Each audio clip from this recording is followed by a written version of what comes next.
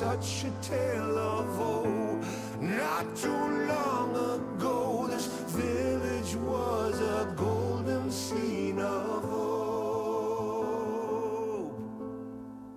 Call down the reckoning to bring back hope and peace. Restore our Gloria to live forever. Bring down the dark regime. I know how to unleash eternal power. Lead us to order. I am the light bringer. Fellow warriors, I ask you, should my campaign come to an end, there's way more to avenge. Oh, 15 million souls living in this realm without much hope.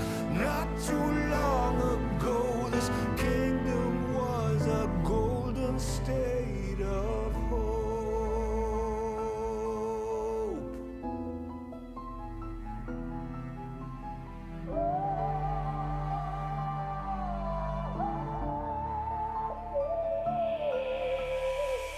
Call down the reckoning to bring back hope and peace. Restore our Gloria to live forever. Bring down the dark regime.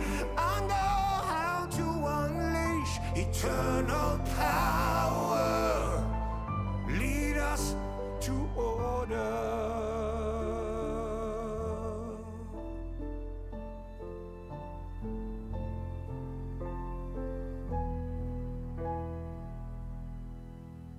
I am the light bringer.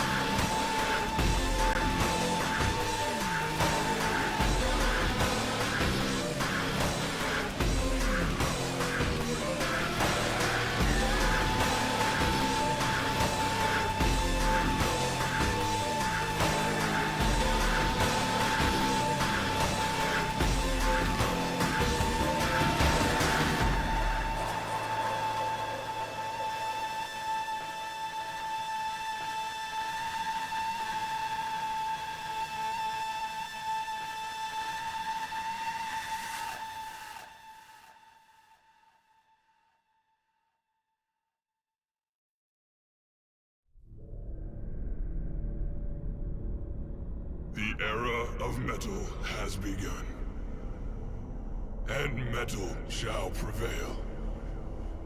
For we know what they have done. 5 legends of our realm who sought to follow the path of their dark musings. But they did not know what they had summoned.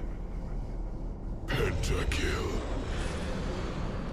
To these creatures, there is but one thing left to do.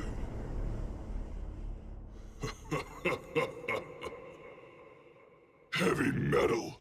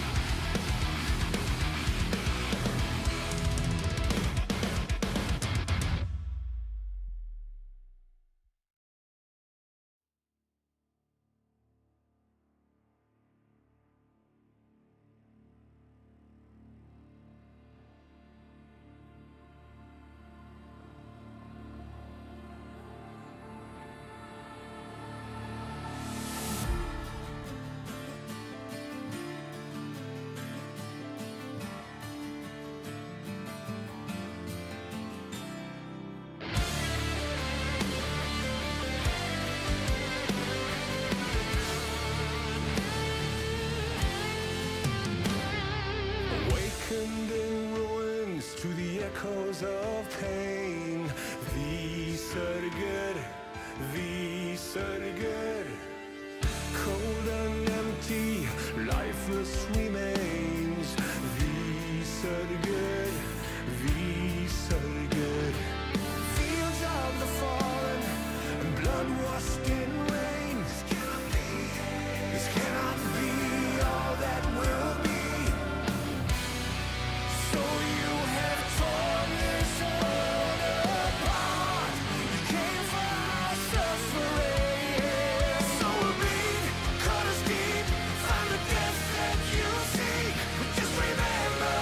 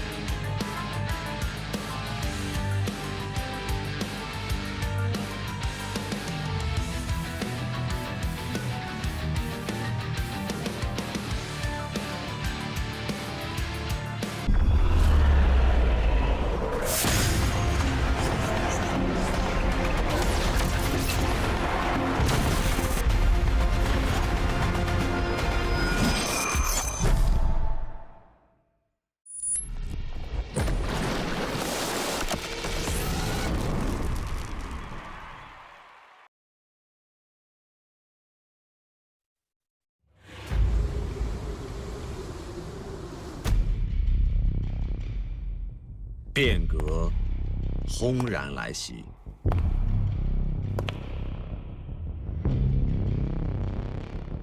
峡谷已是人心博弈。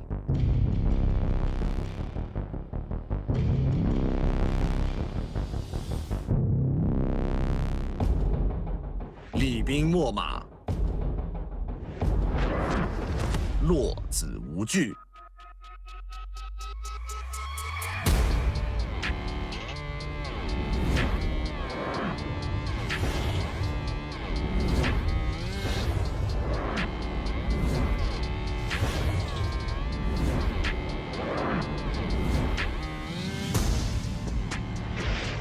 棋盘之上，携一子去九州，乾坤未定。这一手步步为营。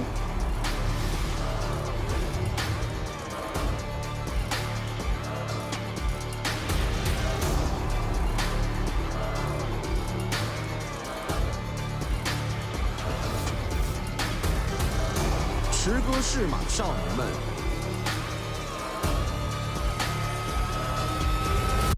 这个夏天，寸土必争。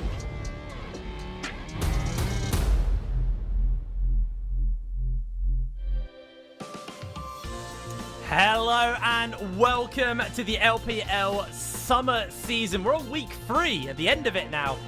My name is Hipron and I am joined by Nymira for today's actions. We got 2 best of 3s coming up for you guys as well. It is going to be an absolute banger of a day. How you doing, Nymira? You alright?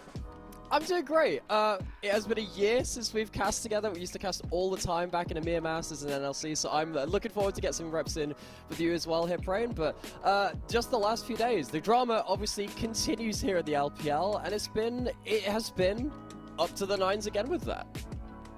Yeah, well, let's have a little look at yesterday's results and see what happened yesterday. We had 3 games yesterday. WE lost to OMG 2-0. Then we had TES go 2-0 over LGD. And then BLG versus JDG. That was actually a 2-1, so a little bit more of a competitive series at the end of the day there. That last series, of course, it was the 2023 matchup of the LPL. It has gone BLG favored. That series looked like it could have gone JDG's way at any given moment. BLG they lost the first game. They subbed out Shunna. They brought in Wei. Massive drama. Go back and watch that one as we look forward to our results coming up. Of course, not results. That's the other thing. The schedule. That's coming the later, thing. Before mate. they play. Yeah, we don't quite have the script in regards to that. 2 series today. I think I'm particularly looking forward to that second series, but the first one should have a lot of benchmarking, I think, for these 2 teams, which for me are coming on very different trajectories. So we'll have to see exactly where they lie. Yeah, well, the second game is probably the game to watch because this is our group ascended teams going toe-to-toe with one another. I don't know. I've got a special place in my heart for like teams who are lower down the standings, especially this group Nirvana teams. I'm really excited for this WE versus UP matchup. I think we could get some really, really fun stuff. And me and you had a call yesterday. We had a chat about some of the stuff going on. So, you know, you've got some pretty interesting thoughts on some of these teams. I was talking to you about players to watch and stuff like that. And, you know, you were able to give me an Ultra Prime player to watch in Hacker quite easily.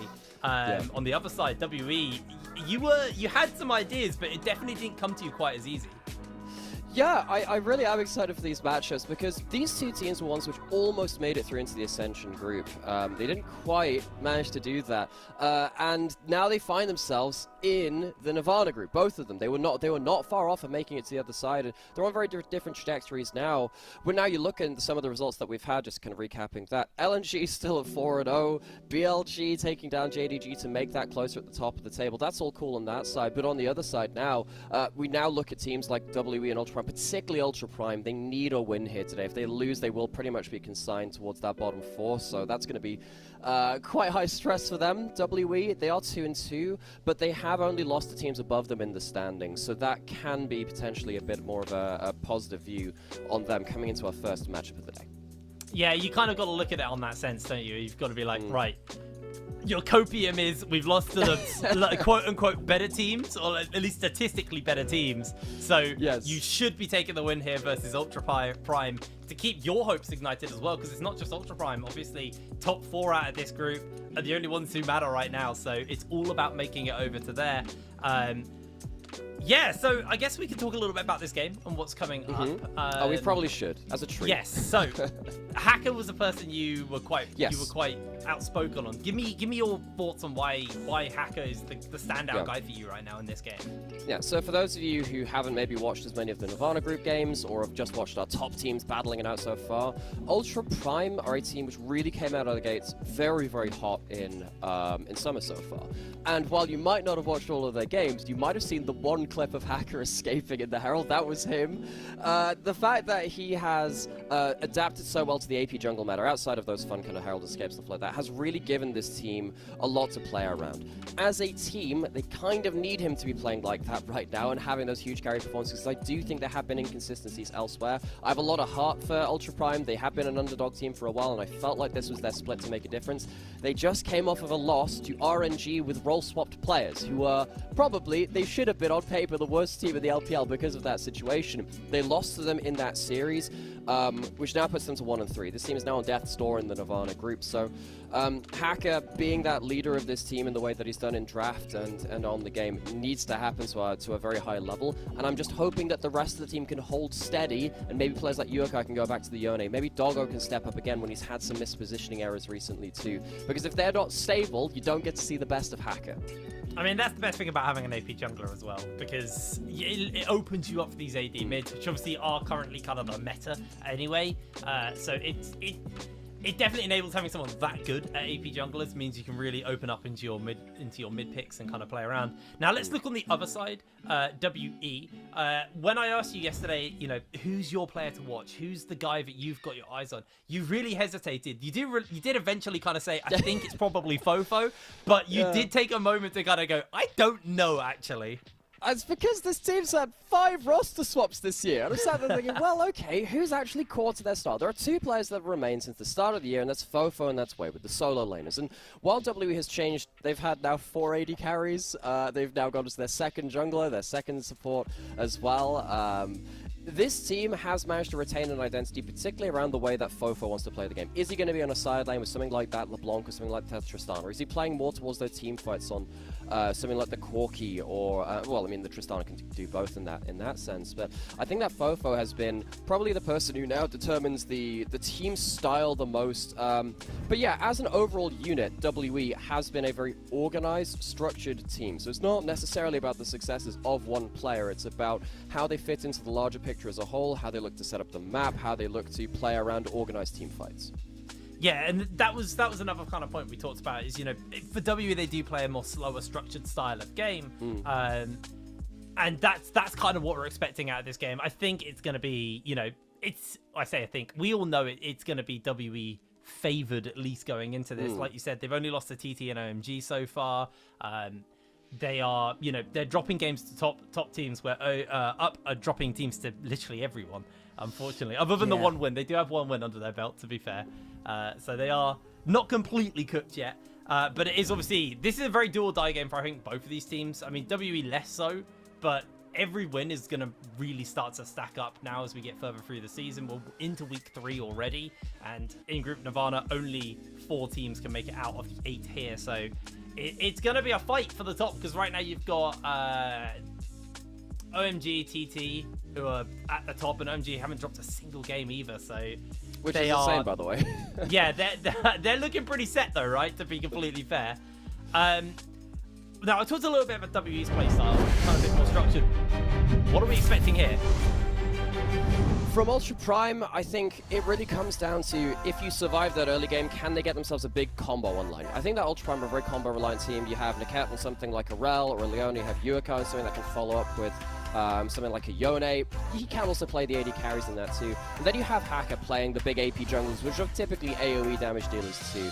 The problem with Ultra Prime is sometimes they have those moments where they look for that combo, but they've fallen behind in bot lane, in top lane, and someone's blown out to such a degree that they can't contribute to that combo. And that means that they still go looking for it, but their pieces aren't quite in the same place. So I'm looking for that combo. I'm looking for them, however, before that, to make sure that Doggo's not making laning phase mistakes. I think that if Doggo is stable and locks Niket as a rookie support has been fantastic at finding engages, fantastic at kind of organizing this combo in its own way. And then also on the other side, guy walking into the stage right now, Qingxian, he has had a bit of a nightmare summer when he's been put behind, but at least when he has been even or ahead, he's also done a really good job of contributing to those bigger team fights. So for me, Ultra Prime, first order of business, survive early lane, survive that early game without making too many egregious mistakes, and then allow your key players to contribute to the combo.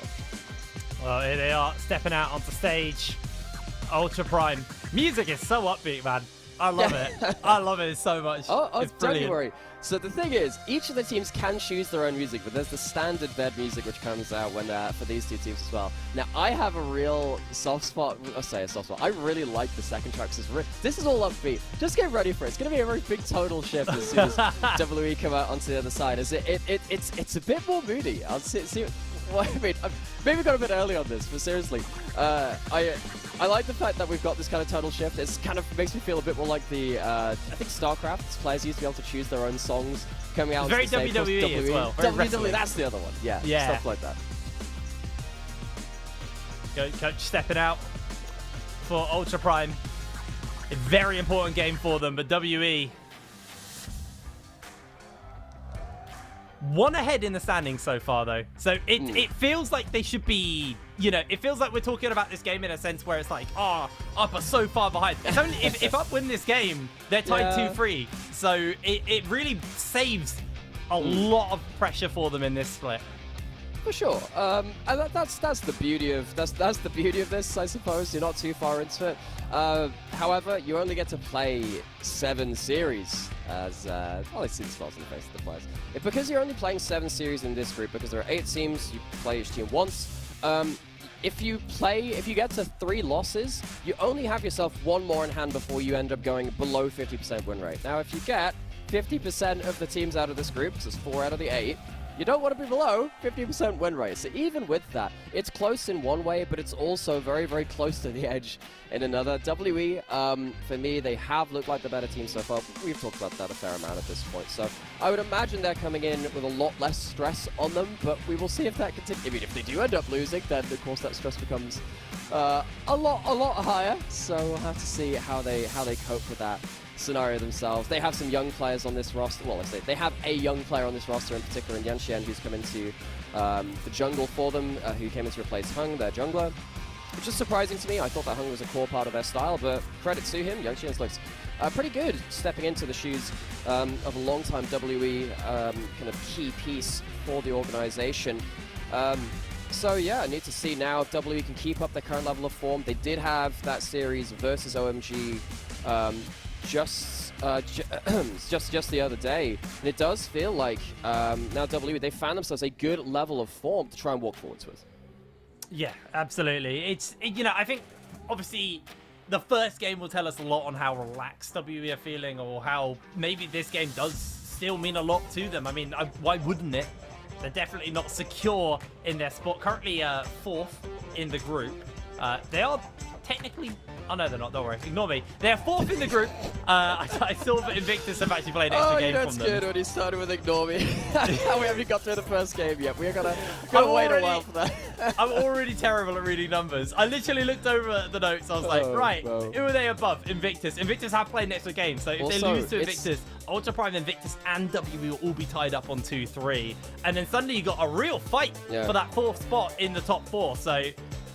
I think while we're talking about they're probably feeling a little bit more relaxed, Ultra Prime haven't really been able to find their form. This game's still going to be mean a lot. They're going to obviously probably take this pretty serious. And I'm expecting a relatively standard champ selects, at least for our first game of the day. I'm curious of your thoughts on champ select, what we're expected to see. I think we talked a lot about how Hacker, we expect him to be playing a AP jungler. That's really not a bold statement at all. That is the meta. That is what Hacker plays as well. AP junglers. Wow, incredible. I did find it very funny how so not every region has prioritized AP junglers as heavily as the LPL. There was quite a funny moment just the other day where G2 picked out Brand, and there were a couple of going, "Oh my God, Brand jungle! This thing looks so powerful, incredible." We've got other regions fighting the power of some of these champions. Now, I will say, LPL has maybe over-prioritized them to a degree, but I do think for the teams which have specialists in those roles, and Hacker has probably had his best split ever because these champions being in the meta, it does unlock a lot of upper-end firepower, particularly in team fights, because before, when you had like the Lee Sin, the Xin Sao, stuff like Maokai, you could determine a fight, but it's through your engages and it's through your first pick a lot of the time and how you enter a fight, not through the damage that you do. Now, one thing we know about the Brand, the Lilia, the Zyra, the Karthus, which we're seeing less of, but is still around technically, I suppose, is that you can just win through blunt force trauma, effectively. You just hit them over the head enough time with the Fated Ashes items that you get, and it tends to win yourself some team fights. And I feel like for junglers, it has stressed another skill set which they haven't had to do for a while. In fact, I think we've seen a lot of junglers across the world not necessarily adapt well to this meta. In the LPL, we do have players like Aki, which has struggled to get used to that, and as one example, he's not alone, and I'm not singling him out in regards to that, but there aren't many champions which make you stand still in a team fight like a mage would do, because you have to kind of stand around the backline. You don't have mobility spells, unless you're someone like the Lilia. You can kind of get about a little bit more, but still, you have to play a very different kind of skill set. No other class within your role can do exactly the same thing, and I kind of like it when players of a certain role are forced to expand their skill set, because I think that's when you really see how talented a lot of these folks are, when they have to not just go to their comfort kind of skills, where it's like, oh yeah, you know, marksman, only play marksman. They have to do something else. Yeah. No, I totally agree. I mean, jungle is quite a tough role at times because of the versatility in it. You know, for a long time you'll be playing a tank, and then suddenly you're playing squishy champions. Then suddenly you're playing, you know, things like Ivern and being a support, a utility champion for the team. Anyway, we've moved into picks and bans. So far, the MF, the Ashe, and the Rel have been banned away. Rumble and Tristana on the other side, on the side of Ultra Prime, looking towards their third ban. Still plenty of big things up. They could just take away something like the Corki as well. That's still up and available, especially with the Trist off. You're not going to be able to go for a handshake, but there's things like Lucian and stuff still available to answer out into that Corki. Yeah, and that's been the evolution over the last week or two from the LPL. You could pick the Corki, but then the Lucian does well in lane into it. And also Yuiko's played a lot of Lucian. Not always successfully, but he's played it a lot. Renekton has also got through the draft, and in the LPL we do like that. This is not a first pick I expected, though. The Ezreal first pick takeaway, very safe, very good at playing with a multitude of different supports. Leona's still up on the table. Wouldn't surprise me to see Niket go immediately towards that one. It can struggle a little bit when the Braum's still on the table, but you're not against something like that Ashe Braum, so even then I feel like a Leona pick should be incoming. Yeah, I feel like that's probably a pretty safe one here, though. Looking towards a jungle pickup, AP, as we said, for Hacker. Going to lock in that Zyra, incredibly fast clear. Means you can get on the map and do other things after your first clear. Now moving over towards the next pickup, like you said, looking towards potentially something like a Leona here for Niket. See what they're going to go for. Maybe looking towards something else outside of the support role. Well, we do see a lot of this Renekton. We've seen first pick Renekton, we've seen it everywhere. And I am not entirely convinced. You need to do an awful lot, and you give over the Leona. And now the problem is, you could have taken the Leona, so it's not against your Zyra. Zyra doesn't like playing against Leona ultimately. You could have taken that away.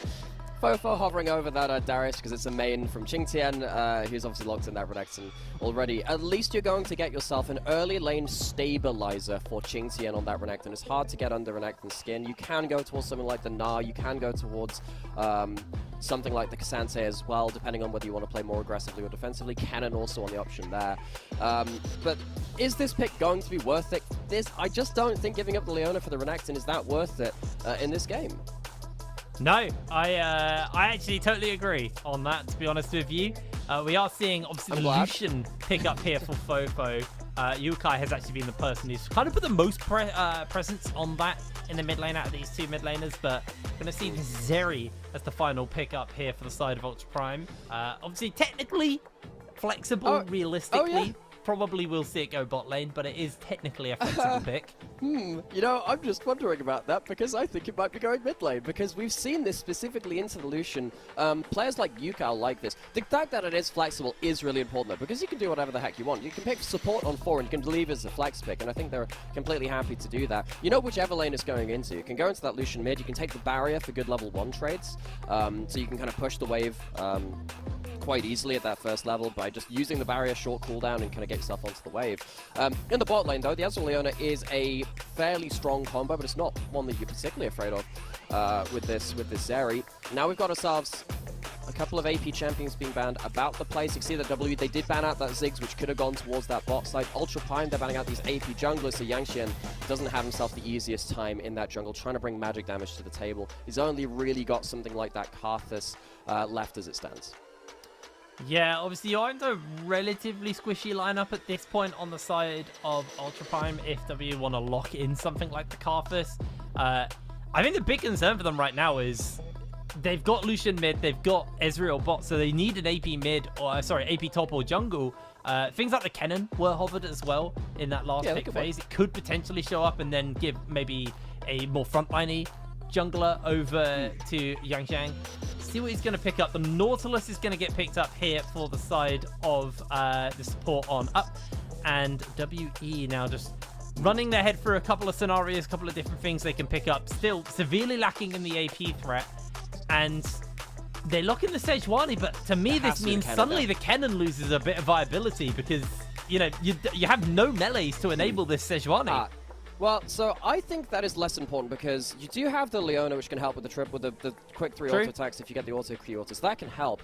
Also, this is much more of when you watch the LCK. LCK doesn't always use the Sejuani for the melee synergy. Now, in the LPL, we did typically. Players like, back on the OMG roster last year, they love playing like Yone, Sejuani, but you can just play Sejuani to be a tank frontline with a long-range engage. You don't always need it for the early game pressure of the melee synergy. The Kennen is such a good matchup into the Renekton as well. You often see the Liandry's built as a first item, which means that you bully out that lane super hard.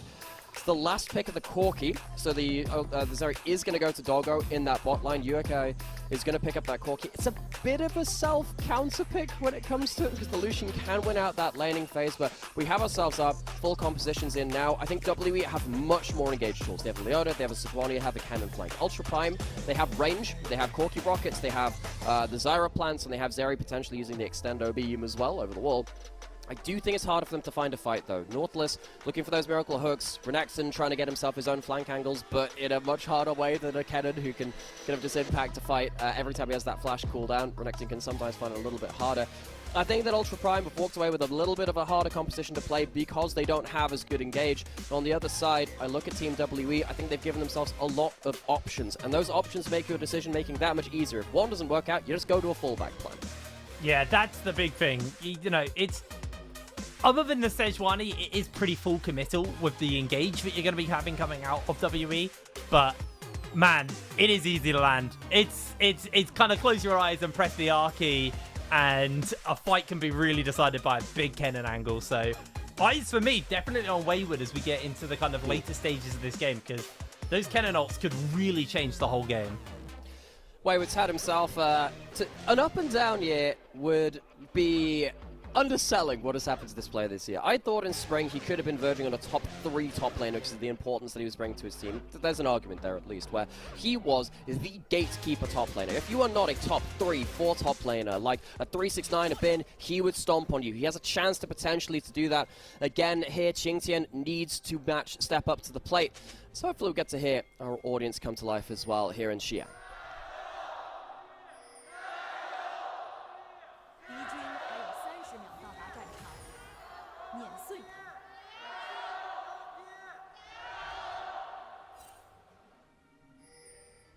There we are. I don't know who they were cheering for, if I'm going to be honest. So what happens is you have like a chant leader for each team. So they'll say like WE, and everyone goes Jayo, and then they'll do that 3 times, and then the other team will take a chance doing it as well. So each team has like 3 crowd chants like that.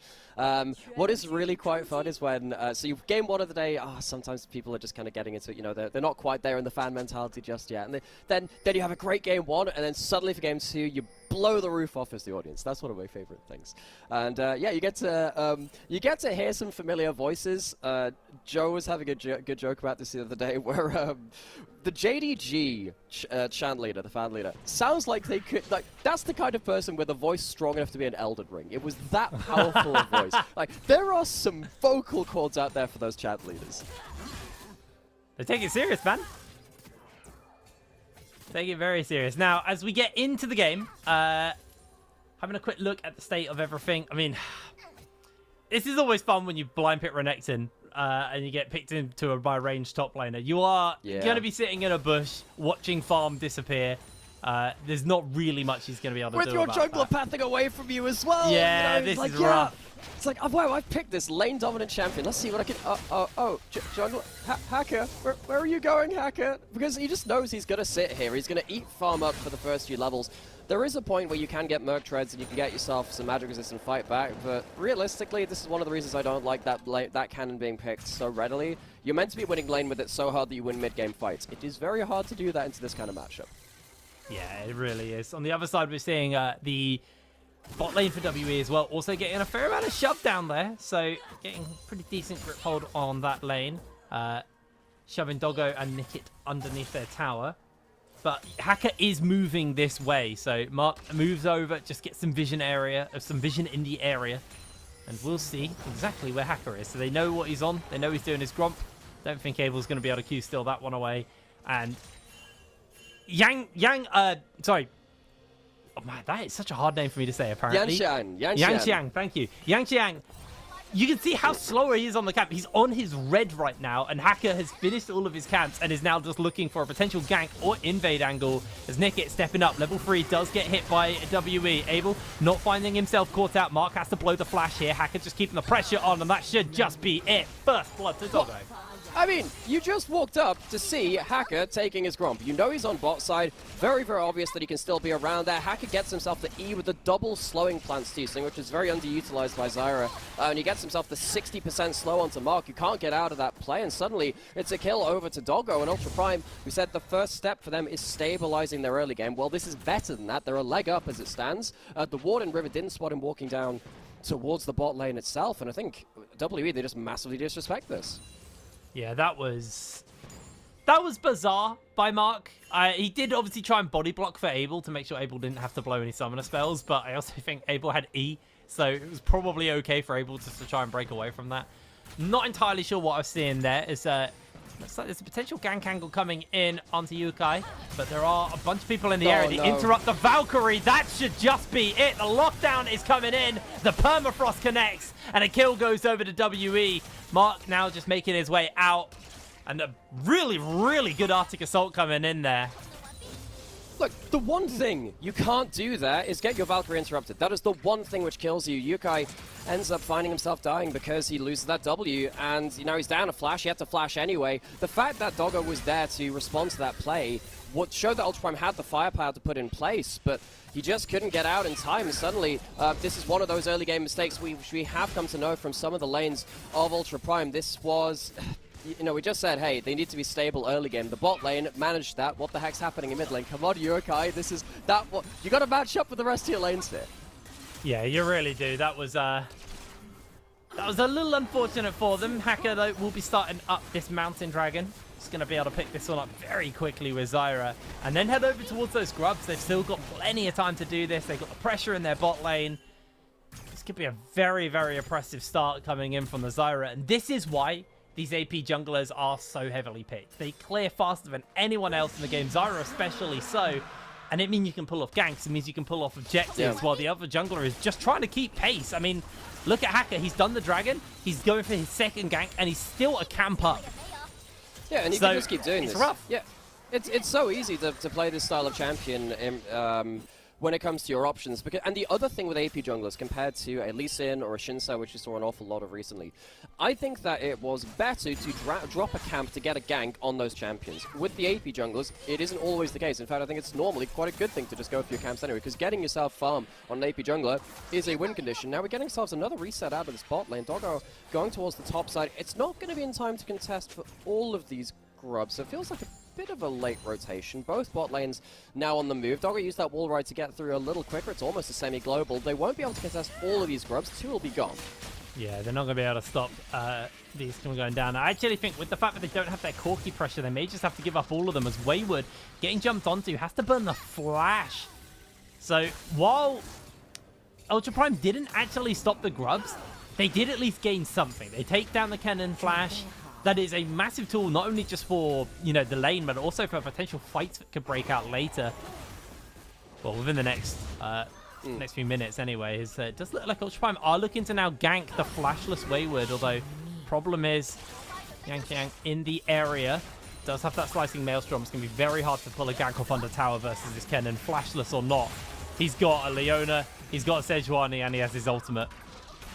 But what they are doing is, even though they don't get any kill or anything like that, and they shouldn't realistically be looking for it, they make sure that Xingtian now has an open lane on bot side. What were we saying about this Renekton? Kind of sucks laning against the Kennen. He has an individual lane. He managed to get the flash out of that Renekton with the help of Doggo as well. So Wayward is going to be slow to pick up this farm on the bot side. He doesn't have a teleport to pick that one up. So suddenly Xingtian, he's the beneficiary of this one. He ends up getting himself a lot easier time in that individual matchup because of the play from his team. Even though it's not a big power play, that potentially could help Ultra Prime and getting Xingtian to a point where he can start impacting this early game a little bit more. You can see the Ultra Prime, they are sticking around. They've stopped the recall again as Wayward is laning with Mark under the turret. Yeah, they're going in for the immediate hook. The slicing Maelstrom comes out. Doggo finds himself caught, but there is the ultimate from the Zyra. That's one already picked up by Doggo. Do you see Fofo roaming over? Hacker comes in for the flash. The Culling comes out, and Nickit is just going to eat the vast majority of this. They catch the roots as well onto Fofo, who flashes forward, looking for Nickit, able to secure himself the kill. Yukai able to just about break away from that one, and the true shot barrage tickled onto Doggo, but did not make the connection. And Ultra Prime, they do get themselves that kill onto the cannon. I think that's the important bit, and the cat goes down for the sin of the overstay afterwards, but all the same, it's going to be Ultra Prime, I guess, but again, by proxy, by killing Wayward, by keeping him out of a lane, giving an advantage weirdly over to Xingtian, because he doesn't have to lane against that cannon who's now 0-1 and 0. Giving a kill over to Fofo, though one of the most important players for W, is not really where you'd want to put that. He's now 1-0-1, he got himself up to those Ninja I'm just always going to call them Ninja Tattoo. I've given up on calling them Steel Caps at this point. And yeah, he's going to be now in a position where maybe he can start taking the matchup to Yukai. He picked the Corki into the Lucian. It can very much struggle, though, on the Corki side of that matchup. It's a very even game. We have now seen the fact that both these top laners have just left this laning phase. I want to see now with Xingtian having that flash up and Wayward down, whether that can lead to a big outplay. He might be dove first, though, so we might have to use it.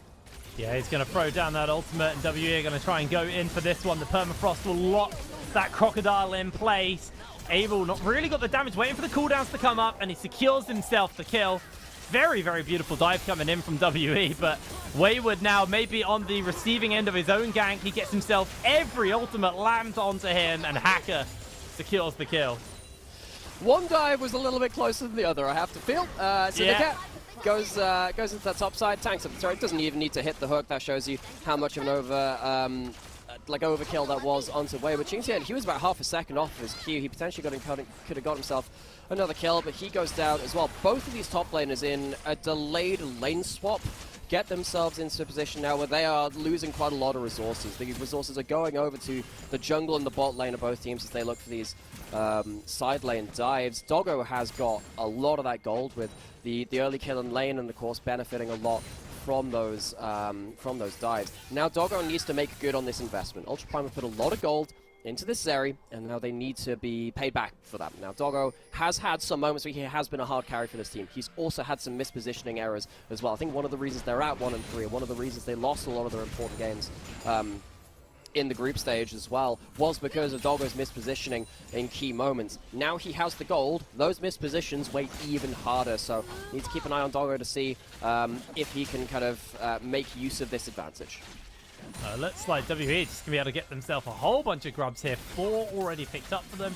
They are going to trade it out for the second dragon, so Ultra Prime do have a dragon soul condition getting closer and closer for them, but the 6 grubs gives an immediate power spike over to the side of WE, and off the back of this, Plate should go over. The gold lead should try and extend somewhat off the back of that, and looks like there's just a 4-man coming in onto Abel. Abel has that true shot. He's going to try and clear the wave away as quick as possible. Dodges out on the initial E. Teleport's coming in. There's the ultimate from the Zyra, and Abel bought time really effectively there. Still going to be the teleport out of Fofo. Is that going to be worthwhile? I mean, it is just the Strangle Thorns. I say that it's quite an important cooldown for Zyra, but it's not the end of the world. Taking away that teleport potentially stops Fofo from getting into a side lane, potentially stops him from resetting for an important fight as well, like the Herald coming up. If there's a chunk that goes onto him, he'll have to go back to the objective the old-fashioned way with his own 2 feet. So at least that's something. However, Ultra Prime, you know, for the first time, they try diving someone who's not a top laner, and everyone else has a lot more gold on the map than these top laners, so it doesn't work out quite as effectively. Abel manages to get out completely fine with that one. Didn't even need to use his barrier or something like that. Was realistically not under that much threat. We do have Ultra Prime walking back towards this cannon, though, to make sure they can go bully him again. Yeah, Wayward's going to prosper the Slicing Maelstrom to try and just get the lockdown in, but he is caught out by the Slice and Dice. Doggo pops the ultimate, keeps the track pressure on Wayward. Just about gets enough movement speed on. So he rubs his socks on the carpets, gets the static up, gets out safely. Yeah, so Wayward, he's had enough. I think he's had enough of being bullied at this point. I feel bad for top laners every so often.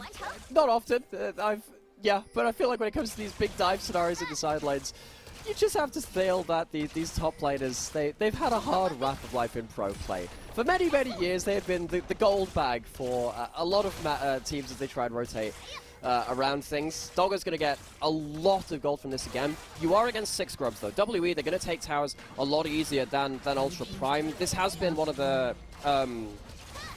big facets of their style that's remained even through all of the roster changes. Get towards these side lane out of toast. Typically it's Fofo the one benefiting from these, but he doesn't have that teleport was blown earlier, so he's not going to get himself into a side lane quite as easily. Ultra Prime, so much gold on this area. Yeah, that's the big thing, is the gold was split between Wayward and Abel on the side of WE. Ultra Prime, they gave the gold entirely to Doggo. This Zeri is very accelerated. They were just trying to get Wayward back in the game, get him some gold, because he is struggling right now. But we'll be able to head back to his top side, grab that wave, and they've got a little bit of time, 30 seconds until those plates fall off, so I don't think anybody is going to get in range of a tower to do anything off the back of that. But those 6 drops, they don't wear off. So even when the plates fall off, and towers actually become squishier because they don't get the plate stats. Plates are temporary, grubs are forever. And Yeah, I'm just going to like spoil a little thing which happened in the background as the hook misses there. We've got the Herald coming up in 10 seconds. Maybe we'll wait on that one first. That could be huge. 6 grubs plus that Herald. Very, very powerful. So Ultra Prime will not want to be giving that one up. Now, Ultra Prime, they want to play around these big team fights, wait for Hacker and Niket to get themselves that big CC. They have to walk into a contested river, though, against a cannon who sat out of vision. Teleport in from the flank from Qingtian. Let's see what he can do. Let's see if they're going to be able to pull it off. The Crocodile will get spotted out by this pink ward. Remember, Doggo, most of the gold is sitting on him. There's the ultimate pop by Qingtian, just trying to get himself onto the back. The Slicing Maelstrom actually does keep a connection onto just the one. Ult gets popped by Doggo. Kill already goes over to the side of WE, and somehow they answer back out with the Ignite. A 1-for-1. The Herald secured as well. Ultra Prime ultimately going to be happy with that one. Yeah, I mean, I thought they could have got more kills, but the fact that they get one back after WE managed to get so much poke onto them before that fight, and they also get the Herald will really help them. They are going to lose a lot of HP on this tower. They might even lose the whole thing. Hacker's got to get here quickly. They lose the entire mid turret because their retreat from that Herald doesn't get them back towards that mid lane in time. Maybe that ends up tipping things slightly more in favor of WE. This is the first big team fight that we see from Ultra Prime, and they do look for these big combos. They try and get the AoE team fight down from Zyra and from Zeri. It isn't helped by the fact that Abel gets a million damage before this fight begins. Qingtian comes out with that ult, full rage into the back lane. Wayward has to use a defensive Slicing Maelstrom there to at least take him down. He does end up getting burned down very quickly as Mark dies to the Ignite. Does make it a 1-for-1. only because Wayward chooses to go defensive instead of offensive. I think that's very good decision making in the heat at the moment. Yeah, really, really nice stuff by them there. Now the gold lead, very, very tight between both these teams right now as we hit that 15-minute mark. Just 200 gold separates them. The difference is where that gold is. Doggo sitting on a serious amount of that gold over his lane opponent, and now with this dragon spawning up, I don't think the action's going to be done. I think these teams are going to be moving over towards that, and it's a Cloud Drake, very valuable for someone like a Zeri to get a Cloud Soul. Keeps her hyper mobile and even harder to pin down. So once again, deep engage. Catch onto the Zyra, they get themselves everything down. The Slicing Maelstrom does connect, and that's going to be one for Fofo already. Trying to put some pressure onto the rest of the team. Doggo able to avoid and evade a lot of this damage, and this time, Mark doesn't go down. He's not answered out for... This time there's no ignites! This time there's no ignites, so now it's on cooldown. So he does end up going down to that bird, and WE, they are realizing that they need to control the objective area before Ultra Prime get into the river. If they're there first, they can sit out a fog of war, they can look for a big engagement with Sejuani, they can look for a big pickoff, and they manage to get themselves an important flash out of Hacker, and they also manage to get themselves a kill and themselves a dragon to stop Ultra Prime stacking up. So this is a good fight for WE, and they get themselves to a point now where Ultra Prime aren't going to be on that early soul point. It starts with, again, sitting in that fog of war, sitting with the excess engage, and Nickap, I wonder if he should have just tanked that, but I guess that would have meant that Hacker would have died straight out anyway, and he would have just died for the cause anyway. So it's a bit of a slow startup for Ultra Prime, who didn't get to the objective in time and they're engaged onto a little too easily. Ultra Prime, they're going to walk back out onto the map. Hacker is still pretty strong, even though he's evenish in gold, and they're going to get themselves a side launcher onto Yuakai. Herald finally summoned up in this mid lane. They're not supporting this Herald charge that much though, and they don't have the 6 grub. All this will be is about half HP on the mid turret. It's not going to be the full turret take. Yeah, it's not going to be an overly strong one. I think they were timing out on it. But kind of just going back to that fight, we're seeing what the strengths of W's draft was. And this is what we talked about. The engage is so much easier for them. They threw out the non-committal engage in the Sejuani ultimate. It makes the connection. They then follow up with the solar flare. It's so much easier for them to start a fight and start an engage. When we hark our minds back to like the best play we saw from Up in a team fight was that one at the Herald, where they had to flank with a Renekton, and that was a wide flank. He popped the ultimate in advance. And it's just a lot harder for Ultra Prime to have control. And like you said, if W are first on the objective, first on the vision, there's no real angle for Ultra Prime to actually take that engage. Yeah, it gets you have to improvise at that point, which is harder. It's harder than having that plan. Some teams specialize in it. Not everyone though. Ultra Prime, all the same, they're going to have a lot of gold on Zeri. So I think whatever happens in a team fight, if Zeri gets to get themselves their ult pops, of course you need to hit an enemy champion, which can be hard enough at times because you need to get them within range of them. If that means you're in range of the enemy champion, potentially in range of that engage too. But if you get that ult running, you get to keep just getting the AoE damage down with now Hurricane, Shiv, and that ult running.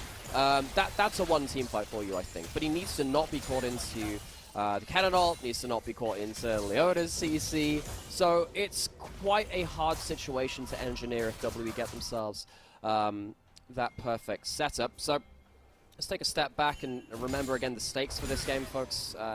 Worth just chatting about it now anyway, I suppose. Ultra Prime currently at 1-3. They came off of a very poor series against RNG, who beat them with role-swapped players. They had XEZ, their academy player, playing as a jungler, who's, by the way, XEZ is a mid laner, so he was role-swapped. So, Ultra Prime losing to that team, putting them to 1-3, is not what they'd expect themselves to be. Yangshin pulling the engage again. They're going in, Solar Flare makes its connection, but only on the edge. The Hacker slowed, not stunned. Double teleports coming in. Immediately, the Stranglethorns come out. Only catching onto Yang though, so no real major follow-up. And a lot of abilities burnt there. Some flashes as well. But ultimately, nobody goes down. Yeah, not exactly sure what the follow-up was there going to be from WE. Now we've got Yangshin going forward to Hacker again. Depth charge hits Mark, though, so there's no follow-up from the Leona. And that's it. It's just a lot of posturing, a lot of bravado from these players. Yeah, you can see again that the Baron has spawned. That's a good rocket into the choke point. Oh, WE, are they overstaying now? They've gone too far beyond their vision line, so they do choose to back off. If they continue to stick around there, there's every chance that another hook would land from the cat and things would fall apart quickly after that point. So I was just thinking, wait, what are they fighting over? And then I realized the Baron had spawned.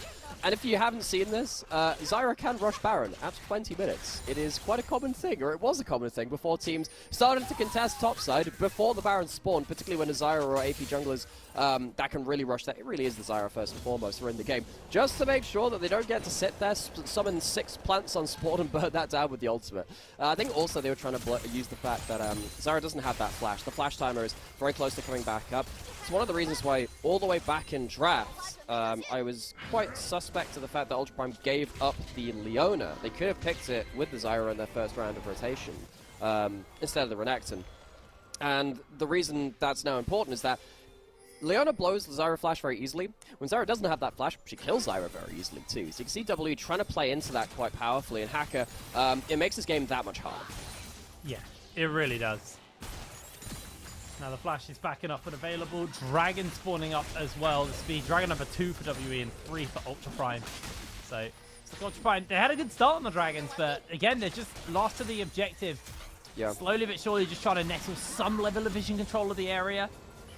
But there you go, the crab gets taken out, and that's just going to give WE all the pressure they need to clear up that vision. That control ward didn't die. Did they cancel the auto attack? I have no idea on that one. I was guess weird. so. That's still there. Right, that's not going to help Ultra Prime get towards this bot river, and indeed it won't. They just completely lose it. They get some top lane gold instead. So Ultra Prime say, oh, okay, right, let's give up on this soul win condition for now. Their objective setup has been not great in recent weeks. I think it's been one of the biggest flaws of their play. Their objective setup has been a little slow, a little ineffective. So WE now taking 2 dragons off the back of things. It's going to even up the dragon's score. Ultra Prime do get some gold for that at least, though. And they get some gold onto Yukai to get himself even more items. Though both the Muramanas in the game have transformed now at this point. So they have a lot of damage. They're coming in. They're going to catch immediately onto Nika, and he is just obliterated. Abel secures the kill. The rest of the team, though, are able to limp away. So far, WE only really able to find the single pick when they're looking for the big team fight. It still kills, though, and they're still uncontested. Yeah, it's still gold. It's still something. It does mean that Ultra Prime back off from that mid turret, too. If they could have taken the mid lane turret and the top lane inner turret for the cost of that dragon, they would have absolutely taken that trade. I think now that it's been a kill and a dragon for the tower, maybe they feel less positive about that. Again, it comes back to this wider conversation where Ultra Prime have just not had the best direction or maybe leadership when it comes to what they want to achieve from an objective. Do they want to turn up to an objective? Well, okay, do that earlier then. Do that earlier, give yourself a better fighting shot. Don't walk into enemy territory where they've blacked out the entirety of the fog of war. Maybe don't do that. Well, what if you want to cross-map? Well, get there sooner again, too, and then be aware that the enemy team can potentially look to split you across the map while you're cross-mapping. Ultra Prime, you know, I've got a lot of love for this team. This team has been the underdog team for a long time, but there are a lot of players in this roster which I like. I want to see them succeed. They are not necessarily helping themselves succeed as a unit right now, though, which is quite sad to see, because this team has shown us some great stuff across summer, but it has been for hasn't been for quite a while now, because the back end of groups and then also into this Rumble stage has been a big drop-off from them. Yeah, it really has. Right now struggling to take this mid tower, which I think really opens up their ability to nestle control of objective areas, because I think that, as we said, has been the biggest issue for them, is they are lost to the places. Wayward! He's able to dodge the rocket just about. Yukai unable to secure the kill. Oh, that was so close. All right, that's the gold being invested into Yukai from all of these towers coming to bear. The 2-item completion, the QSS helping as well. Teleport to the top side, flash out a Hacker. Yeah, looks like they're going to try and just deny this one. Wayward teleporting up. Reset coming in from Yukai as well, so he's quite happy just to go spend that money. He's got the Muramana, got the Triforce, QSS in pocket. Buys himself crossbow, not the crossbow, slingshot. That's the one. You're a Zelda player, you should know that one. There's Ultra Prime. They managed to get themselves that win on that bot side, which is WE. Again, immediately defensive stance on that Baron. You can never let this thing go off the Fog of War against that Zyra. They get themselves a flash out of Zyra, again, importantly so. Whenever Zyra doesn't have flash, champion is much more vulnerable. Wouldn't surprise me to see Hacker go towards a Verdant Barrier next, going into a Banshee's third item. It just delays some of the, or at least nullifies some of the Sejuani Leona power onto that backline. But until that happens, Hacker is going to have to be clutching that flash very close to his chest whenever he has it. It's been blown very, very easily into this game so far, and it does mean that they can't position as aggressively onto objectives. They back off for the Baron. W started. Yeah, Baron's going to get started up, and it is going down very quickly. Nicket will spot out that this is going on. Hacker makes his way over, but I just think they're a little bit too slow to the play. They're going to try and turn on Mark and see if they can just win the fight off the back of it. Mark going incredibly low. Depth charge hits onto Wayward. They do connect on to Xinjiang just to lock him in place. Hook makes his connection onto Yangxiang as well, and Doggo should be able to secure that one. Nope, it's a double kill for Yorkai. Taking that one away from his ADC, but they're Corki very much online, and they trade Baron for 2 kills. They're going to be able to take this mid tower as well. Can they pressure for more is the real question. Well, I think they've already gotten a hell of a lot out of this. Anything more they get just adds insult to injury towards this Baron take. Abel has a lot of damage on his own items. We're getting a mid lane inner turret as well. Oh. You know what? I think at this point the trade favors Ultra Prime. Need to see if WE can make up some map pressure beyond this point. They did do a good sequence of players to make sure that Ultra Prime were backing off of that Baron. You can see that Fofo immediately says, okay, we are behind on the map now. I'm teleporting top lane to make use of the Baron buff because we've been put behind in terms of our waves pushing in across the map. Teleporting top lane, though, does mean that maybe he's a little bit slow towards the Dragon setup on the bot side of the map. Dragon is up in 30 seconds. I feel like with the Baron buff controlling the lanes, W should be able to choose what happens with that. A couple of big things happen here. Mark tries to stop Hacker from getting close to the pit. Hacker doesn't have flash, he can't go for a steal. He dies for that. Sejuani ult comes out to delay the play as well. But because you have 2 people playing delaying actions, it means that there's no real platform to fight, and these kills were always going over. Looks like the attention has actually shifted away from the Dragon as WE now using this Baron on the top side, just going to try and crack this tier 2 on the top. As Xinjiang, he hasn't got Baron, but he's out shoving right now. He was there first, he gets the pressure. He doesn't have any grubs either. Tower. They're trading tower for tower. Ultimately, I actually think Ultra Prime is just making really good trades across the map versus the team with Baron. Yeah, they are. And what happens here? So that was a Solar Flare buffered out of by the depth chart, not the depth, dredge line is the one words. It's not been a long day yet. It could yet still be, and yet the words are still hard. Dragon now spawned. Ultra Prime find themselves to an objective first. Now Baron is still up from WE. The reason that Ultra Prime are the first of the objective is because they've chosen to push instead. They're going to get themselves at least this mid lane turret. They might also get themselves the inhibitor turret as well. They have 6 scrubs. They have that Baron buff. They take down towers very, very quickly. Yeah, but so far it's only a plus 200 Baron power play over to the side of Ultra Prime. They are definitely struggling a little bit on that one. They are trying to finish this tower up, and with the 6 grub dot able to do so, Ultra Prime hold the inhibitor most crucially. It looks like that we are thinking about turning 4 and engage. And Xiang does have that ultimate up and available to him. Stranglethorns are available to Hacker though as a response, and he's got the Crystal Scepter, so he's got that slow from all those plants. Looks like W going to be happy with this one. Just 230 gold up at the end. Actually, it's going down. Wait, yeah, it's going to be a neutral Baron play. Hang on. God, I'm trying to remember if I've ever seen a neutral Baron power play. Because sometimes you get someone, you know, a team take Baron, then they all die, and then loads of towers fall, and you get negative ones. It's not hugely uncommon to see that, especially when someone takes a Baron from behind the pace of the game. And then, of course, you see big Baron plays most of the time besides that. But yeah, this one being completely neutral, that's a bit more rare when it kind of just about all of the trades work out. I want to see, this will be the number just on the bottom screen there. 195. Kill. That's like an assist and a half. That's an assist basically. And a half for it. Man, that's great. I don't think I've seen that before. So, WE, probably not the best Baron they were hoping for at that point in regards to that objective and the sequences which came after that point. Talked a lot about some of the individual players in Ultra Prime, talked about how Hacker's been really important to you. One player which I really want to shout out because he's been real core to the way that this game's been played out too is Yanxian playing playing that Sejuani. He's been really pinpointed, getting the right targets down with his ultimates. On this Sejuani coming through, he does have a burden of execution to say, right, we're going in, go for the engage. As a new player coming in from WE Academy from their LDL squad, I think that he's done a good job of slotting into a roster in a way which I didn't necessarily expect. He might go again right now.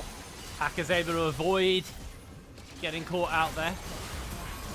Hook comes in from Nickit though. They do actually throw down the solar flare. Stranglethorns come out as an answer. There's Changjian on the flank. Massive slicing maelstrom from Hayward, but he's not going to be able to survive. Up have been turning this fight around. WE are left limping away. Fofo, relatively strong right now, but he is the only damage dealer up and available. Nickit trying to put the damage in, but Yukai comes over the wall. Oh. The hook makes the connection, and Yukai secures the kill. WE are left scratching their heads after that play. I can't. It's been a while since we've had such an overt casting curse. Talked about Yanshan going for the big engages. He misses the crucial engage. Ultra Prime turned it around after WE over push, and suddenly Ultra Prime, they are now in numbers in the enemy base. They'll, even without grubs, take down at least one turret. There's 10 seconds unable. They shouldn't be able to do anything more than get the inhibitor, but a huge breakout play from Ultra Prime. This series so important for them. We're at 1-3. Another lost series will put them into very poor standing in the rest of the group, very likely to get eliminated at that point. This fight might have just turned things in their favor, though. Yangshin misses the ultimate. Hacker still had Flash, still had Seekers, so even if it does connect, it might not have been the best play to make. And then this is the problem when you're pushing in after a big Baron and stuff like that. You don't always keep your wards in the right place. You don't always clear wards in the right place too. So Abel gets immediately eviscerated. And yes, Wayward has a great slicing Maelstrom, but it's not at the right point. Remember we had that grub fight earlier when you played it defensively? That might have been better at that point because it felt like W were realistically not ever going to be able to close out those kills. Yeah, that was a lot of damage, but no follow-up, unfortunately. W are going to look to start the Baron up, but Ultra Prime are going to be able to move over pretty quickly. The Crocodile's already in the area to play Disruption. Ultimate available to him as well. Baron's half HP, though, so Ultra Prime have to make a decision. Are they going to go for the steal or the kills? Hacker making his way over, throws down the plants, and they're actually going to force them off. This Baron's low. Hacker gets caught. That's the opening they need. They instantly look for the kill, but he's able to survive. Baron secured by the side of WE. Are they going to be able to get away? The zap comes out from Doggo, but that is all they can do.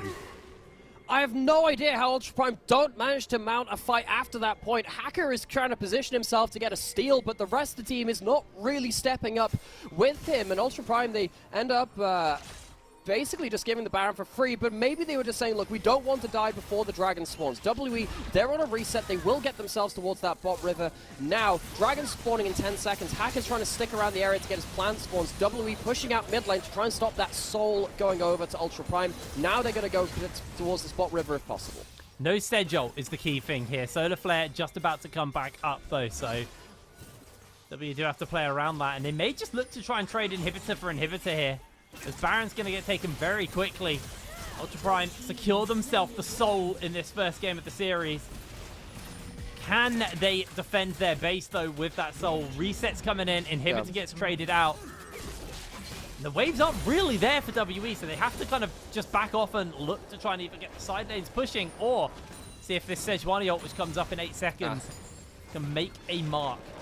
See that ward over the wall there too. Yeah. Well, WE, I think they... Oh, Doggo, no. Okay, we're fine. I was very worried for him at that point. Doggo, very powerful.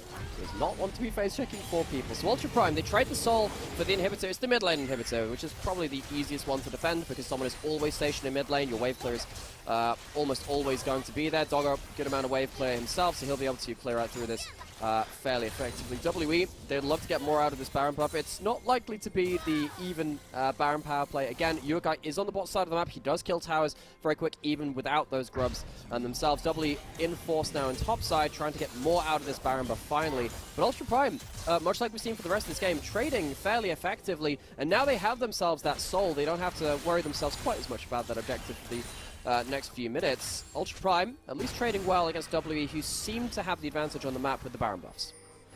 Yeah, Baron not got too much longer left, and they were a lot more effective with this Baron.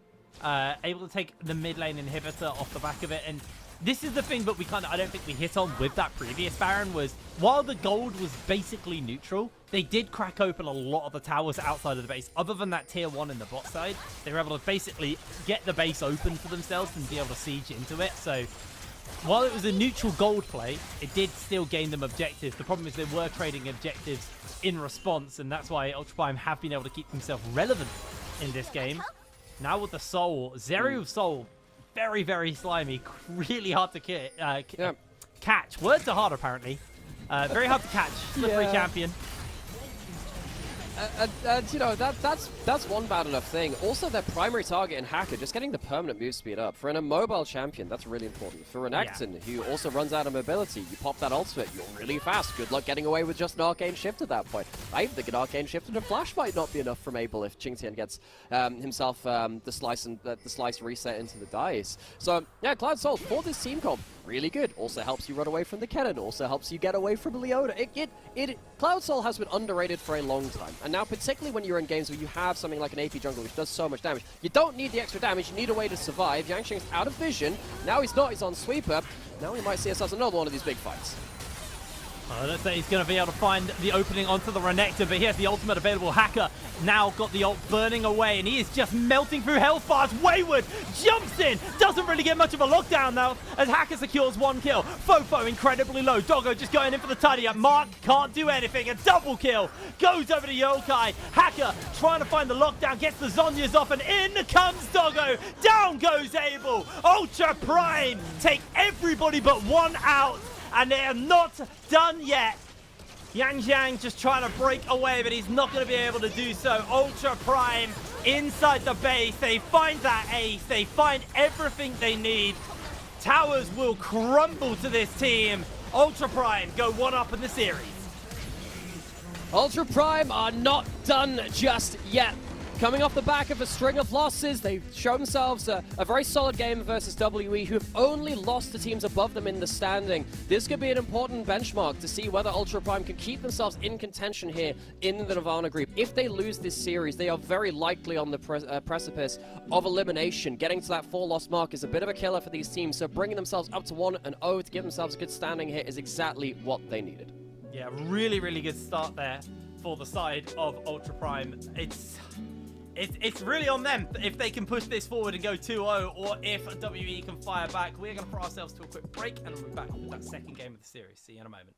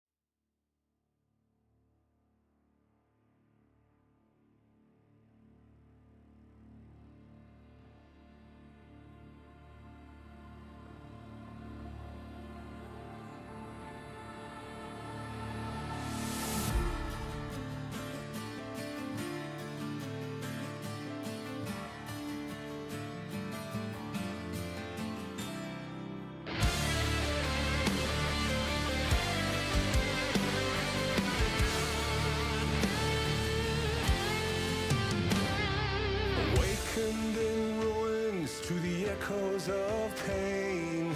Vi sörger, vi sörger.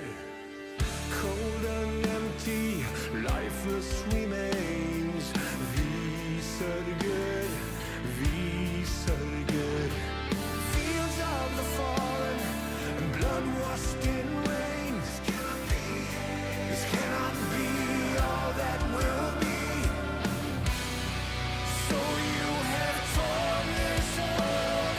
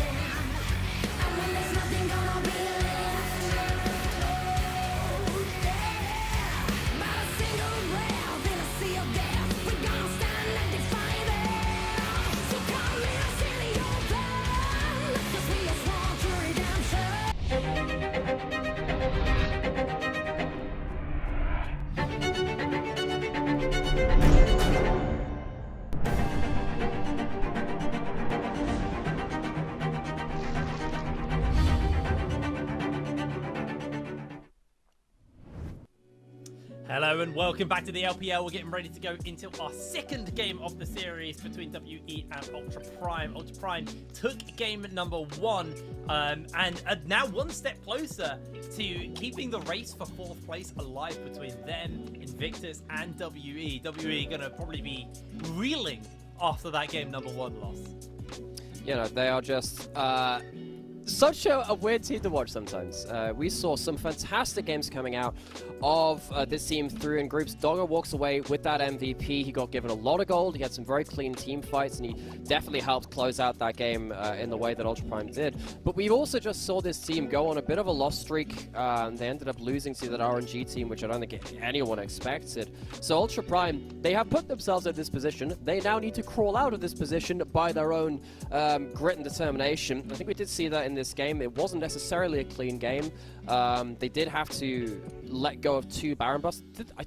They won without taking either Baron. They ended up winning a game with 2 Barons taken against them, as you can see on the scoreboard there. But they traded really well against it. That was nice. They showed some good macro chops there. I think also the most key thing was, first of all, they were able to answer out every time the Baron or any objective went down. They had an answer for it. But I think what's most impressive is we said that WE had the more easy to navigate comp. Like, true. The tools available to them were definitely way easier to kind of pull off and execute. And Ultra Prime were able to play a harder to execute team, and they played it very, very well. Me and you were both very hesitant about this Renekton, but I have to give it to them. Really, really good flanks coming in, some beautiful angles being played by the whole team, and I just think, Ultra Prime, I was very sold on them off that game, and I can now see why you praised them as well as you did, considering their scoreline. Yes. Maybe a little bit of Elo hell going on for them on that front. Maybe. Look, I find it really easy to like Ultra Prime, but then you see some of their games when they end up losing and they don't get that objective set up. You can understand why they're in the position they're in as well. Team WE, to put some more focus onto them, now down 0-1. They haven't lost to a team below them in the standings currently. They've only lost against OMG, I believe it was TT, so 2 teams which are in 4-0 and 3-1 respectively. So for WE, I was expecting them to be one of the better teams in this group, and I still think they absolutely can be that, but are they going to be one of those better teams in this group today versus Ultra Prime? WE are a team over this year which have had a pretty tumultuous year. They were looking like they could be a top 4 team in spring. They were genuinely that good at the start of the year and coming in towards midway through spring regular season. And then they bombed out. They really bombed out. They ended up sliding down the standings. Similarly in summer, first round robin, looks awesome. They took a game off of BLG in that group stage as well. And then they slide down into the Nirvana group, down into the battle of the bands and the grunge of this group. Now they find themselves up against it, against Ultra Prime. WE, they have had so many expectations earlier in the split, which just seem to fall away from them. Need to see what they can recover here. All right, well, we are in to pick some bans for game number 2. The Rumble, the Kaiser banned away, the Ashe and the MF by WE. They are not letting either of those 2 through all day. The Ezreal is going to get banned out of the final ban here from Ultra Prime and moving over to WE's final ban. What are they going to look to take away? Tristana is still up and available. Could look just towards that, and Triple AD ban. That's the easy one. Are we in a world where we're first picking Renekton? Is that a thing? Okay, the Zyra for Hacker was really good. I like the Strangle Thorns. His early pressure was very impactful, and it's also a good pick for Yanxiang as well, so you want to make sure that he doesn't have that pick available to him. This does mean that you're likely getting the Leona locked in against you again, which is also something which WE... That wasn't the problem with WE's comp. They ended up really putting Hacker's Flash on permanent cooldown with that, so it wouldn't surprise me to see that one locked in alongside that Zeri, which is the first pick for WE. Yeah, I feel like this probably just is going to be the Leona Zeri angle, and then see what the answer is out from Ultra Prime. Ultra Prime could, on the other hand, decide to change things up, as actually no Wayward's going to take himself the Renekton this time, so the matchup gets shifted around a little bit, and now what is the answer here from Ultra Prime?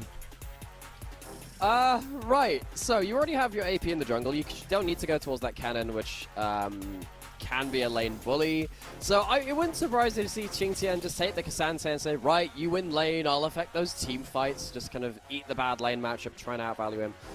Later into the game, Yukai is going to get himself that Corki, means that it's not unlikely to see a Lucian locked in for Fofo as that third pick from WE. But what are Ultra Prime going to do before that comes through? They could lock in the Leona, they could lock in a Choice AD carry as well. The Zeri is a flex pick for WE, so they potentially could have locked in their AD carry or their mid laner already. This Cassandra, already highlighted that one, goes into the Renekton matchup. Yeah, going to pick up that Cassandra there. This means now moving over to WE. Probably looking towards the jungle pool, though the jungle pool's not overly pinched yet. So yeah, with the brand up and available, this could just be that answer. Locks that AP onto the map here for the side of WE as well, and now moving into ban phases. I'm interested to see what the bans are going to be. I feel like it's probably just going to be ADs from the side of WE and then mids from the side of Ultra Prime, but they could also look towards things like this Leona, the Nautilus, engage supports that could potentially enable their ADCs. Yeah, there's Leona, Nautilus, Rel, all up and available. Might think there are too many of them available to effectively ban out, but I think as WE, you could potentially be looking to lock a support on 4, flex that Zeri between mid and AD carry, as we saw in that first game. It's completely fine. It's the Corki. You can play that Zeri there. WE ban away that Ziggs for Doggo, though. Ultra Prime, big combo-reliant team, so the Ziggs is one of the better combo players. Champions from bot lane. Doesn't surprise me to see that one taken away. There are many things I think you could ban away here. The Xayah, yes, Abel has played it. I just don't think I would ban it. That's a little bit out of left field for me. Yeah, that is a bizarre ban. There's still a fair few ADCs left up. Look, and it's available. not Swarm. We don't have to play Xayah. It's not Swarm. Quick, get projectile count. It's pickup radius for Xayah, actually. Yes, you say that. Look, okay, we'll talk about it some other time. All the same, Dragon, I'm going to get a load of these bot laners banned away as we will continue to... Man, I've played so much that game recently. Don't get We me both started. have brain rot for Swarm Yeah. at the moment, by the way. This is... There's Fellas, the Aphelios. last ban. Okay, that's Yeah. that's a more understandable ban. That one. Yeah. It allows Abel to be at the center of the team comp, and that's the big thing, where Abel would just have all the resources put into him. He's at the center of this nucleus, and it means that you just get to play around him very, very easily. This pick, Leona, we see it in almost every draft in the LPL. Very, very powerful as a tank. Has got good laning phase options and very, very good at consistent engage. Also means now that you have that kind of just Zyra flash button on cooldown, where you just keep pinging that ultimate onto the Zyra and seeing if you can really upset them in the mid and late game. As soon as Zyra doesn't have that flash, makes it much easier for Zeri, for Renekton to get on top of them. Ultra Prime, they're considering their bot lane options now. They're hovering over that Senna, which could unlock something much more frontliney, but they choose not to go towards that. They go towards something more aggressive in the bot side. The Kalista locked in. It is a low-range team from WE as it stands. They have the brand and they have the Renekton, so it's going to be the Kalista and not a bot lane domination locked in for Ultra Prime. I mean, if Hacker's going to clear in 2 minutes 54 and head towards bot lane, yeah, having a Kalista Renata waiting for you could be very important to snowball that bot side of the map with a real good kill lane in that bot side of the map. Yeah, I was kind of thinking more like a fresh or something, because you are still relatively lacking on engage. Now, the good thing is W are probably going to come towards you, which then means you can line up the hostile takeover, and you can kind of play around the fight. So for me, this looks like Ultra Prime want to be playing a game where they want to be engaged onto, and then turn the engage of the Stranglethorns with the hostile takeover, and just the Corki Kalista damage between the pair of them. WE, though, I mean, your only real engage is that Leona, and then you have, like, Renekton flanks. So I don't think they've given themselves as many tools as they did in the previous game. Yeah, and also, they have themselves a series of quite dangerous lanes potentially to navigate. Now, I think mid and top lane are fine, but they are less fine if bot lane gets blown out. Now, if you have Zyra ganking the Kalista Renata, which is one of the most lane-dominant duos we have ever seen in League of Legends, this duo has done unspeakable things for a number of years at this point. If you get Zyra ganking that lane, they hold down bot lane, and suddenly then you have them rolling across the map, everyone suffers. So this early game for me is about, can Ultra Prime smash this early game? Rather than just stabilize the early game, which we've asked for them before, we need Doggo and Niket to get onto the board with Hacker supporting them, get push in bot lane, and either deny Abel and Mox so much CS or just kill them so much that they can't play the game and it affects the rest of the map. WE, they need to survive that first and then get Leona pinging flashes off of whoever they can and look for those big engages. Give some space for the huge damage of the Brand and the double AG carries to do their work. Going into the second game here, Ultra Prime 1-0 up. Somewhat unexpectedly, but well deserved, as WE in their home arena try and take things back to even. Let's see how the crowd feel about it.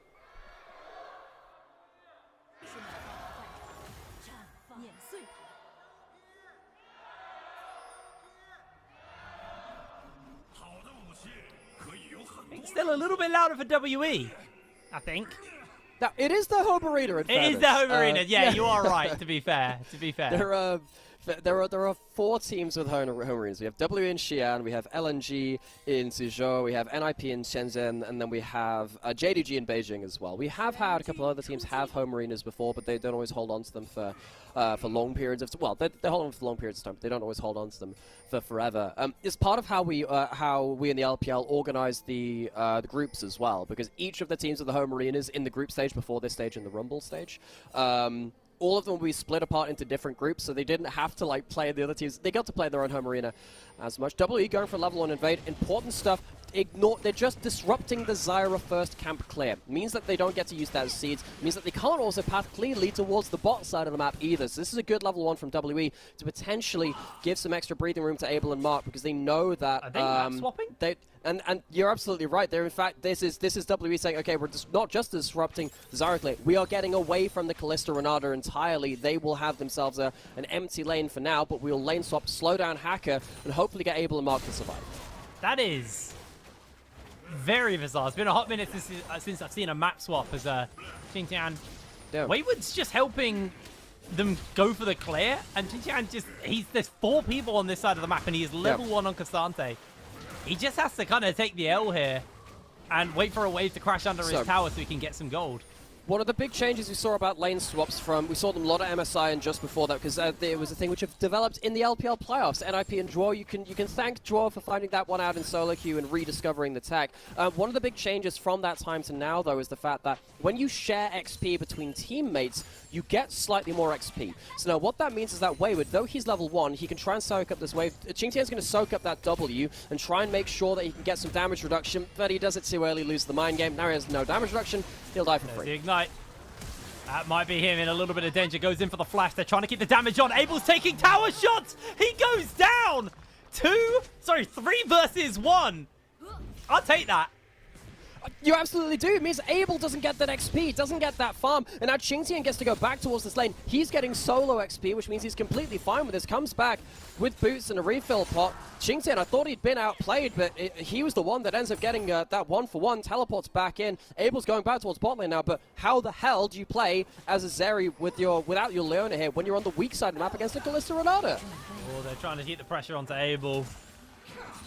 I don't think they are going to be able to do anything off that one. Now you're seeing Wayward bringing their whole team down, but just look at what's being lost. Like wave after wave after wave is crashing into the tower. Doggo already got 2 plates. The plate resistance is probably fallen off at this point now. And Abel, he's so behind off this play. This lane swap did not work in WE's favor. Doggo, 3 plates at 4 minutes.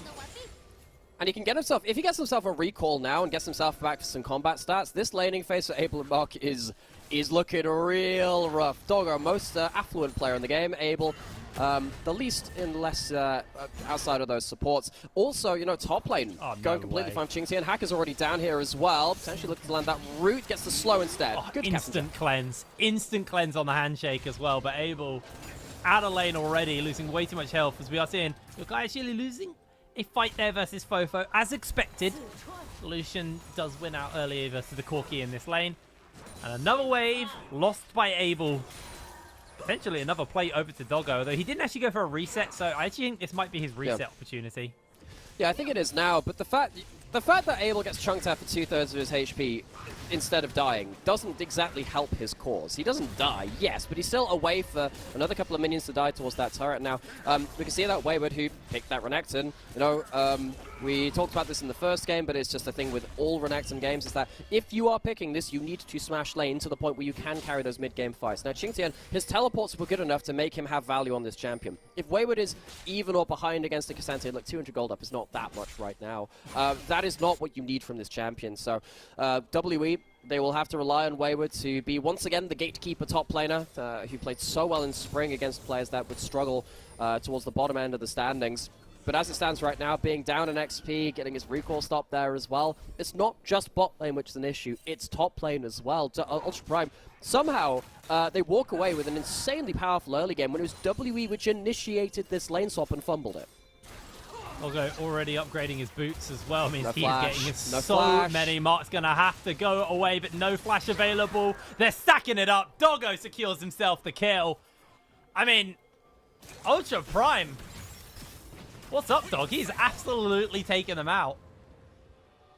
I mean, yeah, WE, they just really overbolded that bot side. And I thought the saying was meant to be X marks the spot. It's now X marks the mark as he goes down again for all these bot lane kills. Hacker forced to flash out. Maybe a little greedy there by Hacker. But Doggo and Nickit are just going to get themselves in the bush. This is really brutal. Once again, a wave just being zoned off. They're losing more and more farm as they try to contest. But the handshake comes in. Nickit able to send them back. And Abel's just losing so much farm. Yeah.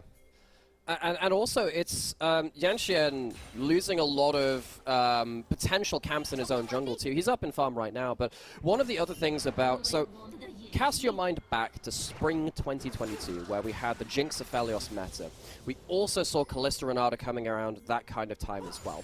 And we saw exactly this style of gameplay. It's not always been the case. We did see it a lot in last year and then also into this spring as well, where you can play towards heavy lane domination, which doesn't always get kills on the enemy lane, but what it does is force them off tower, you go into the enemy jungle, you take the camps there, or at least force the enemy jungle to play respectfully towards bot side, and maybe even not even walk into the bot side of that map. You need to do this, because if you don't get ahead with these lane dominant duos, you end up losing a lot of what you're picking them for. But Ultra Prime, because they ended up clutching out the lane swap with how Qingtian got that level 1 outplay, which is so important because it's destabilized the rest of the map. And it means that WE was slow towards this bot side, slow to pick up the XP. And if you give a slight advantage over to a duo that are already killing you from even, it gets worse from there. You are going to get some top side camps available for Yanxian. He's going to get himself those grubs. He's fine with that. But the fact that they have to just leave well alone this bot lane is not what they would have liked from this early game. Yeah, and again, another wave crashes, another wave lost to Abel. Doggo gonna proxy this, make sure the wave goes down as much as possible. Should actually be able to finish this tower up with plates as well. We should become surfing commentators the way we're watching these waves. I feel like that'd be a good use of our time. You know, I'm just gonna sit here, go through the sets, see how they ride the curl. I mean, this is a leisurely wave of waves coming in as now we're seeing Cheng Chang trying to survive this one versus 4. Wipe out! I mean, that's not gonna happen. That's never gonna happen. But he did his work. That's the damage which Brandon can do. Damage can occasionally you sat there like, oh yes, I can use my flash, I can use my all out. Yes, this is the mode I've been waiting for. Another chance to outplay it. No, sadly not. So Yanxian goes to go towards that top side. WE, they have some advantages to go towards there. Doggo though, is making this issue a map-wide problem. This is another thing which we said right from draft, before any of the early game happened, is that Ultra Prime, if they win hard enough through bot lane, it becomes the whole map's problem. He's moving across to top lane now, but he's taken all of the plates in bot lane. More plates on the table now for them. There are still 2 plates up in the top side turret for Ultra Prime 2, which now Ultra Prime going to be able to defend very, very easily with Ultra Prime.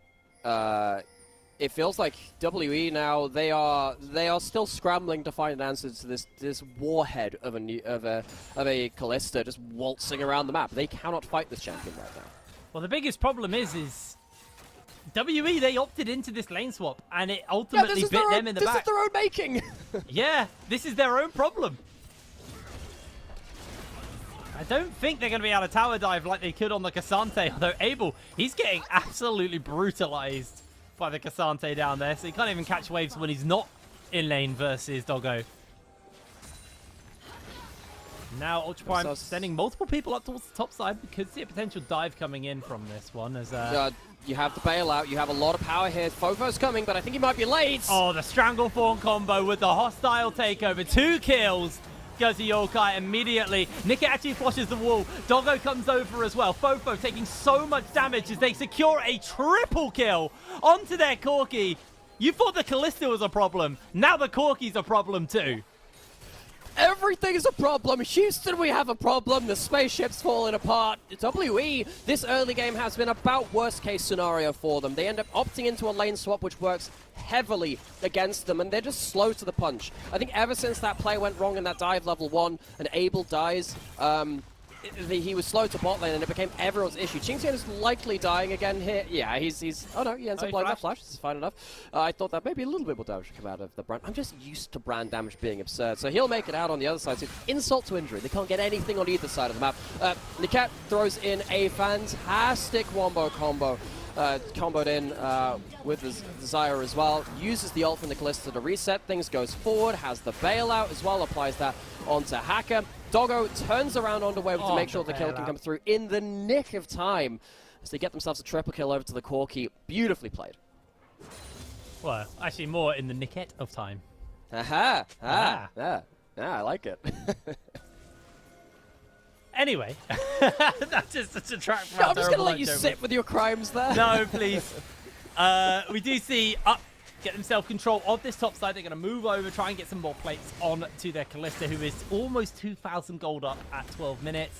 You got a 1,000 gold lead in your mid lane as well. It is an 800 gold differential on the bottom side, but I mean, it's a Cassante. He's going to be okay. He is about to be un-okay, though, because 3 people are coming down towards him. Does have that all out, doesn't have the flash. Actually, 4's coming in. Can he do anything here? He can't do anything. Trying to press the buttons, gets the knockback on the multiple members. Forces the flash, the frag goes down. No way! 1 versus 4. He does it again, the 1v4 outplay. Qingtian does it at level 1, he does it again at level 9, and WE are left wondering where it all went wrong. It went wrong as soon as they went towards that Cassante, and it continues to get worse as they focus onto him. Again, yes, Wayward is up 1,000 gold, but I'm just gonna say it, he's behind in the moral victories. Qingtian has been... let's take a moment to talk about Qingtian. Qingtian was, for large periods of summer, maybe the worst player in his role in top lane, because when he would be put behind, he would fall into a black hole of pressure, and he would fall out a huge amount of gold.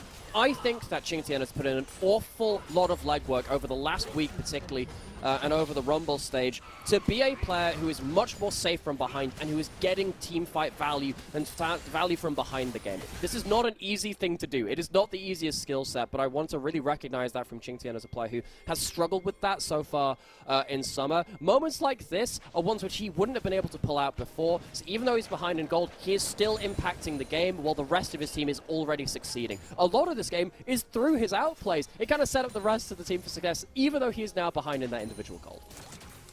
Alright, well, we're now 12 plates into this game. About to make that 13, maybe more. As Mark is able to evade getting caught out. The handshake comes in. 13th plate picked up. Fofo can do nothing but watch at this point. This is a 14-plater over Ultra Prime. Is that what we're calling it? A 14-plater? That's what we're calling it? It might be a 15-plater. They got 30 seconds. They're doing that. Oh, this is rough. A flash did come out there from Nickit as he tried to go for the handshake. Didn't quite make the mark. As just going to head over towards the Dragon now off the back of that one. Hacker, actually, he's just soloing that, so nice and easy. And Ultra Prime, it was closer in the last game. This game is very, very one-sided so far to them. And we thought this was a very WE-favored series. And it has to be on paper. Ultra Prime, they looked lost in their last series. They looked so lost against an RNG in maybe the weakest point the team has ever seen. Yurkai's caught out in bot lane. I don't even know if he has mana for his Valkyrie. He's got a flash. He'll have to use it soon. There's the flash, there's the Stranglethorns, there's the return damage onto Mark. He is sent packing and the rest of Ultra Prime are on the way up. This could get really nasty really quickly. Qingtian has the all-out available to him. They do get the lockdown onto multiple members. They do get a Brando off in response though, but the hostile takeover by so much space. Doggo finally goes down and Fofo gets the shutdown in his pocket. Woo. I mean, somehow, W get the kill onto Doggo. Doggo, his positioning was really too far forward there. Gives the kill over because Yanxian does have damage. He's a brand. Of course he's going to have damage. And Doggo, despite being given over so much gold in this game, watch how he positions here because he ends up eating a ton of different brand poke. He uses the ward to hop forwards. There's a good route coming forwards there, but just look at the passive getting popped onto Doggo. Gets 1 brand passive, 2 brand passive. He gets 1 onto himself. Because the teammates pop around him, he gets burned down by 3 procs of brand passive because of him and his teammates' positioning overlapping the AoE. Also, I said shutdown. Doggo actually wasn't worth that much gold. It was only a 350 guild That's gold not kill. fair. That is not a fair. That is, yeah, that is brutal. It's because Yokai got all the gold, or got the triple kills in that fight topside. That makes sense. Well, no, it doesn't make. Look, it doesn't make sense at all. But thank you, look, Riot. I'm accepting what you're saying. I'm just saying what you're saying should not be the case. There are levels to this. I mean, he's still strong. Goes down for that first death of the game. It was a good combo by Yanxian, and it is a stark reminder to Ultra Prime that Brand still exists. Brand is still a champion with Leandries and can solo carry fights. Every chance that the bailout won't come through in time onto the key members. So. That might be a blueprint of how W win fights. Ultra Prime pile into the wrong spot. They eat like 1,000,000 brand passives and they all die. That is a thing which can happen. Herald going over is going to accelerate. I mean, most of the time when we see a Herald go over, we talk about, oh, we can break open the mid lane out of what? They're out of inner turrets to break. The outer turrets to break. They've got to go to the inner ones now. They're all so far ahead of the game. Use this Herald wherever the heck they want. They don't have the 6 grubs, which means that it's a little hard to kill some of those turrets in the mid and late game, but they're absolutely fine with this Herald to just break open another area of the map, maybe around the next Dragon's timer in the next 2 minutes. They can try and drop down that Herald and use it as a bit of a counterweight. You put it down in a lane and you force the enemy team to respond to it. And then you can use that to get better setup on the objective. But they are a complete luxury to do whatever they want with it. They've already taken down most of the turrets they need. Get able to just about avoid and evade getting caught there. Both our dragons, both our souls this series have been Cloud Souls as well. Again, I honestly think Ultra Prime are happy with that. It gives you a little bit more kind of safety in your positioning.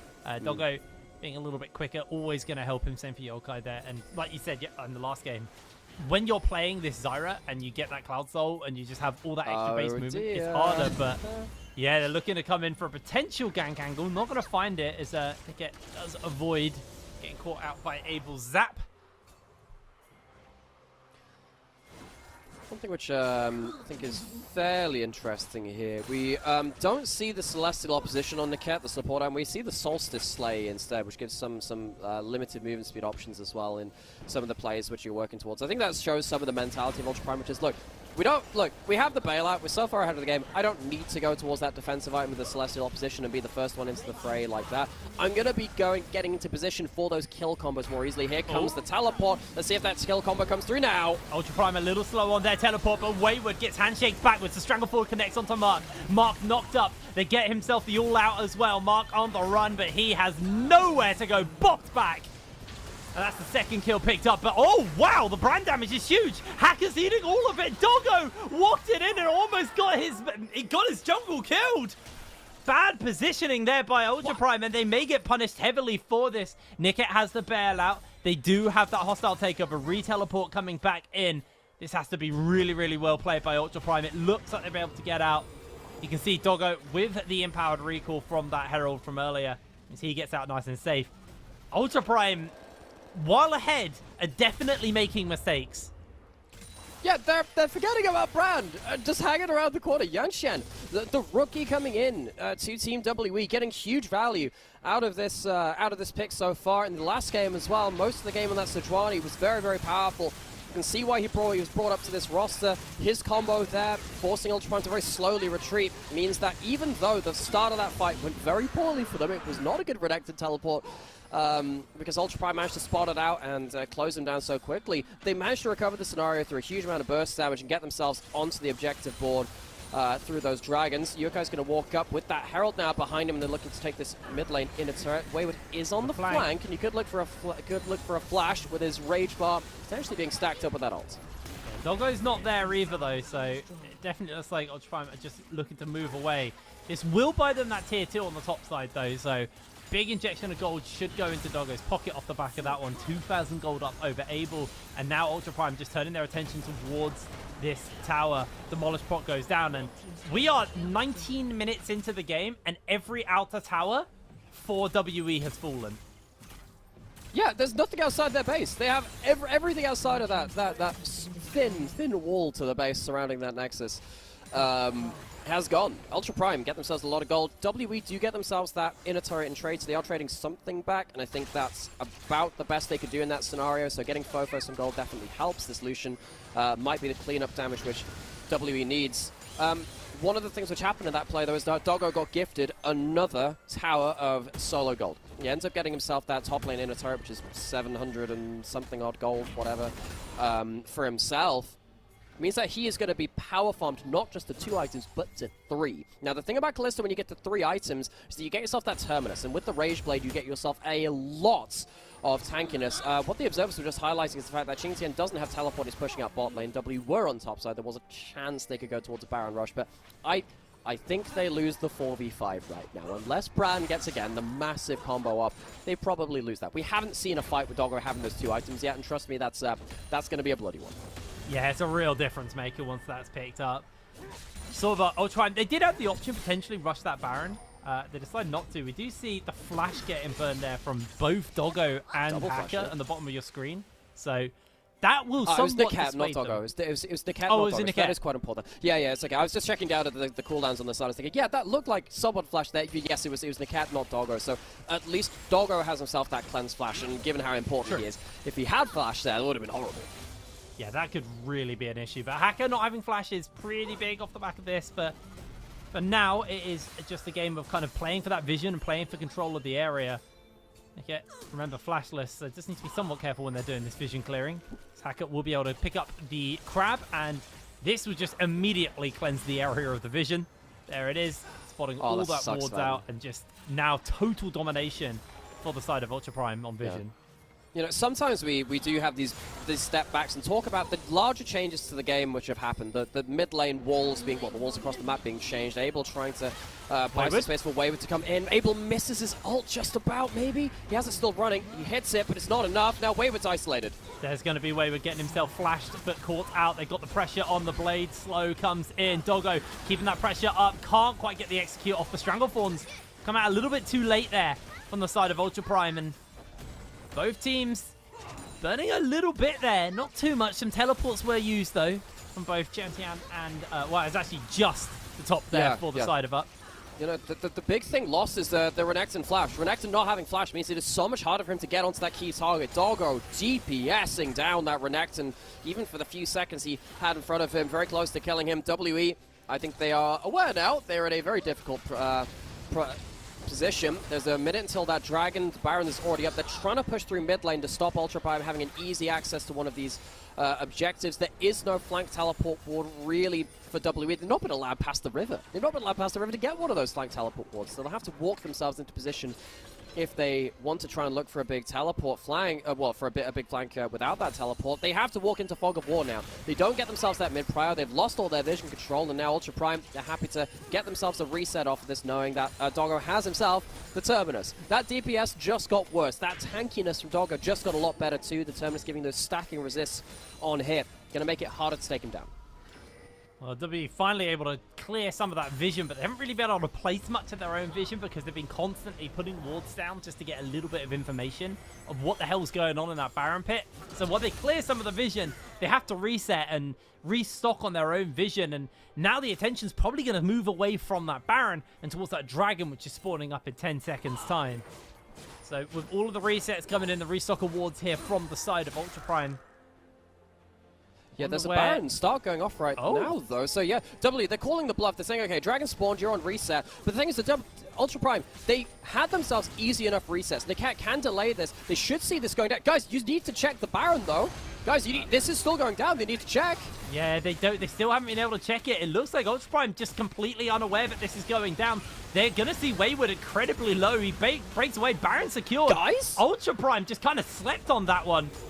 And that's all she wrote for that. WE, unless Abel makes a bad position here, just go completely unpunished. What? But the whole thing that we were just talking about. In the lead up to this is Ultra Prime managed to stop WE from going towards the topside jungle and pushing out mid lane so they can get themselves safe resets for Doggo. Maybe they overforced onto Doggo's reset to get that third item because it left them just not in a great position to check that Baron, but they still should have been able to walk up there. Niket could walk up completely fine. He could have put the bailout himself, a worst case scenario, or just get that cholesterol back out. They didn't see it with the... They see it going down. Wait, they see it with the Callista Sentinel. They see it with the Callista Sentinel. They just don't move. There wasn't elf vision at all. They knew it was going down. They just didn't react. They were asleep at the wheel. That was very bizarre there by Ultra Prime. They've been playing so well in this game in particular, and that was the biggest fumble they've made. Now there's Crocodile in the bot lane. Wayward going to be a problem down there. WE pressuring as 4 in the mid lane. Are Ultra Prime going to be able to defend this tier 1? I don't think they really are, although they are going to get the knockback onto Mark and force him to flash away. Definitely slowing down that advanced Fofo, losing a lot of HP. Doggo... Yeah. Still very strong, still scary strong. Doggo is still the strongest person on the map. That's a bit of a reminder of that. Now, problem is, though, Baron Power Play has already gotten just over 1,000 gold. They'll be able to get themselves maybe another turret off this too. WE are not that far behind in terms of raw gold. Now, where the gold is important. The Renekton's not going to be able to use it as much. Doggo, if he ever gets a chance to DPS, will pretty much just end this game. So, WE, they get themselves some gold in pocket. They managed to get themselves a bit more positioning on the map. Sadly, can't break that mid lane out of turret. That would have been a godsend for them. Would have potentially allowed them to get more of those flanking teleport wards. They have one currently in red side jungle, so keep your eyes on that mini-map. And of course, with Wayward having teleport, that could be relevant. But yeah, the fact that the gold has now kind of closed now. It's 26, 27 minutes in. A 1,000 gold lead isn't that effective. That is not something which I would have expected out of this game. The gold lead isn't that big between Doggo and Abel, and Abel has 2 levels on Doggo right now. So... Well, that's a really good point. Yeah, he's getting solo. He's actually really strong and really ahead. Doggo needs to kind of play the catch-up game at this point. Because Abel's been able to solo farm and kind of play alone, while the whole team has kind of played for Doggo, which means all the experience has been split evenly across all of them. And I mean, Hacker's down a level, Yokai's equal in level, but you know, when you're this far ahead, you'd expect your mid to be up. True. Yeah, no, that's a good point. I hadn't realized about the AD carry XP until you mentioned that one there. I just sort of assumed that Doggo would have been, because he got that solo top lane turret earlier. I thought, he would have got some solo XP. Yeah, no, they've been using it as a wrecking ball, but now the problem is, once you lose momentum on that wrecking ball, it's a heavy thing to get moving again.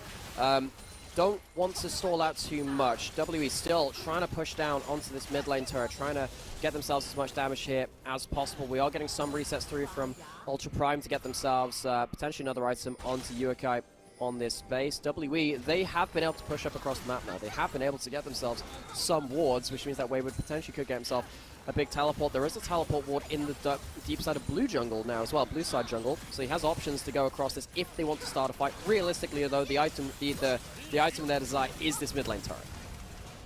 Looks like even with the Baron, they've not been able to crack this tower. It's low, but they haven't been able to crack it.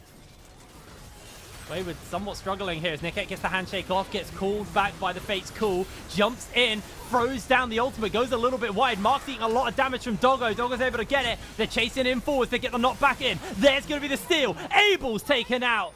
And up find themselves 2. They may look for a little bit more as Yokai, with those home guards, is pressing forwards. There's a Crocodile on the bot lane, though, who has to be dealt with. They may just base race here. Yeah, Yukai assassinated Yangshe at the start of the place. There's 3 down. Without the brand, I don't think you can do anything. With so many people dead and with such a powerful Callista, you should be able to shred through these turrets. I think Ultra Prime, just as they ended up losing that Baron and losing a bit of control in this game, the Wrecking Ball swings back to life. Wayward looking to wave clear. Yeah, he's just going to try and clear out the wave. Is able to successfully buy time for this game. Almost takes Hacker out with him. But ultimately does sacrifice his life, and that should just be the dragon secured for the enemy team. Ultra Prime going to be able to reset off the back of this one, clear out what they need, get vision control, and then head towards that dragon. Then Baron will be spawning up momentarily after that as well. Yeah, Yukai sat alone in this jungle as well, wondering if he can maybe assassinate someone. Yukai 4-0-4. Remember, he got that early triple kill. It's his first kill since then. I would love to see a replay of what the hell happened between him and Yangshian, because the Brand exploded. Brand, who had been winning a load of these fights for WE, taken off the board. We're going to get a replay of that now. There is 20 seconds still Dragon, so something can very much happen there. Hacker doesn't get stunned. The Q doesn't land onto Hacker. Potential assassination there. Ends up getting turned around by the jungle mid lane combo. And then this is what happens when you try and flash away from a Cassante mid-ult animation. If he has pressed ults on you and you flash, you are still brought back to where he would have put you anyway. It's much like how Skada can do that as well and the like. So bit of a mistake there from Abel. Dragon is now up and alive. Ultra Prime looking to close out this series. That good fight has put them back into the lead. There is the flank teleport now away with one last gas. Dominus off cooldown just now. It's their last chance to make it happen. The Solar Flare's already gone wide. Ren stacks. The Wayward's Dominus is about to wear out. There's going to be the Ren stack. There's going to be the soul secured for the side of Ultra Prime, and 2 major ultimates burn. Wayward, he's just about to lose it. Not really too much they can do. They dodge the Pillar of Flame as well. There's a massive wave bot lane. Ultra Prime could just move over towards that, and that's exactly going to be their game plan. WE, are they going to try and trade for a Baron? I don't know if they can't. If they go towards Baron, they lose the game. That would be the Baron for the game. That would be a classic trade. WE, all the same, they're not going to be quick enough on their recalls to even defend themselves at an inhibitor. And now suddenly with super minions coming in through mid lane and a huge wave in bot lane, WE, they need to find a fight. The culling's going to help, but it's not going to help as much because Qingtian tanks that one up. WE lose themselves an inhibitor and they lose themselves the Soul. They were already struggling to pin down some of these carries. It's just got that much harder with the Cloud Soul being locked in. Imagine Cassante now running around with a Cloud Soul after he's ulted you. That is not an easy thing to get away from. Yeah, that's going to be hard, but WE immediately move over towards the Baron. The teleport comes out, making sure the Cassante rejoins into the fray. He's going to try and chase forward. Does get caught by the Brand Q. Is going to get caught by the Zenith Blade as well. But he just steals Mark underneath the tower. And that's another kill in the pocket of Doggo. Abel trying to dash away, is able to do so. Suddenly, Wayward finds Niket, but Niket is quite comfortably keeping the pressure up. Hacker flashes forward, puts down the Stranglethorns. The slows are there. In comes the Pokeball. Niket jumps forward, gets the ultimate onto 2, but trades out. Abel's able to get 1. He may live for a second. Wayward slices and dices forwards for the kill. But Yokai, he has the damage. He has the power to push forward and take down the members standing in front of him. 3 members of Ultra Prime stand to the 2 of WE. Yeah, Doggo goes a little bit too aggressive. Maybe thought he had the bailout. Gets caught by a Wayward Brand W. Not from Wayward at all, then. And sadly, for the side of WE, even with that opening shown for that Kalista going down, they can't walk away with the fight. Going back into the replay of this one, Xingtian teleports back in, and WE think they found themselves a pick with the Brand passive ticking down on him, and Mark just goes way too far. Puts himself next to a wall. Walls are not your friend next to Cassante. And Xingtian has himself the Cloud Soul at this point. Look how fast he is. Look how fast he is. He just gets to run all over the place. Wayward tries to find himself a pocket of vision, gets himself onto Niket, but he finds himself an angry Yokai there, so he has to back off and use his flash. While all this is happening, most of the way that W win team fights is through Brand. I think that Yangshan has an incredible damaging performance, gets that last W onto Doggo. That's what ends up winning the game, winning that like half of the team fight for them, and it makes this not a game-ending fight. The fact that Yangshan gets so much damage down. Just Brand things, I guess. Yeah, Brand proves and continues to be just so difficult to fight into. Time. Yeah, he is a champion. He is difficult to fight into. This game should not have been this close, and I really do think Yangshan is the reason why. He's been playing so well on this Brand. Oh yeah, absolutely. I think that the reason why it would... Hang on, they just missed that one. Well, luckily there's no teleport for Wayward right now to abuse that one, but just because this could be a game-ending push, I really, again, want to praise Xingtian, that level 1 outplay, the towers, the outplays under tower, and then plays like that in the team fight as well. Xingtian, even though he is the one person who's been put behind on Ultra Prime, he bore that burden for his team to succeed. I think that regardless of what happens in the rest of the game, Xingtian, for me, has been the MVP for Ultra Prime, considering how much he struggled in the summer. It's great to see the growth from him as a player. He had a difficult year in 2023 on top esports. He came onto Ultra Prime, a team with low expectations, and in this game at least, he has shown a lot of growth and a lot of potential here for Ultra Prime to work around. Yeah, it has been a massive, massive improvement from him, and he played this game super, super well. Inhibitors are crumbling here. The Baron from Ultra Prime probably just being the final nail in the coffin for the side of WE is Wayward just making his way out. They catch 2 with the hostile takeover as well. does look like Abel's trying to do his best to save, but he flashes forward, gets himself this steal as well. Double kill, picked up onto Gasante, knocked back into the pocket of Yokai. He secures himself a double kill, and that is it. Ultra Prime 2-0 WE.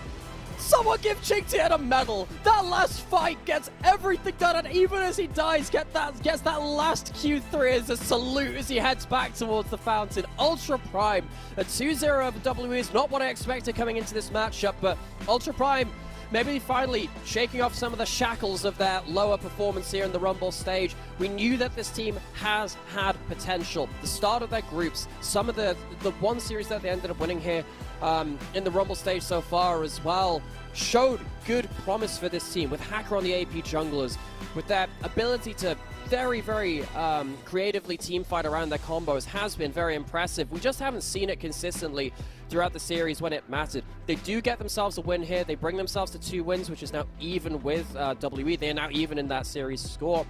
It means they're still in the conversation. There is a long road ahead now for both of these teams, where if you lose another series for either of these teams, we already talked about in regards to Ultra Prime today, it does get pretty hairy. So the fact that Ultra Prime walk away with a 2-0, also helping with their game score, is going to be quite important going forwards. Now, them, WE, and Invictus are all tied up 2-3 as well for that 4th spot, so things could get very, very exciting after this game.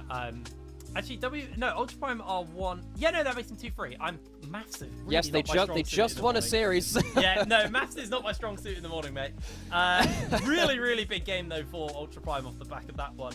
And yeah, I just you talked about the potential of this team. I don't want to say it's realized, but that was definitely a flash of what there is potentially to come from this team, what they could potentially grow to. So I'm super, super excited by this team, and yeah, a lot of amazing plays coming in. And you know, the biggest thing for me here was you picked up Hacker to me. Hacker, we talked a lot about at the beginning of the day as well.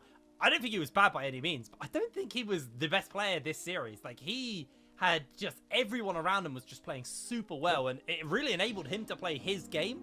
And I think that was the best thing I saw, because to me, what I was expecting was Hacker dragging 4 people around, but actually that was a cohesive team unit working very, very well, and they were executing some pretty hard to execute teams as well, so really, really sold on them. I don't get to say this that often, but I think across the series, Qingtian was Ultra Prime's best player. You see the difference in the Renekton flank teleports in the first game when Qingtian was playing it and Wayward in the second game. Massively different. Now, that is a team coordination thing, but I do think that Qingtian really executed on those flanks very, very well. And in that second game where he was put on weak side, where typically teams have snowballed that top lane into oblivion, it's unplayable. That's what we saw a lot of in Summer, where you would beat them by taking a snowball matchup into Qingtian and eventually be down 5,000 gold, legitimately individually. He gets the outplay at level 1. He gets another 1v4 tower dive outplay at level 9. He has incredible team fights, and he outvalues the Renekton, which the Renekton needs to get so far ahead of the game that the team fights become unbearably strong to play against. That wasn't the case. Qingtian was more valuable than Wayward with way less gold. And considering how poor of a summer split he's had in many other series, I love to see this. Ultra Prime, now they are a team which has good upper levels for all of their players. The consistency of that upper level can be in question at points. You know, even in this kind of game, you see like, okay, some head scratches from like Doggo jumping forwards into Brand Ws and into Brand passives, and some other players like that where Nikat can sometimes over-engage or whatever. But when they do get to show that kind of upper level, you can understand why you can get excited about this team. I don't want to jinx them. I do want to see more from this team, and we'll need to see more than one series in a row where they show this together. But it's good to see Ultra Prime at least still have that in them, because in the last couple of series, particularly against RNG, I was wondering whether that spark had maybe gone out. I'm glad to see that's not the case. And now we have to look over at WE, because this team had previously only lost to teams which were looking very, very good in the Nirvana stage. Now, Ultra Prime, they showed a good game today, but they were still 1-3. This is the first time a team which was below WE in the standings has taken a win off of them. That could be a bit of a warning sign. WE, for all the roster changes they've had, for however close they got to that Ascension group coming out of that group stage before they got beaten to the post by LGD, they didn't make it there, and we might be seeing another split where WE slumped down in the standings after having a lot of promise where they could have even been top 4, top 5, something like that within both spring and summer. WE just slide to a bit of a nasty defeat here, despite the fact that I think that Yangsheng had a really good series. There's a lot to be worried here for WE. I think Ultra Prime, you know, they need to look at their kind of respect on certain champions and positional stuff. I think that was probably a glaring issue even in this 2-0. They were mispositioning somewhat, and yeah, Yang Jing constantly getting a massive amount of damage out and keeping the fights closer than they probably should have been. So there's always something to learn. I think from them it was very much off the back of, you know, off their positional misplays. But you're obviously going to see this was such a good handshake. Knock them back. Stranglethorns comes down. There's no way you break away from that. Just a filthy little combo under the tower. I think some of my favorite moments in this split have been through Ultra Prime, just doing these big wombo combos, and they can do it with quite unexpected champions. You know, they do it there with the Corki, just like the two-man Foss Spam and the Rockers. That could be huge too. This was, for me, one of the huge plays of the game, though. It really does feel like, you know, Qingqian, just one last shout out to him. He got so much damage down and so many big outplays down with 0 resources given to him. Can say the same as Yangxian, though, again. As the rookie coming through for Team WE, stepping up from the LDL roster, I didn't quite understand why he's been brought in instead of Hung. He got huge damage down in some really, really important moments. So the fact that he has another good game today, I don't want people to detract from this young jungler's performance, given that they did go 0-2. He was still completely fine in this brand, and one of the reasons that they were still in it, bluntly. Yes, no, this is a key example of that. Catches so much damage, ult comes out, Hacker then walks it into Doggo, Doggo walks it back into Hacker, and that is all she wrote for him. Doggo gets his jungler killed, by the way. Doggo mispositioned quite badly. Look, sometimes the problem is, by the time it's flying at you, you're like, oh, I should have walked back 2 seconds ago. Sometimes it's just too late. It's the same kind of thing with the E passive. And then Qingqian, oh man, that kidnap is so nasty. You can't flash after that ult animation has started. It is a gnarly bit of tech, that one. Yeah, that all out was beautiful. I mean, I got to be with you. I think I'm sold on Qingqian. I think he just played so well here on the Cassante. That final engage was absolutely stellar. And this is another fight that honestly could have been quite close. Doggo gets himself caught out by so much burst. That Pillar of Flame hits him. Niket then just about gets away and gets taken out by Wayward. But Yokai was in the game. He got that triple kill at the beginning.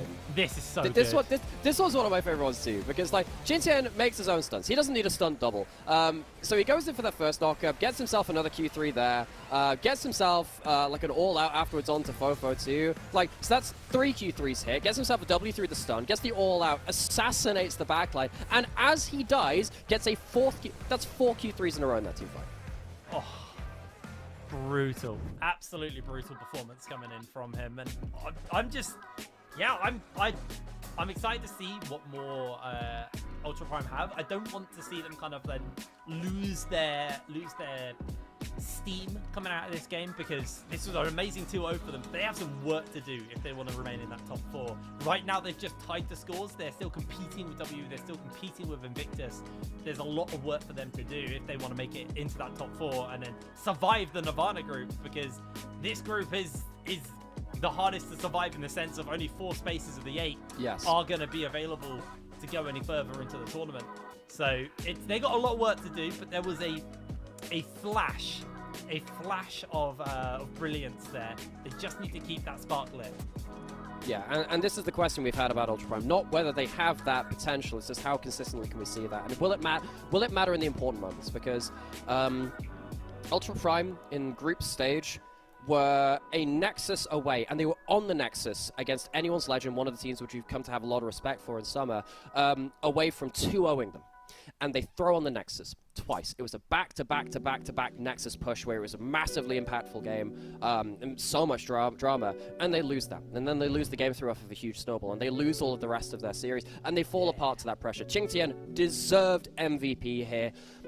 I want to see this guy more in this kind of like situation where, you know, he was put behind in this game, but he really dealt with that pressure well. Yeah, he honestly played a fantastic Cassante in this game, eating up multiple man dives, trading out 1-for-1 on them.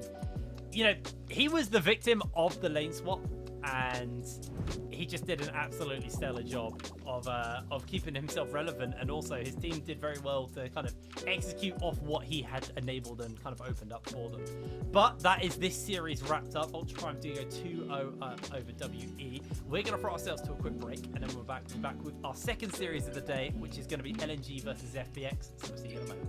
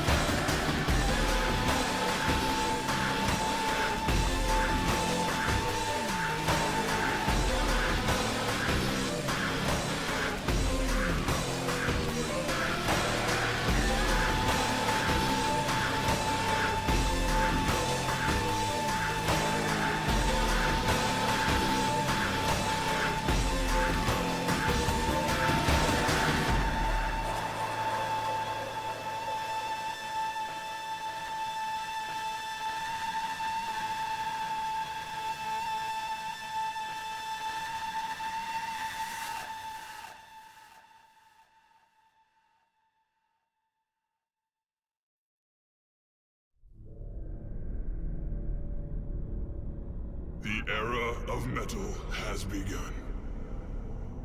And metal shall prevail. For we know what they have done. 5 legends of our realm who sought to follow the path of their dark musings.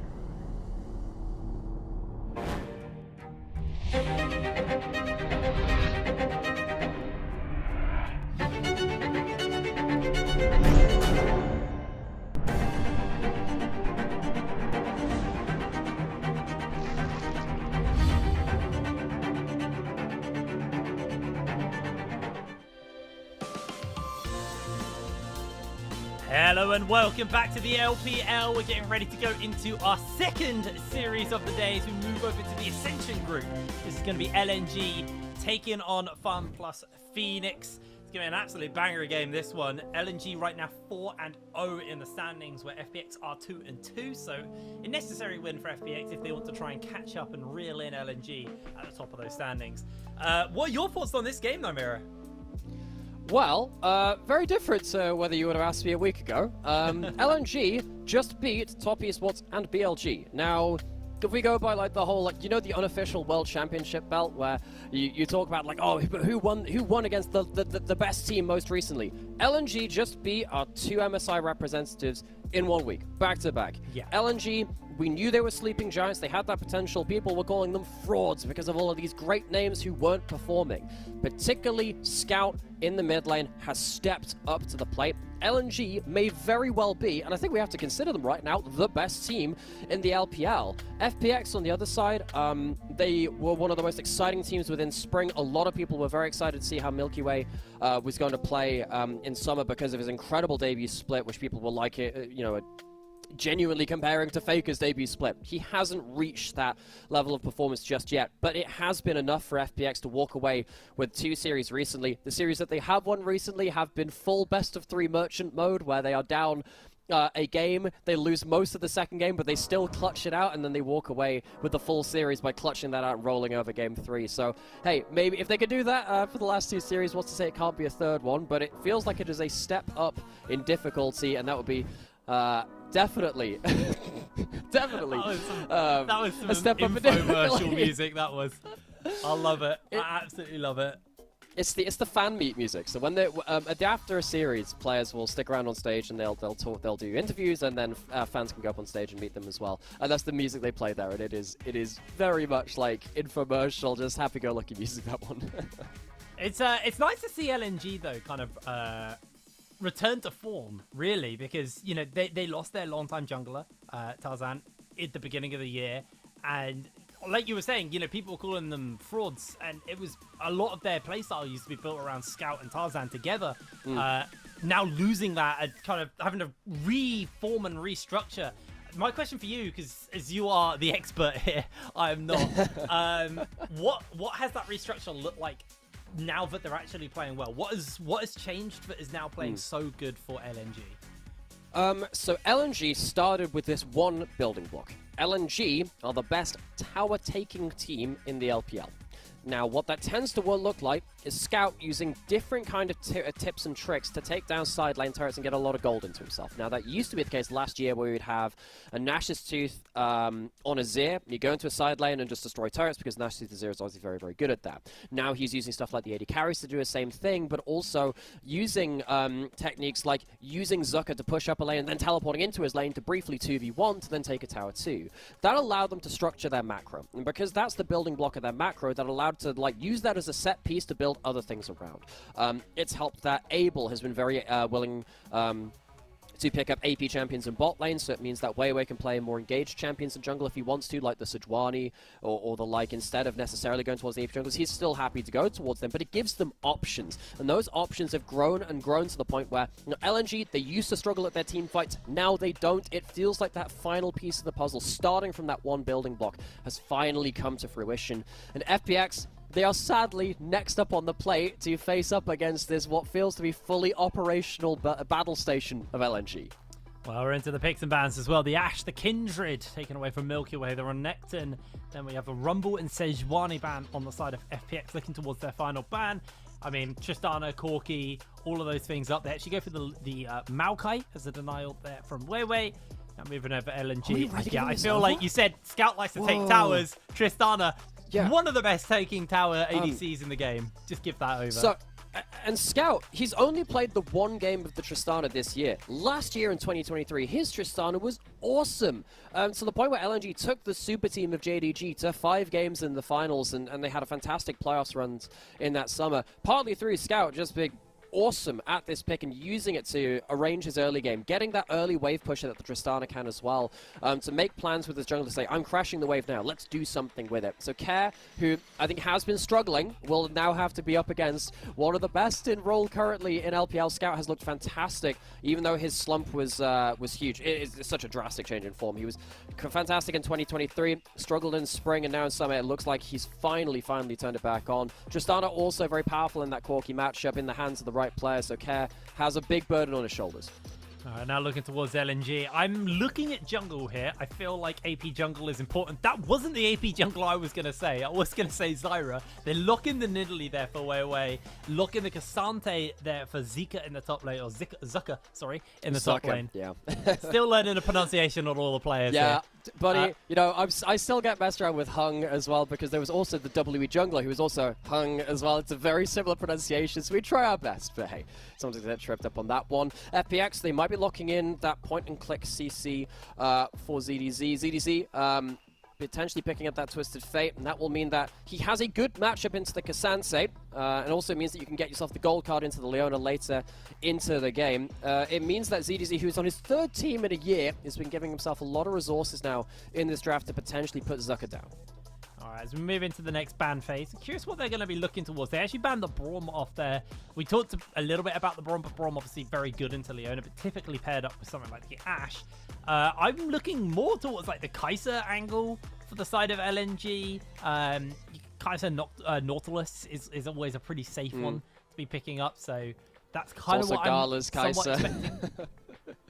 Gala's Kai'Sa, one of the greats to do it. Took down BLG with that pick just the other day. The Ziggs is the other option that they could go towards too. So LNG likely thinking of either of those. Now FPX, do you ban away something like the Nautilus knowing that the Rakan's still available, or do you go towards something else? They actually ban out the Senna from Gala, so they're not necessarily angling towards getting rid of some of those AP options in that bot lane. Of course, they could maybe take one even themselves. They could potentially look for that Kai'Sa on 4 for Dogtime. He had a fantastic game on that just the other day versus LGD. And one of the reasons my voice is so ropey is the fact that he got a W Baron seal with Kai'Sa against LGD to turn that series, and it broke my vocal cords as well. So congrats there, Dogtime. I really appreciate that one. Zig's gone. I think Kai'Sa's a good 4th pick here. Yeah, I think Kai'Sa's probably the safest blind pick because you're also denying it from LNG. Because I think the problem right now that you have with the Nidalee is you only have like single target AP really. So your AP's, I would say, a little bit more lopsided off the back of that, but they do just go immediately into the Lilia as their jungle option. Seeing what they're going to do. I mean, technically, there's still flex between this Corki and Twisted Fate. Now, I expect this to be an ADC down here, but there is still flex to kind of keep in mind. So that's something you're always going to have in the back of your mind. Is like, do you want to put the Corki mid and then pick something like a Renekton up in the top lane and put TF mid? I mean, TF versus Tristana would be miserable. So I don't think they are going to go down that angle. Yes, the Kai'Sa gets locked in fairly easily for LNG, and this was the worry. So you can ban away whatever the hell you want from in terms of like the supports. It did feel like there was enough available. Hung gets his Rakan. He's a very confident player of that too. So the Kai'Sa Rakan, I think that's completely fine into that Leona. You got a last pick AD carry now. Do you want to pick towards some lane dominance to hold them down? That might be the answer here. They'd have winning top and potentially they'd have winning bot if they locked in something like that. That Callista, particularly the Draven, very very snowbally. The misfortune has been the more meta of the lane dominant picks though. So FPX, they have typically drafted higher towards early game and tried to get themselves that snowball with some quite bold early game plans. That has been the way they've done it. It's one of the reasons they pick so much Pyke, weirdly. They've had it banned against them because they like those early game plans. Against LNG, feels like if you let them off the ground, if you let them into the game, things do not go very well for them. Problem is now for FPX, you're against the Nidalee, which is very good at pinning down someone like that Lilia in the first clear. You've got the Tristana, which is likely to get pushed in that mid lane too. And the Kaiser Rakan is not a bad lane duo either. Yes, the MF Leona will be completely fine as a 2v2. They're a strong 2v2, but this is Gala and Hung on two of their most comfortable champions. So FPX, they have a bit of a task ahead of them. We knew they would do. LNG look like they are potentially the best team in the LPL right now, which I don't think anyone would be guessing after their group stage performance. This team barely got themselves through into the Ascension group, but they're here now, and now they're 4-0 coming into this series. Yeah, I also feel like if you're playing the Nidalee, you're quite happy. There's a lot of squishies on the enemy team, right? There's a lot of people who you hit a spear on, you're going to then switch into cat form, W, and they will die. It's only really Leona who's tanky, and Leona, you know, she's a support. She doesn't get access to as much gold, so this is, honestly, for LNG, I'm seeing some value in this Nidalee, which I wasn't initially seeing.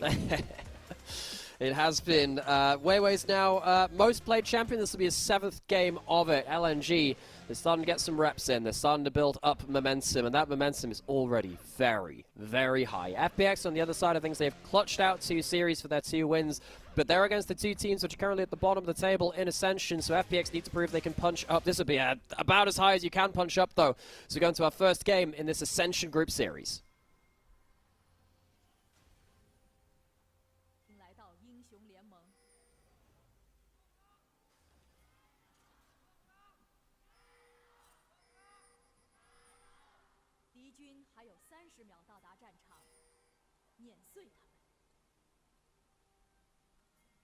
Looks like we might be getting a little bit of shenanigans at the beginning of this game, but I think that has been somewhat thwarted here.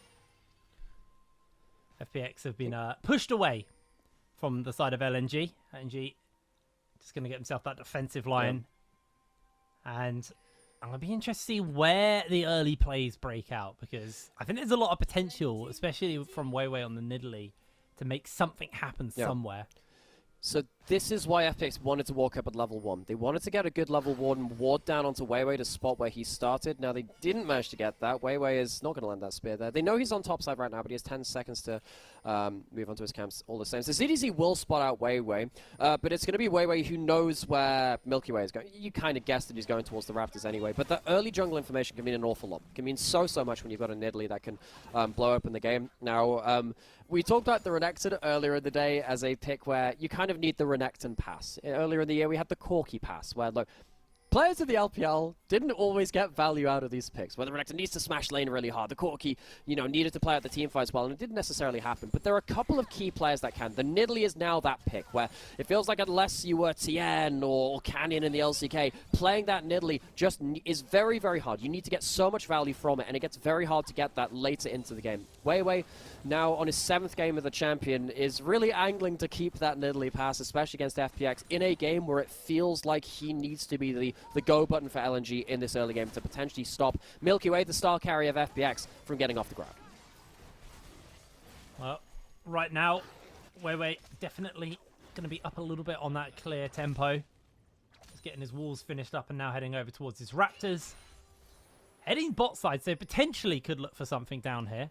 But the pressure very much heavily built up by FPX. They got a big wave they're crashing in, and LNG are kind of just having to have to suffer this level deficit as Gala actually levels up last. He's still level 1.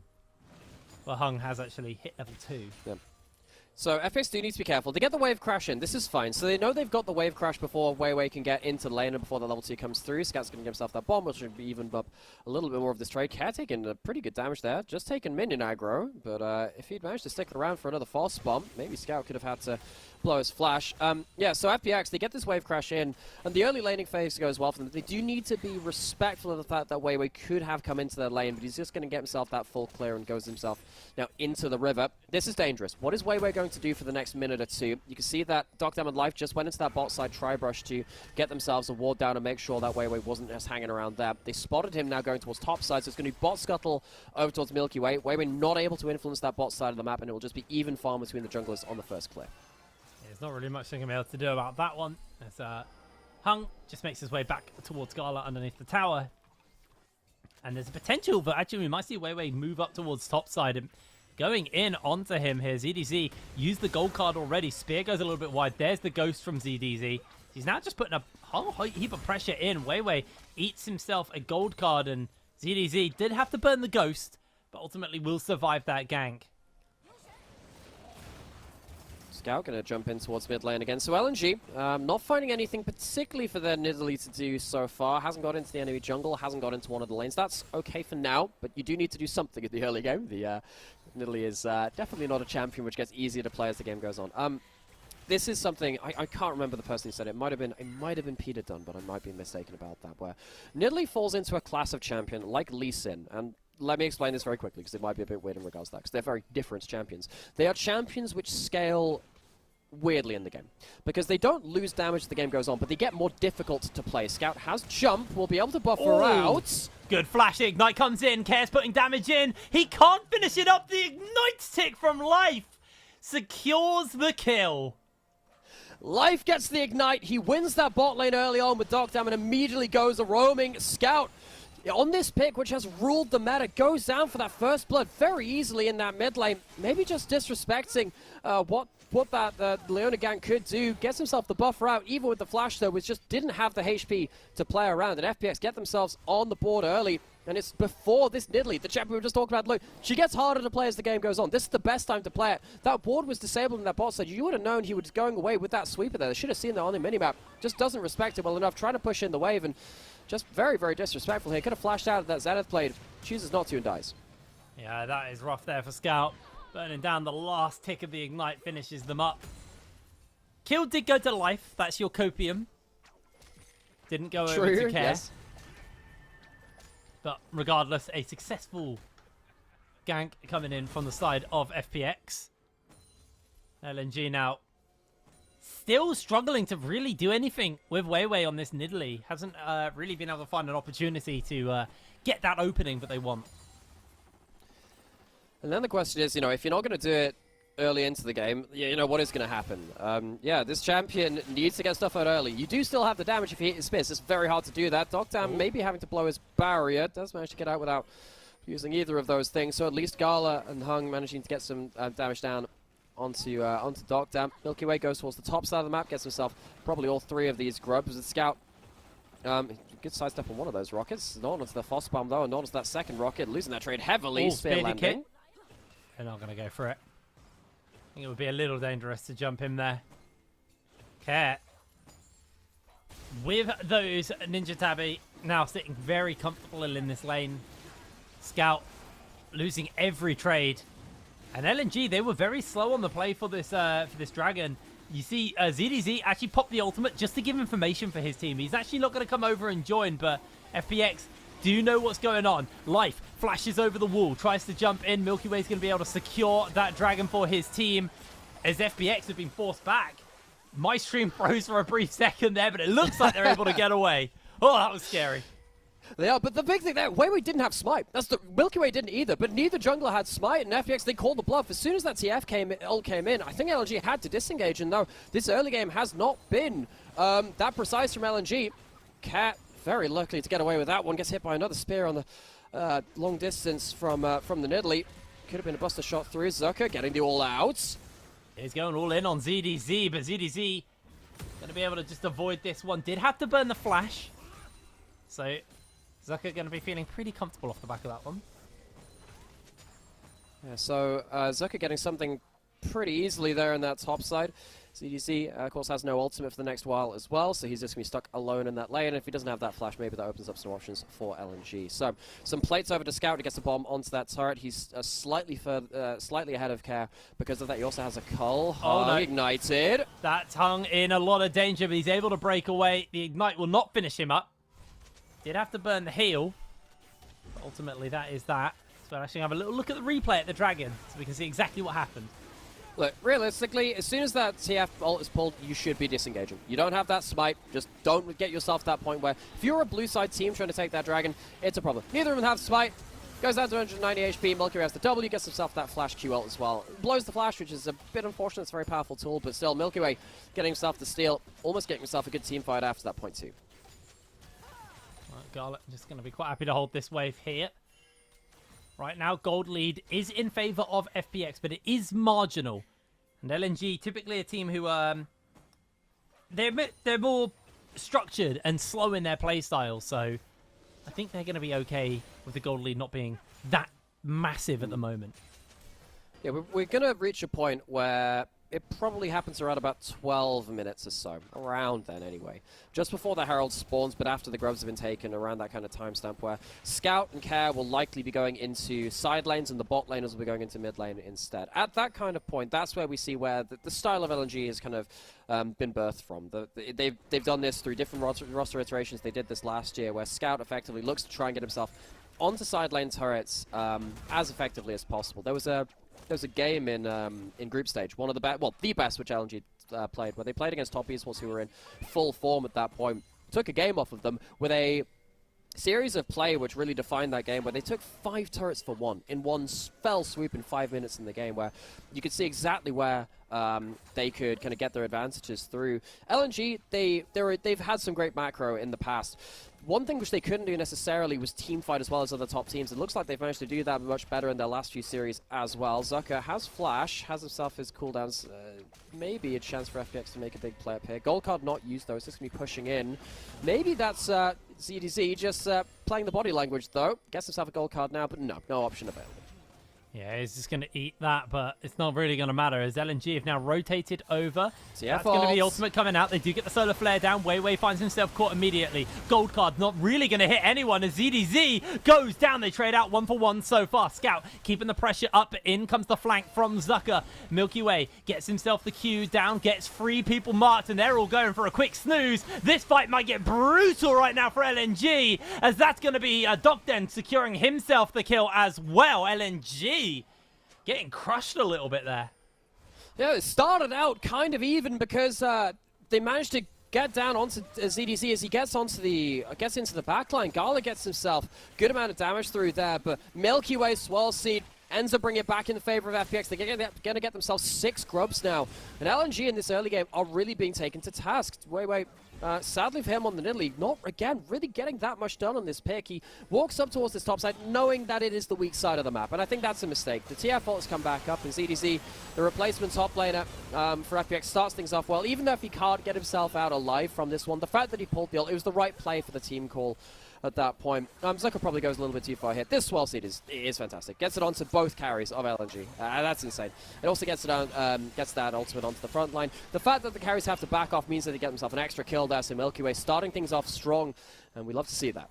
Giving the pressure up onto ZDZ, though. Swelsey comes in, hit by the bowling ball, and now Life flashes forwards. Way goes down. ZDZ secures the kill. Zucker now just trying to make a break for it as the Swelsey gets a little bit wide. Solar Flare flashed out as well, but in comes a Misfortune, slowing them down with the Make It Rain, missing on the Zenith blade there from Life. And Zucker able to survive that one, but Wei 0-2 on the Nidalee has really not achieved much on this pick.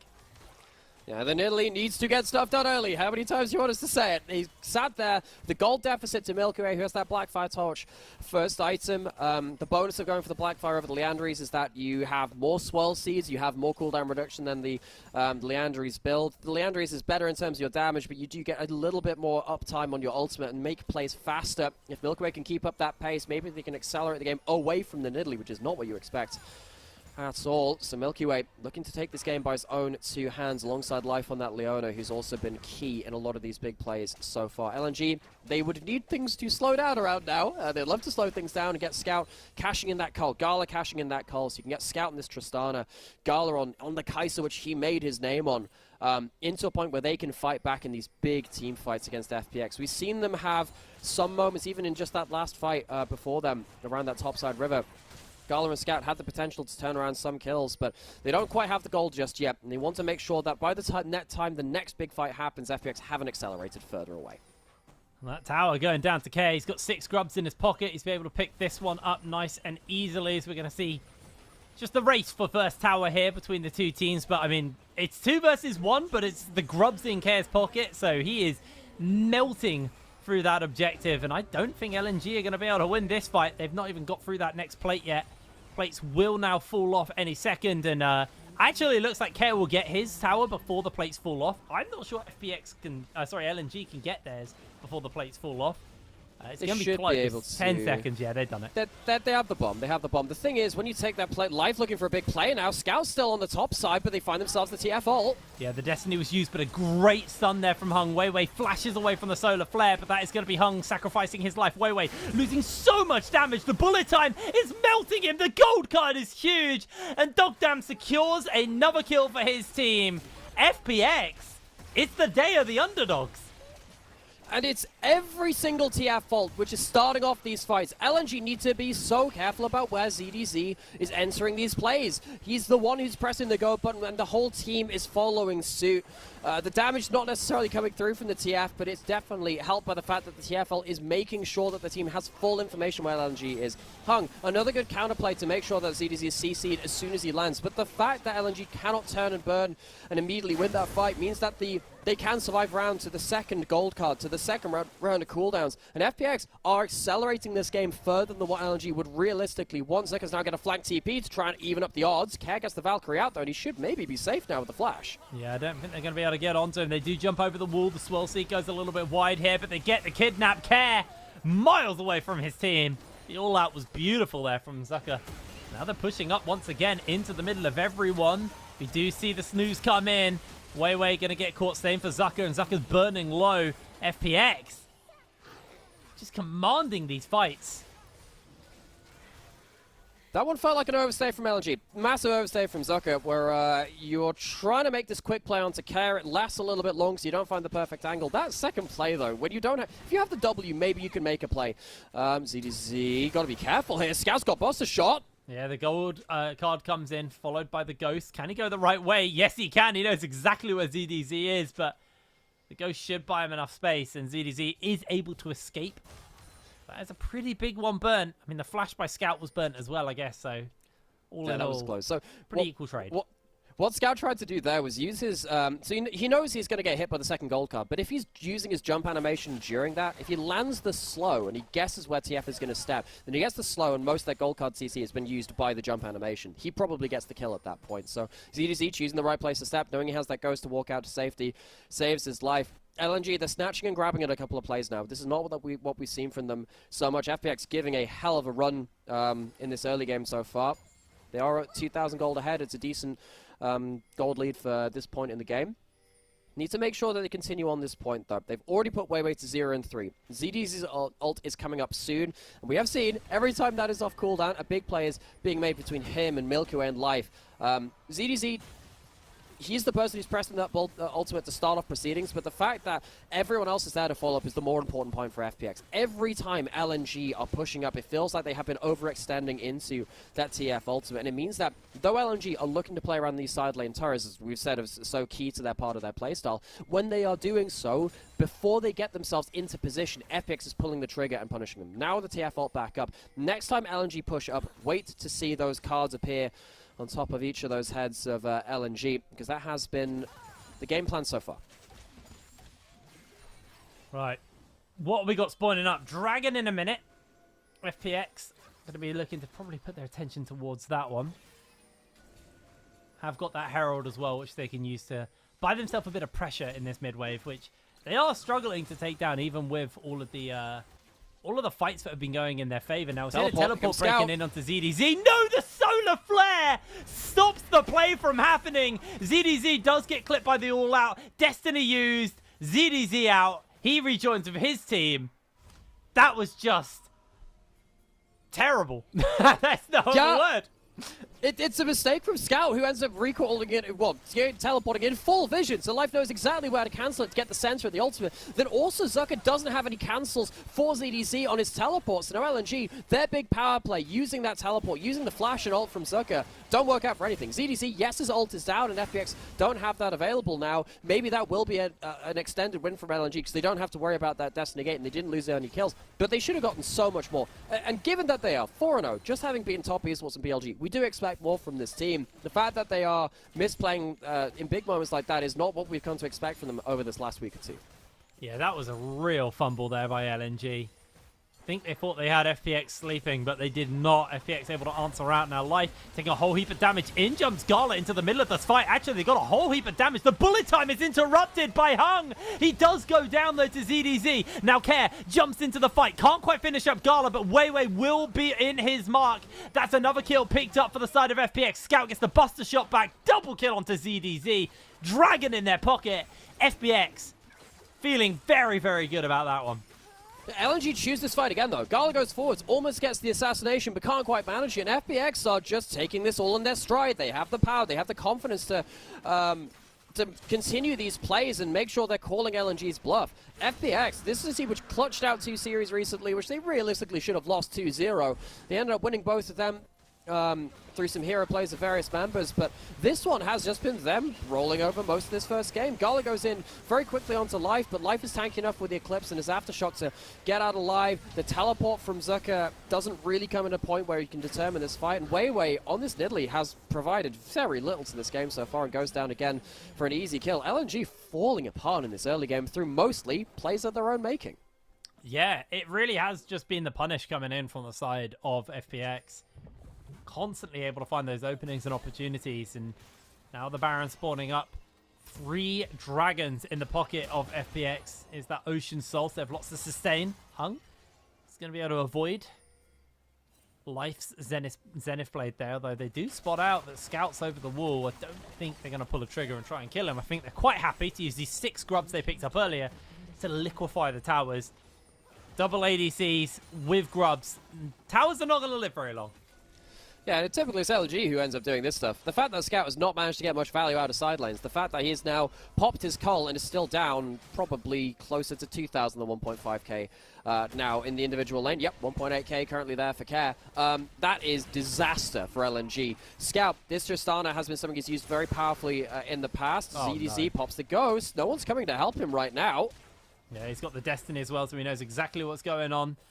Zucker eats a lot of that, and now ZDZ going to pop that Destiny. Okay. He definitely saw Hung about, throws the gold card, gets hit by the all-out, and that is the kill for Hung. What? But, look, Hung has managed to be there at the landing point for the TF in almost all of his ults so far. That one, though, ZDZ chose. He could have got out to safety, goes straight on top of that Rakan, and ZDZ gives over 500 gold to, I guess, just the Rakan, but even then, that's going to power him through to a Warmogs, which is a very powerful first item.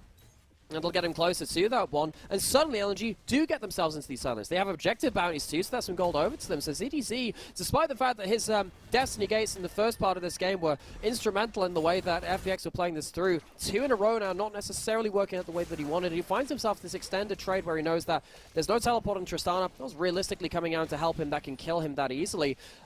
This is a mistake, though. What? Just he had the vision on Hung. He has it right. He just goes straight into. He gifts it up to him. He could have gone straight towards that tower. Surely that is either a miscalculation or a misclick. It's one of the two. It's a big mistake all the same. Yeah, that was a bit of a mistake coming in from ZDZ. He was honestly played outside of that very, very well on the Twisted Fate. So bit of a misplay by him. Also gives up that tower in the bot side and somewhat alleviates the gold deficit between LNG and FPX right now. A Scout just catching this wave here, does have Hung waiting in the wings. FPX hovering around this Baron. I mean, if they can catch LNG sleeping, they will take Baron down very quickly. This Corki, incredibly fed. You've got the Leandries and the Blackfire now finished up onto Milky Way. Baron won't last long. No, not at all. I will say, something that we saw around, if you remember the first dragon of the game where FX walked up and they stole the dragon, they managed to force LNG to kind of flash over the wall and stuff like that. That was because of the terrain. Dragon, when you're on blue side, is very difficult because you are trapped against the wall. Baron, when you're on red side, as FPX are here, is also difficult because you are trapped against that wall. And particularly when you have that Lilia, you don't get to cross walls like you can do as a Nidalee or what have you. When you're playing these AP junglers, that is something which you need to be very careful of. If you're a Karthus or a Zyra or a Lilia, and you're stuck there, it can be very, very painful to be stuck in that position. So FPX, while they would like to go towards that Baron, they don't want to give LNG the easy fish-in-a-barrel scenario, which could really end things out. You do have 2 items on both these AD carries from Scout and Gala. Yes, they are behind this Corki. Care is very, very strong, but that doesn't mean they're not strong in their own right. And it's also Gala's Kai'Sa, and it's also Scout on a Tristana, which, despite him not having the best game so far, is a very powerful champion. FPX need to pay respect, despite the fact that they're ahead in this game. With the Dragon up in a minute, maybe that'll be where they cast the gaze to just try and contest around this vision on top side to make sure LNG don't have a response angle, then aim for Soul. Looks like they're just clearing out some of this vision. Getting themselves angled towards that Soul. I think the Ocean Soul is going to be so impactful for the side of FPX. Lilia gets so much more survivability off the back of that one, seeing she's kind of stands around in the middle of the fight, swinging her Q around. Hunk is just going to be sent off for the moment as Care. Just a lot of work to Zucker. Zucker does have that healing from the Unending Despair. Now we do see the Destiny used. Solar Flare comes down. ZDZ able to break away from Scout, though. So he's just going to Destiny and join up with the rest of his team. But Scout has now chunked the hell out of ZDZ. This Dragon, maybe a little bit harder to pull off. Weiwei in the back of the pit does get himself zoned away. Care going very low. And it actually looks like FPX may just have to give this one up. Zucker rejoins into the middle of the fray. Life lands himself a Zenith Blade. Mookie Way wants to try and jump in. He comes in with a flash. Doesn't get the secure. That's going to be one onto the Scout. Scout, can he find a little bit more? The Bullet Time's buying a bit of a zoning tool here, as now we're seeing Life getting caught out by Zucker, but Zucker able to turn it around. The rocket doesn't do the damage. The shield, just enough for Zucker to live. Honestly, heroics by Scout in that whole sequence of plays. He gets the great chunk onto the Twisted Fate in the bot lane. Yes, he's not as far ahead as he could be on this Twisted Fate, but he does still have that 2-item combo of the Fire Cannon. If he'd made his way into the fight cleanly with that Destiny Gate, it would have been that gold card into the Bullet Time, into everything else. But FPX's combo is broken apart by Scout finding ZDZ in that side lane again. He's not killed him just yet, but he's ended up denying him some good opportunities. Care has a huge amount of damage, but he's also turned down by both Gala and Scout, and that opens up the window. By this point, you now suddenly have ZDZ and Care wanting to play more respectfully, and considering there's so much of the damage, that really doesn't help. Milky Way goes in for a steal, doesn't get it. That ends things off, unfortunately, for FPX as well, and sadly, FPX just can't find themselves the big kills that they would have liked to. They don't even manage to get this one into Zucker. Somehow, Zucker lives. And that might have been a tick of Ocean Dragon healing, a one-based Ocean Dragon, which is life and death there, and it was that close. Incredibly close there. FPX unable to really push the advantage that they've gained, and they've had the advantage for most of this game. It feels like LNG have successfully managed to put the brakes onto them, though, and really made this game just that much harder for FPX to actually do anything, as they are looking to posture around this Baron. Life just clearing some vision out, but it's so hard to do because Gala can just check without using a blue, just due to him having W. So they'll always be able to have the information. Yeah, he was just spot on. Milky Way was looking to cancel that recall with the Swell Seed. Gala ends up, oh, hang on, it's going down anyway. Hung's going to have to walk up and potentially check this. Have they spotted this out? It's burning down. It'll be about half HP. They don't spot it. FPX, they have the vision control. I think they've just snuck it. Well, they saw Milky Way, so they assumed he's not in the pit. They didn't realize Care and Decadent are doing it. That's going to be the Baron secure for the side of FPX. Can there be a punish? It looks like the answer to that is no. FPX just steal the Baron from underneath their nose. Really nice play by them. Yeah, LNG, they just don't use the blue trigger. I think they are. I think you're completely right. Confused by the fact that Milky Way is not on the Baron, but they don't respect the fact that he can just go back towards it, get the last smite if he needs to, but let other people DPS it down. FPX, who lost out in the last few fights compared to where they should be in the game, get themselves a very important Baron. That Baron is now going to tie them over to the next Dragon, which means they can set up the map even better for the next Dragon take, which could give them that soul, which could genuinely be game-winning after that point. LNG, I thought they managed to slow things down well enough. That hasn't been the case. Gala gets himself that third item. Scout gets himself that third item. They're ready to fight, but they don't want to be fighting from a poor map state, which can very much happen through the Baron, pushing in so many lanes for FPX. Really going to accelerate this game here for the side of FPX. Have those 6 grubs as well, so every auto on the tower just chunks it more and more. Down goes the tower in the mid lane. Now, normally with this first Baron, you want to try and take all of the towers outside of the base and just completely open the map up for yourself. See if FPX are going to be able to execute on that. Right now, top and bot are not particularly in the greatest spots for them, so maybe a little bit of a hard ask for the side of FPX to take these towers, all of them at least, as it looks like Care's going to make his way over towards the bot lane, and seeing a recall coming in from the side of Decadent, so Doctum, sorry, so they're probably no, getting used to this. He's already getting to me, bro. Yeah. Yeah, particularly when it's like, because we have a mix of like people from like coming from the LCK, people who've been long time with the LPL. Sometimes the pronunciation gets a little bit weird. Sometimes, for us anyways, first language English speakers, we have to kind of get used to those ones. Dragon now spawning up in a minute. FPX, they don't have that Destiny Gate. That's typically how they've used to scout out this advanced position. TF doesn't always need vision control. He can provide his own on a bit of a lengthy cooldown, but it's there all the same. FPX, they are looking to push out that mid lane and that bot lane, control this entire half of the map for an extended period of time. Starve out the wards from LNG. Now, they haven't managed to completely do that. Scout managed to get a jump onto Care. This is dangerous now for him. Oh, Scout flashed the rocket from Care. He dodges both of them. The Buster Shot's huge. Gala secures the kill. Scout dodged both of the rockets. That was so key.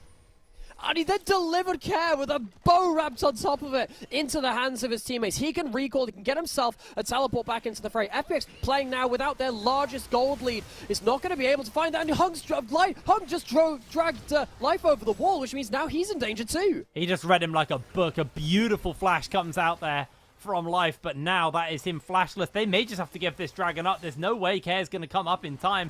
Gold card charged up onto ZDZ. Scout jumps the wall.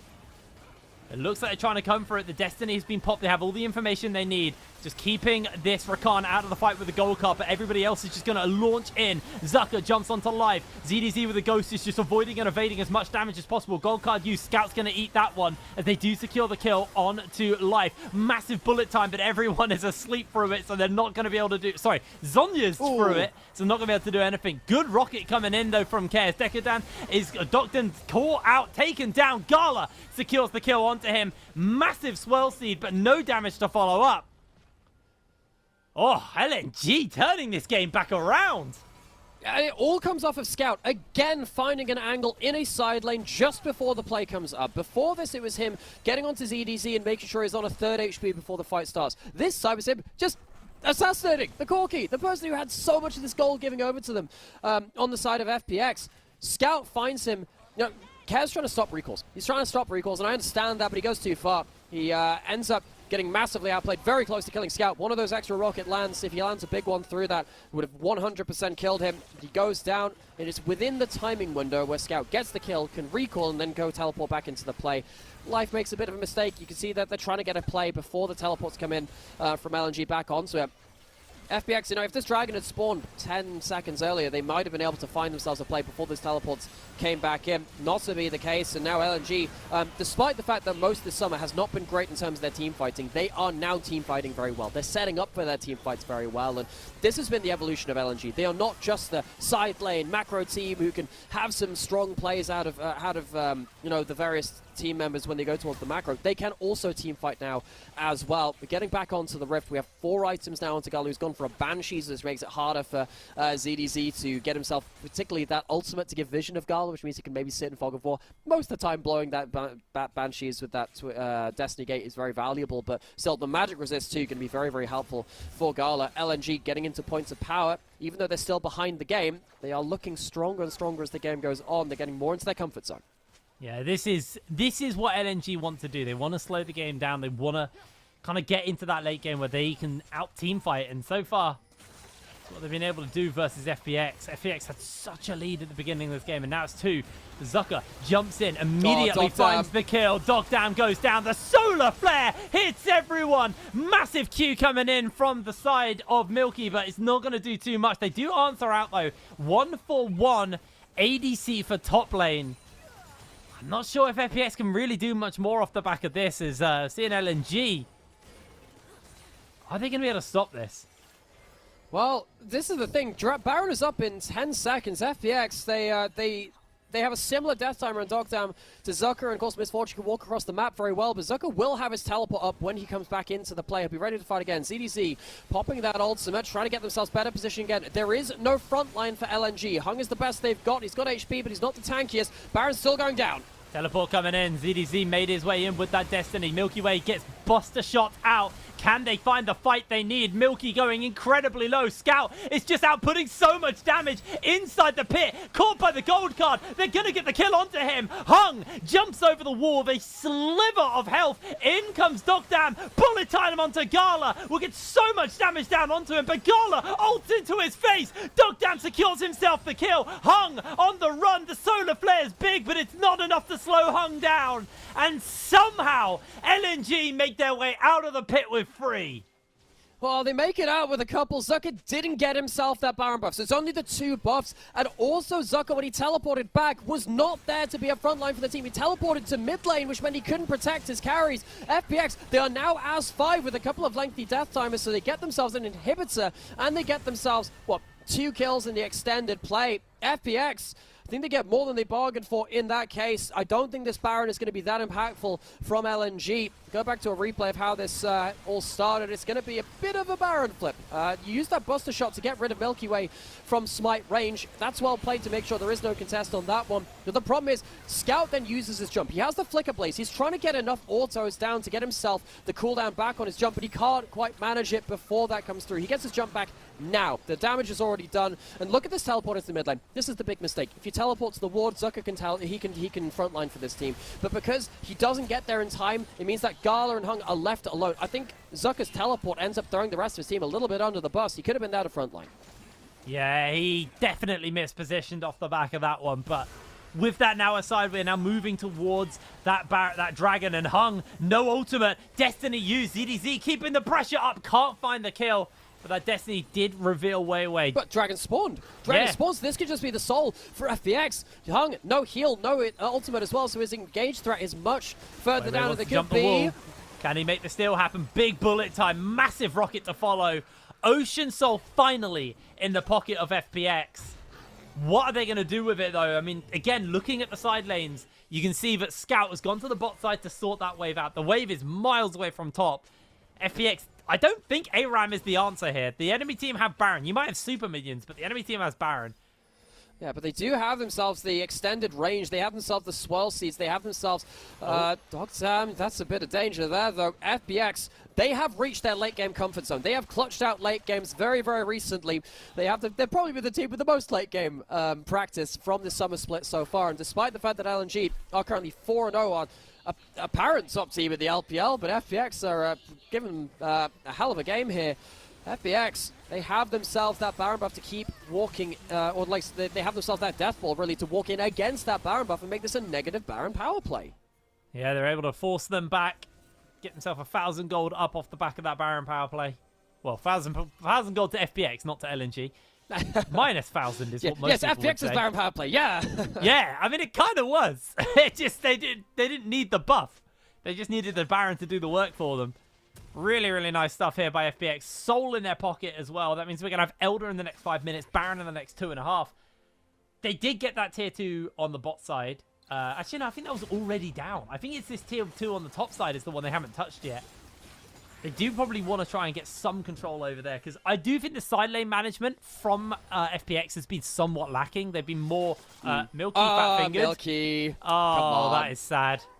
Well, he has himself... So the thing about Lilia is that Lilia is really good when you have Flash, Ult, and Zhonya's, because it means you can get your ultimate pretty much guaranteed. It's quite hard to do it without all of those things, though. You flash in, you get the Q, you get your ult. You sometimes need that Zhonya's to make sure the sleep comes to fruition, so that one thing down is going to be a problem. And now he doesn't have the Zhonya's for Zucker flank teleporting. They should be able to get a good fight out of this. FPX, look for the retreat. Yeah, ZDZ is going to make his way in with the teleport, looking for the perfect gold card opportunity, but actually it's LNG who end up losing. The solar flare lands in onto Zucker, and Zucker goes down. Care secures the kill. FPX is just pinging mid. They might try and run down. They don't have a wave, though, so it's going to be very hard for them to really do much of anything here. So that's why what they're doing is they're pinning LNG in mid lane. They're pushing that wave in, and they're making sure that Care can go top side to get this top wave pushed in. This is a multi-part plan. Pin LNG onto that mid wave so they can't go and wave clear top lane as easily, and make sure you can get that side lane management, which they've been lacking so far. Again, FPX, late game is their comfort zone. They are very much there. 4 items on their 3 AD carries across the map. LNG, they have been a little bit blindsided here by FPX. They're losing another turret in LNG. They don't have another flank teleport to bring to bear. Zucker has really struggled in this game. 1-5 on the Cassante, did well in the individual matchup, but the bigger fights, FPX have just CC'd him into the grey screen. Going to take themselves a second inhibitor. Yeah, that inhib is nice and easy. I said their top lane management has been a little bit lackluster. Not anymore. Able to sort that one out, take the inhibitor, take 2 towers as well. Really, really big pickup here for the side of FPX. Yep. Who are now being chased off by Hung. I think they're just kind of making sure they can't recall too close and stalling them out before they've reset for this Baron, because you know this Baron is probably where the game's going to be decided, and Hung doing his best to make sure that FPX don't spend this gold they just gained for that Baron. Hung might be looking to cancel a recall or two. That's why he's hanging around here. If he can stop a recall, this could evolve into a fight. Who's back in base? CDZ and Life. They're not going to be able to find a fight over it all the same. Just prevents FPX from getting clean resets. Baron has now spawned. Some of those resets were a little bit slower, so LNG will have themselves slight advantage in that top side. Teleport into the mid lane, though, to make sure FPX can get themselves that mid lane push and they can keep going forwards. Life has himself 2 items. He's pretty tanky at this point. Of course, Hung has the same, but need to see how this frontline battle is going to work out. Gala has poke now too. That Kaiser W, very, very powerful. LNG have to be aware of that ZDZ ultimate. He's going to use that to spot them out in their positioning on the map yet again. So ZDZ, gold card in his pocket. Waiting for an opportunity to find someone to target. He's going to time it out. FPX just gain control of mid once again. Very tense couple of moments coming up here between these two teams as they do that Baron dance. FPX do have marginal vision control, but it's very spread across the board here. Is now Zucker forced to flash as the fight starts. Gold card on ZDZ, does catch it onto Weiwei. They're just turning onto Zucker to get some damage down. Solar Flare does hit him. Uses that W just to spread away, disappear off. Weiwei, can he find the steal? That is going to be the big one. Comes in with the smite. Comes in, doesn't get the steal. That's picked up there by the side of Milky Way. Bullet time did connect as well. Jungler down. Baron in pocket for FPX. They've got the tools they need now. Yeah, and LNG, they get away with nothing. They get nothing out of this. They don't get themselves the poke that they need, despite Gala having the death cap. He gets good W's down, but it just doesn't come through in time. Weiwei, 0-5 on this Nidalee, is 3,000 down to Milky Way on the Lilia. Effectively, LNG are playing a 4v5 at this point. You have a jungle Soraka instead of that jungle Nidalee. You get some heals, but that's about it. Scout will get spotted out by that take there. Care might be able to Valkyrie over the wall if he was particularly bold, but he doesn't know where the rest of the members are. LNG, they still have damage. They still have the potential of Gala and Scout pulling off a miracle with, Gala's Kaiser, one of the legendary picks in the LPL, and Scout on a very, very powerful Tristana as well. Hung's going to walk up, initially caught. Does have that E out. Will he be safe? Milky has a lot of movement speed, but can't quite catch up. Elder now up in 10 seconds. Teleport in from Zucker. No flash. Has that Jack show. And LNG have one last chance to stop FPX in their stride. Yeah, this is going to be a hard ask for them. Hung jumping over the wall, just getting some vision down, but it's immediately going to get cleared out by FPX. They catch the gold card, the Zenith Blade in onto him. Just a little bit of damage, but Life actually is the one losing a lot of HP here. The quickness used, ZDZ with gold card in his pocket, ready to go. Life forced to flash, does have that Ocean Drake, remember, though, so will heal up nicely. ZDZ teleports over the wall to join up with his team, and Zucker is losing so much HP here. Scout's trying to put some damage out, but doesn't quite make the connection happen. Hung jumps over the wall, gets some vision for his team in that pit as Weiwei hit by the Swirl Seed. Dragon half HP as it goes in for a light reset. Bullet time goes a little bit wide, doesn't really hit its mark. They do get the sleep off the multiple people. Zucker now with the all-out is going to separate them away. Weiwei's low HP. That's going to be the Elder in the pocket of FPX. Life is just doing his work. Care over the wall. Should be able to finish these players up, although he's bust the shot back. Gala goes down. He falls with him. FPX. Get the Elder, get the Baron. I mean, they've got everything they need to close this game out. FPX reached their late game comfort zone. They've done it so many times recently, and not even LNG at 4-0 in series are immune to the late game prowess of Fun Plus Phoenix, Milky Way and crew taking the first Nexus of this series versus the team that just beat Top Esports and BLG. Not before polishing off those KDAs. A couple of extra kills given over. Weiwei is Nidalee, unfortunately, a little underwhelming in this game one as FPX go 1-up in the series. LNG maybe just caught a little bit sleeping in this one. They had some powerful moments between Scout and Gala. It felt like LNG, they had the damage, they had the tools to win through there, but FPX, there is something about this team once they reach about 30 to 35 minutes where they just lock in. This team just gets really zoned in. When they came into the league in spring with this roster, with Milky Way, this guy coming out of the LDL, a hot prospect, but how good could he really be? He was shot calling backdoors against top esports in spring. He was shot calling these hyper late games, but this team really has managed to build again in summer, where even our top teams cannot avoid this late game monstrosity of FUN+ Phoenix. Well, that was an absolutely huge game there for FPX, taking a win off the top team in the group, but they have to do it again if they want to deny them the whole series. We're going to throw ourselves to a quick break, and we're back with game number 2 of the series. So see you in a moment.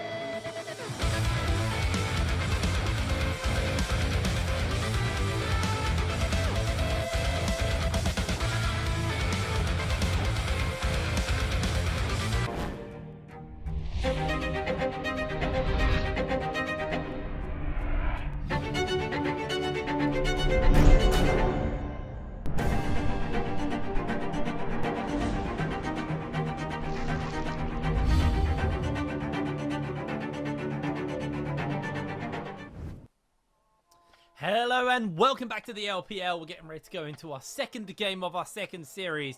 We started the day on an upset with Ultra Prime taking down WE, and we start our second series with FPX taking LNG down 1 in the series. Are we on the road for a day of upsets, Nymera? I mean, the first series, I'm like, okay, I can kind of understand it, even though I did favor W quite heavily coming in. This one, if FPX take down LNG, would be insane. Life walks away with the MVP. I think his engages were really on point. I think that he was fantastic at going forward to the right moments. And he was also very hard to kill in the front line too, despite the amount of skill shots and auto attacks thrown into him. Life, this guy coming in alongside Dogdam over from the LCK into this roster, once again proving his position here.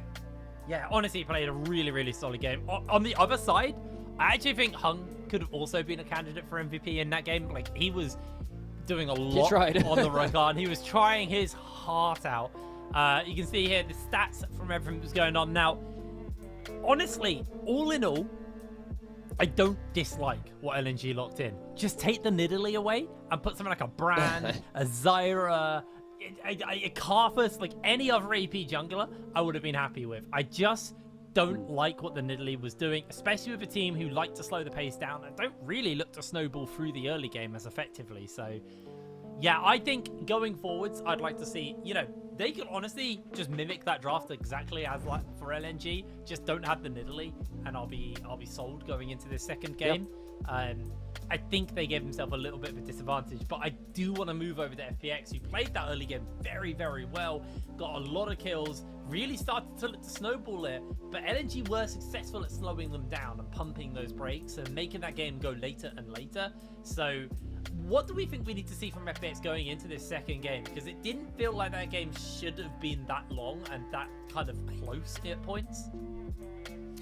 I mean, they showed a lot in the draft in regards to winning lanes. You have the Twisted Fate, and then you also had that bot lane. But that unlocked life. So of course, you got the first split in mid lane too. So I want to see more of that. I want to see immediate kind of like real sucker punch champions we can get immediately onto the map and immediately start making plays. I think the TF worked well for them. We haven't seen as much Twisted Fate in the LPL at the end of summer as compared to the start of this split. So I think that really helped them in terms of just the easy go buttons. That TF ultimate gave them such a good ability to kind of rearrange themselves around these big objectives too and see where the enemy team were on the map. So there's a lot which I liked there. I don't think I want to see a particularly different draft, but in terms of the play, what I do want to see is more respect given on those side lanes, and also maybe just hovering an extra person towards those side lanes in those important moments. So if someone does come to do that 1v1, you have that extra leg up on them at that same time. We often saw ZDZ or Care, of course, before that last Dragon fight, which the one which LG did win in that late game. They were kind of just soloed out where Scout could get a good advantage onto them. But they still walked away with a really good late game. They still walked away largely winning out a lot of those objective fights and the setup for them. They ended up beating Gala's Kai'Sa. That's a rarity. They end up taking down Scout and the Tristana, which is a very powerful pick as well. It's not Fearless Draft. We can see those champions again. They're not gone for forever. But the fact that they took away a win against such power picks as well shows you how much of a good early game and late game they ended up having. Yeah, absolutely. I like that both of our takes on both teams were like, the draft wasn't too bad, like just a couple of minor changes. Like you say, FPX, it wasn't about the draft, it was about some of the position and stuff in games, so just a minor change there. For me, it's just changed the Nidalee, and then everything else is a bit fine. of a 4v5. It's a bit of a 4v5. The thing is, like, if you don't get into enemy jungle or lanes in the first 2 clears of the game, what are you picking Nidalee for? And you have to start asking that question. We have this, the glorious Nidalee pass. You are this good enough to play at playing this champion, we'll let you play it. I think it's a team sport trying to play around Nidalee because you need to have the setup, you need to be roaming with. And LNG did not do a great job of understanding the threat that could be put onto them. All of the Twisted Fate also just went straight on top of Nidalee's head in the early game and shut down the power point. I wonder if they should just go back towards his other most played pick, and that's Sejuani. That Sejuani would be much easier to play in terms of engages. It means that Zucker wouldn't be left in the front line. I think he really struggled as a sole front line because FPX managed to peel back onto him and punish his flank teleports very well too, which is very strange for me because Zucker's been so consistent. So we get into that second draft, switching sides. That Tristana gone already. Leona gone as well. Yeah, now seeing the pretty standard bans across the board from what we've seen today, at least in this series as well. The Maokai once again targeted at Weiwei. moving over towards the next ban here for the side of LNG. I mean, the Tristana's gone. They could just look towards the Corki as well if they want to deny that from Care, but obviously we've seen and talked about how the Lucian is a typical answer as well to that Corki, so there's a world where that could just show up. It's going to be the Renekton here from ZDZ, so denying him on that pick. And yeah, the Ashe has been left open. It's been basically taken away all day. I feel like you could go for like that Braum denial on the side of LNG. Leona is out of the pool already, so see what LNG decide to lock in here. They're going to lock that Lucian in, potentially keep it open as a flex pick. I don't want to see another ADC picked up here. Hovering a bunch of different things, but we'll see. Just trying to rack my brain. I guess things like the Zyra is up and available as well, jungler-wise. Yeah. There's a lot of AP junglers up.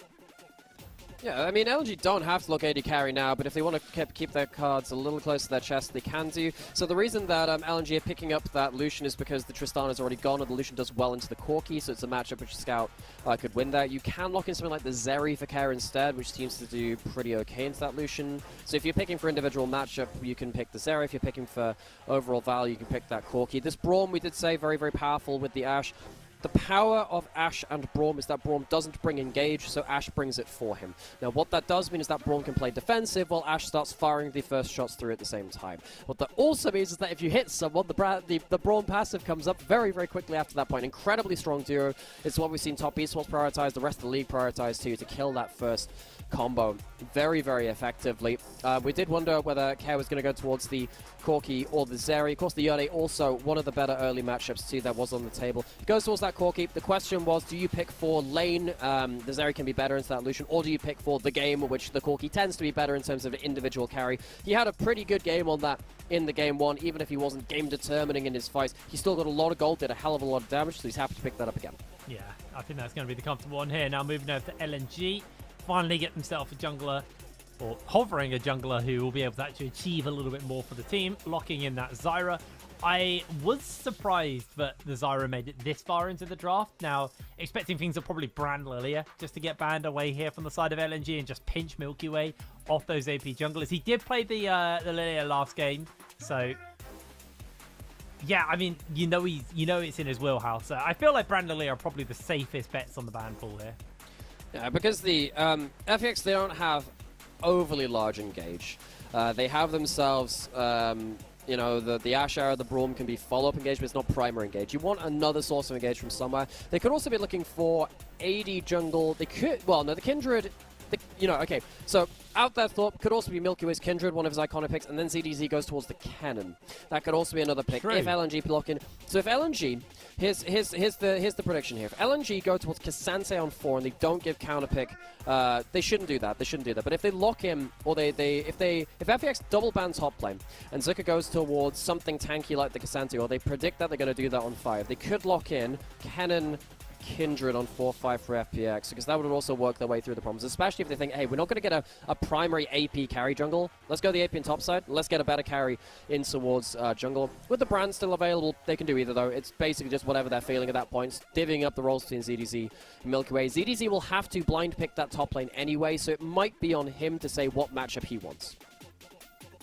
Yeah, I mean, it's going to be the brand, I think, for Milky Way, but I also kind of low-key hope. But I mean, there's so many ADCs if you lock in that Kennen brand, Kennen Kindred, because you've got Corki, Ashe, and then a Kindred. Yeah. I mean, things like Baron and Objectives will go down very quick, but you are kind of almost hyper-fixating on one facet of play. So it's probably just going to see, Hung get himself onto his support. He had an amazing game on this Rakan last game. Isn't going to go towards it, actually locks in the Alistar here for themselves. I am surprised at that, because the Alistar does lose lane very hard to Ashe Braum. Like, very, very hard. All you are saying here is, okay, I want to get the heck out of here as soon as possible. Ezreal, you keep farming and I'll roam. FPX, now they get the choice between that jungle and that top lane. As we said, they have some options. I think with the Alistar locked in, you're very happy to go towards the brand, because once you get to that Rylai's, the Alistar can barely play the game. As soon as his combo is down, he is just stuck being slowed around the place. So I think that informs this pick here. I would have liked to see Milky Way's Kindred as one of his legendary picks. He played it recently too. as well. He's picked it up a couple of times in this summer, goes towards that one, and now that means that ZDZ, he can maybe look towards something blind pickable in that top side. The Gnar, there aren't that many answers to it. When you band away that Jax and the Jace, there isn't too much which can threaten you towards that top side. Zucker could go for a last pick Camille if he wanted to, if that is going to be that lock-in. Instead, he goes towards that TF, and that's just going to be returned back to that first game. I feel that's quite bold though, locking in the TF. Now, already, your engage is entirely based on this Ash Braum for the side of FPX.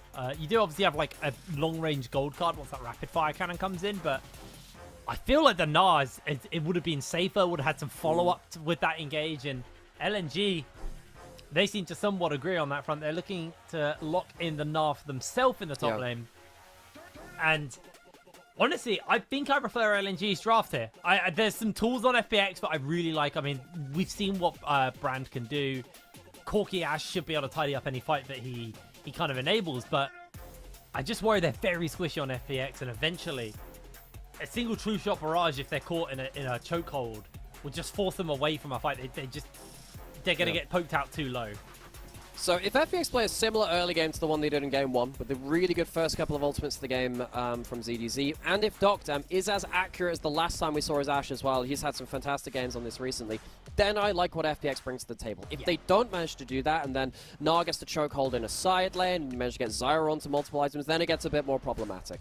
So, FPX, I think they need to have another solid early game. They still have that Ash Braum, they still have that gold card Twisted Fate ultimate as well to stop picking off people. LNG, they didn't have a great game 1 in regards to that. In specifically that aspect, they were randomly walking into Fog of War. They weren't quite able to support each other, and despite Hung having a great Rakan game to try and stop those gold cards being the worst case scenario, it was bad enough. It reached the late game where FPX clutched it out yet again. And LNG, who are 4-0 after taking down both of our 2 MSI representatives from this year in Top Esports and BLG, have found themselves a game down versus FPX, who realistically shouldn't have even won the 2 series which they have on their win column right now. They ended up clutching them out. But that is just the nature of FPX. It's the nature of the LPL sometimes too. Sometimes fate doesn't have it nearly as to the script as you might have thought just before these games have aired. So FPX looking to close this one out. They have the playmaking tools. They have that early game. Let's see if they have their footwork and their feet in the right place. So we'll get through onto the Rift and see how the crowd feels.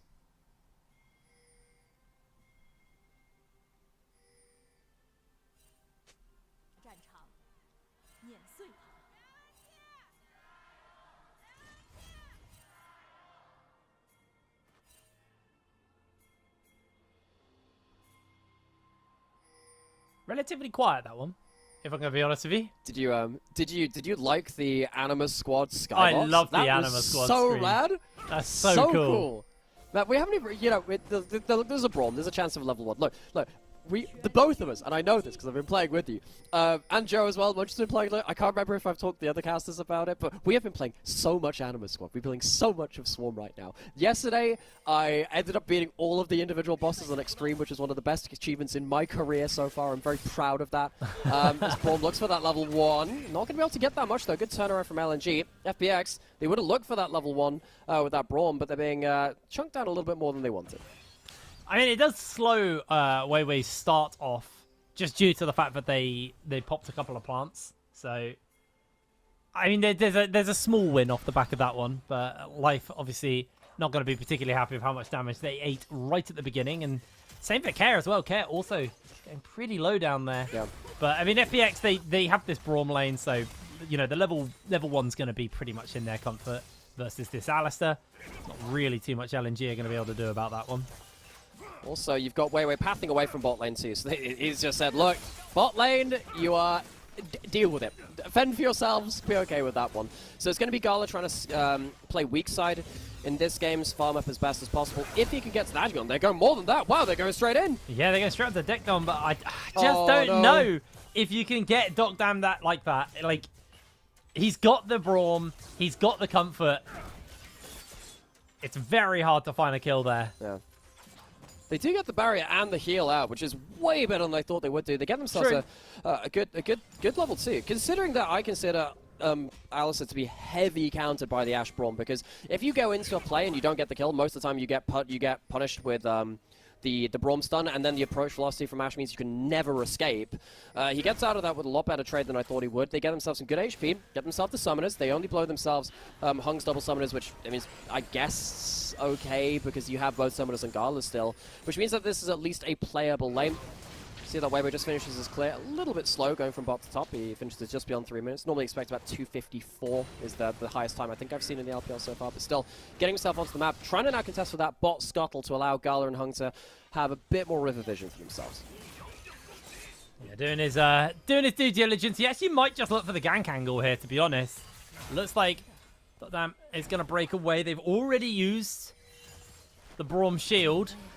It looks like FPX are just going to be able to move away from this one. And now Zucker. Oh, no. I think you might be a little bit cooked here. Gets himself caught out. Does get hit by the stun. Jumps over the W, so the passive isn't going to burn. And now Zucker gets hyper. Gets a whole bunch of hyper damage. Flashes away from the Q from Milky Way. Does eat a little bit more. He's okay. Oh, the Doran shield healing.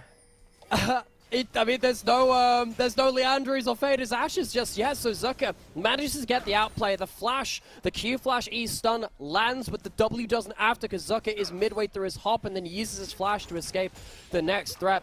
Very lucky to get out of that one, and importantly for him, manages to teleport back the lane to catch this big wave. If he had lost this big wave early, that could have been the end of his laning phase, where TF starts to take off. He's already behind a fair amount of CS, but at least that will start to even up a little bit with that big wave coming up under turret. Zucker had a tough game one. He ended up being something like 1-6, something like that towards the end of the game. Can't remember the exact KDA, but it wasn't pretty.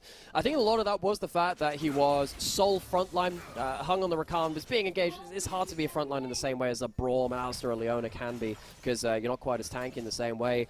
And he ended up getting punished an awful lot. Now, Zucker, I think, has been the unsung hero for LNG, so to see him struggle like that, it's a bit of a rarity on the whole. I've got a lot of respect from him and what he's done, even in some of the less powerful moments from LNG as a team. Need to see him continue on that kind of form rather than what we saw in Game 1. If LNG wants to mount a comeback, they wouldn't exactly want to be playing with a top laner off form. Against FPX, he seems to be very much on form.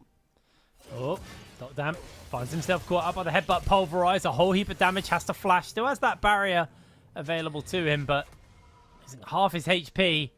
Just overstayed for the plate earlier and pays the price for it.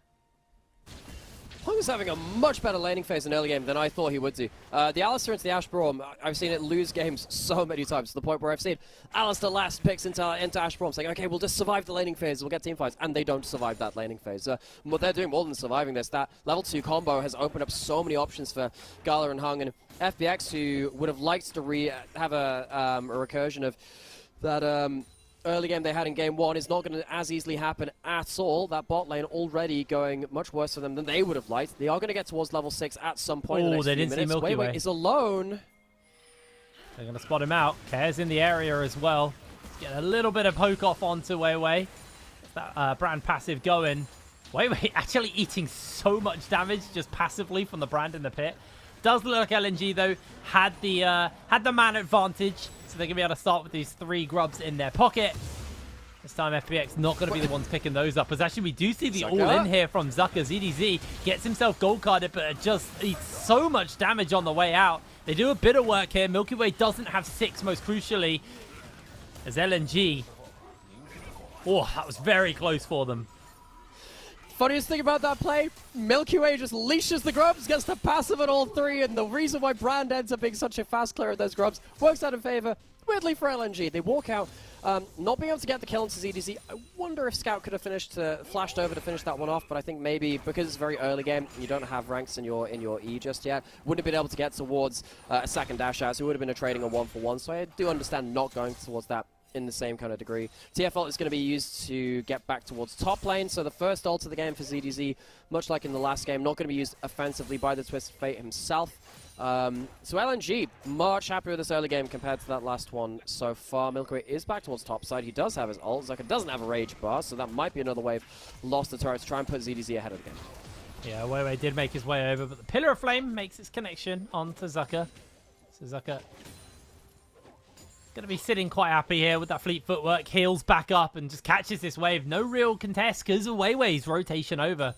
And now Zucker has that rage bar filled up, and Hung is in the area, potentially looking for a gank angle onto ZDZ, who is flashless right now. They are going to see him out. He has to get this gold card beautifully onto Hung, but gets caught by everything. He's just trying to make the run away, but this time, no Milky Way, no backup. That is going to be an easy pickup here for Zucker. He's just making sure he picks that kill up. Ash Arrow goes a little bit wide. And yeah, really, really nicely played there by Hung, just being all over the map. I mean, that is just cruel timing. Milky Way completes his recall just before that. Scout jumping forwards, has ult, but Zaker's turning it back. Oh no, he's in real danger here. The Valkyrie forward, Care secures the kill. Scout fires his ult in the wrong direction, and Care gets the solo kill in mid lane. Scout, who he thought had been on such good form recently, has just had a little bit of a spaghetti incident. It's everywhere over on the floor as he ends up dashing forwards into his own death. The thing about this matchup is that Lucian wants to hop over the Foss bomb. Doesn't manage to do that, but let's just go back to this trade again. He doesn't have that high mana, but he has enough mana for a full rotation. I think the Foss bomb was just down there, and BDO's jumps straight into a big one. The Foss bomb comes down, Scout puts the ult in the wrong direction. I think even if the ult's on target, I think he loses this. The fact that he doesn't use that dash to get out of the big damage is a core part of this Lucian matchup, which he just misplays. Yeah, that was really, really unfortunate for him. Heavily, heavily caught out on that one as it's an answer back for the side of FPX, because with that ZDZ kill earlier, the great rotation but caught him out. Felt like LNG had finally kind of got their foot in the door after the last game. Now, Yeah, it was, Dragon spawning up. It was slam shut in that first game. Quite Yeah, a lot. well, Yeah, you know. I don't know if it was slam shut. It felt like a more gentle close in their face. Did you see Weiwei's early game? I think, particularly for him, it was just, okay, maybe not for the whole of LNG, but that poor Cougar in the jungle, showcasing exactly why Nidalee is not always picked by all of our teams. So yes, Dragon has spawned up. Can definitely talk about that one too, as FPX get themselves into the bottom side river first. Milky Way going to burn this one down one very, very effectively. Weiwei is seen recalling for the scene of the crime. Scout does jump over the Foss bomb this time, and look, it's a better trade for him. Turns out that's how this matchup works. It was pretty equal, but yeah, you can definitely see more potential with it. Well, he's given up a kill now. It's not even. He's given up the steel caps. I'm just saying. True. If you don't jump over the Foss bomb, it's not good. That's the reason that the Lucian's picked into it. You want to be using that dash very aggressively to make sure you win those trades. You can sometimes as a jungler, by the way, the secret tech. This is why you want to know these lane matches. You can jump onto them as they jump forwards, trying to dodge out in a skill shot and kill them. Oh, they know Weiwei's there. They hit the wrong person, but the cow has been caught. Hung, gold carded, locked down, and he will be gifted to Dogdam. Dogdam secures that kill nice and beautifully, and grub number 2 going to go over to FPX, as they all do eat a true shot barrage, so maybe a little bit of damage is coming in. I mean, Weiwei just wants to get the one, and he gets the summons.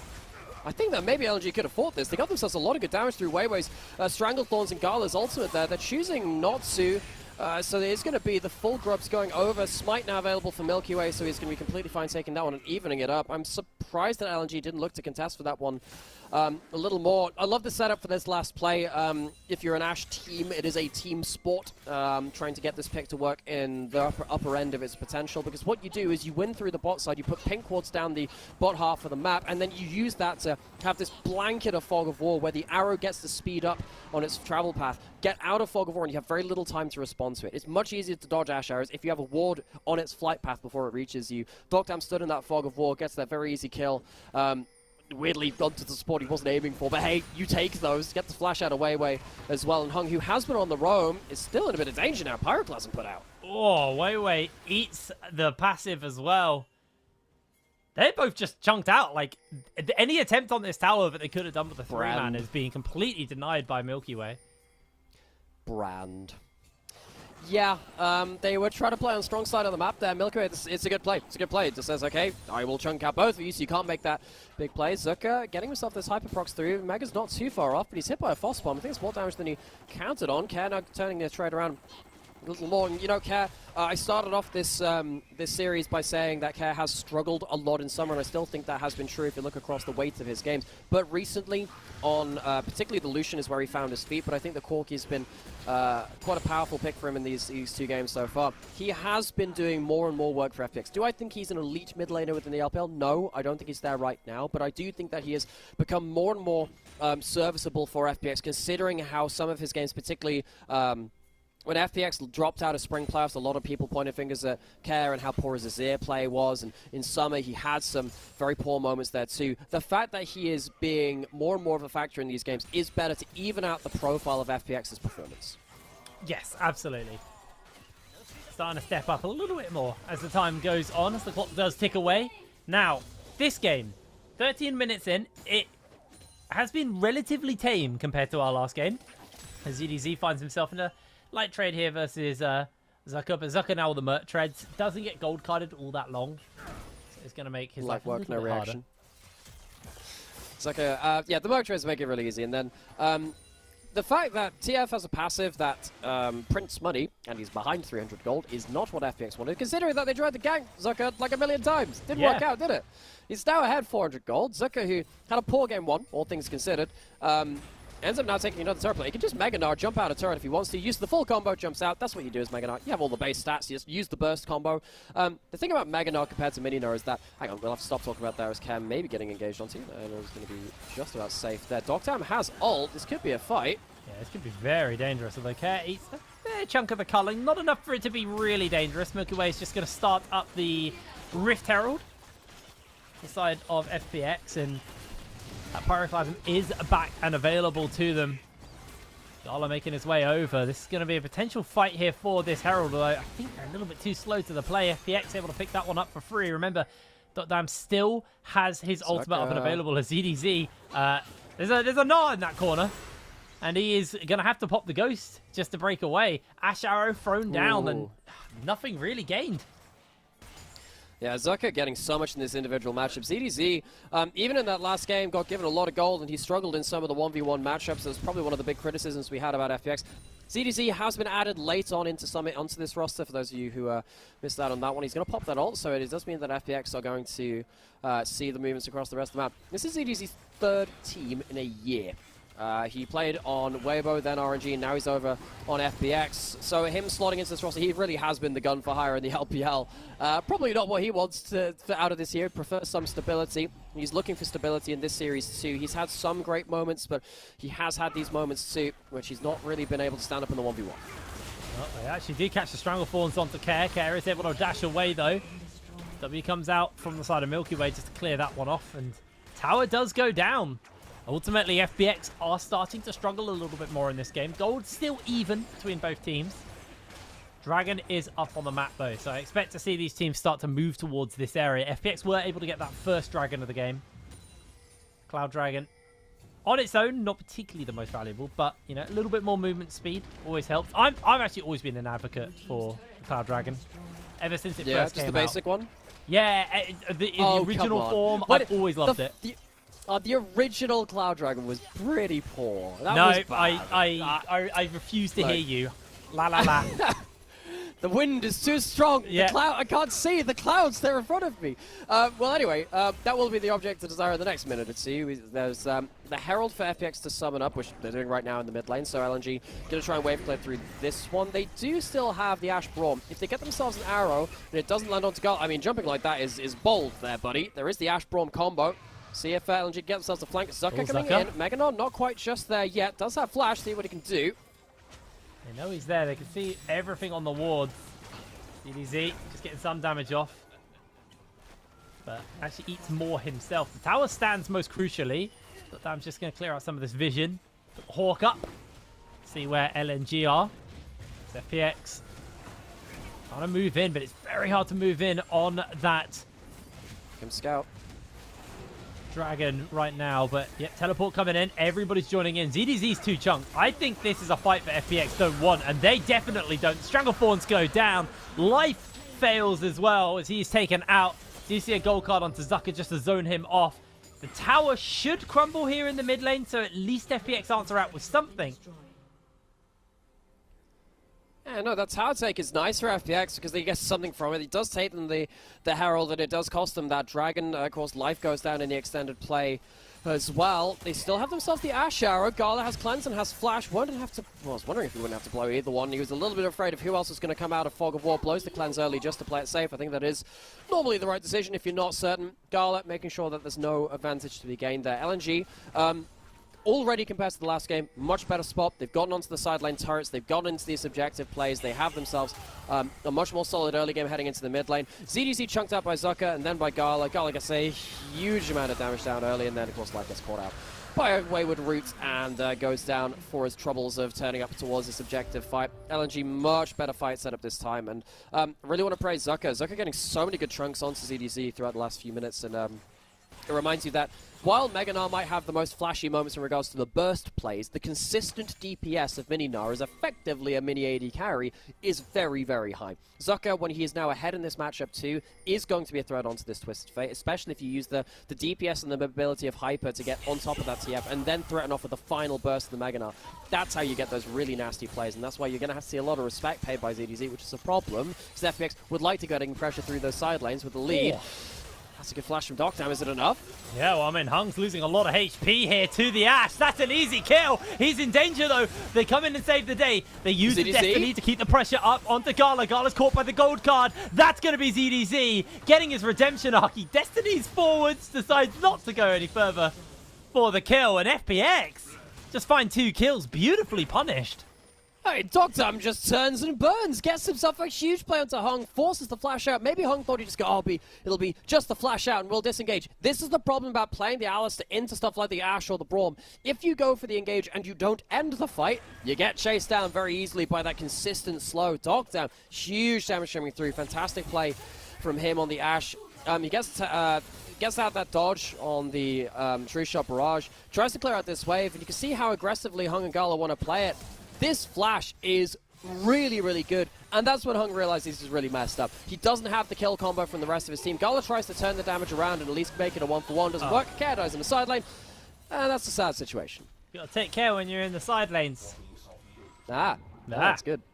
You know what was even better? When Care was playing Annie, he had the Care Bear as an ultimate. Oh, that's so good. It's great. I like that one. It was great, and then he missed it onto 3 clump people, and it was the saddest moment in my casting career. As the Care Bear was very, very sad. Hit right? It was very sad. Oh, that is Do you have any other favorite name puns? Do you have any favorite ones? Any ones from memory? I'm trying to remember if. Bro, I can't even remember what I had for breakfast today, and that wasn't that long ago.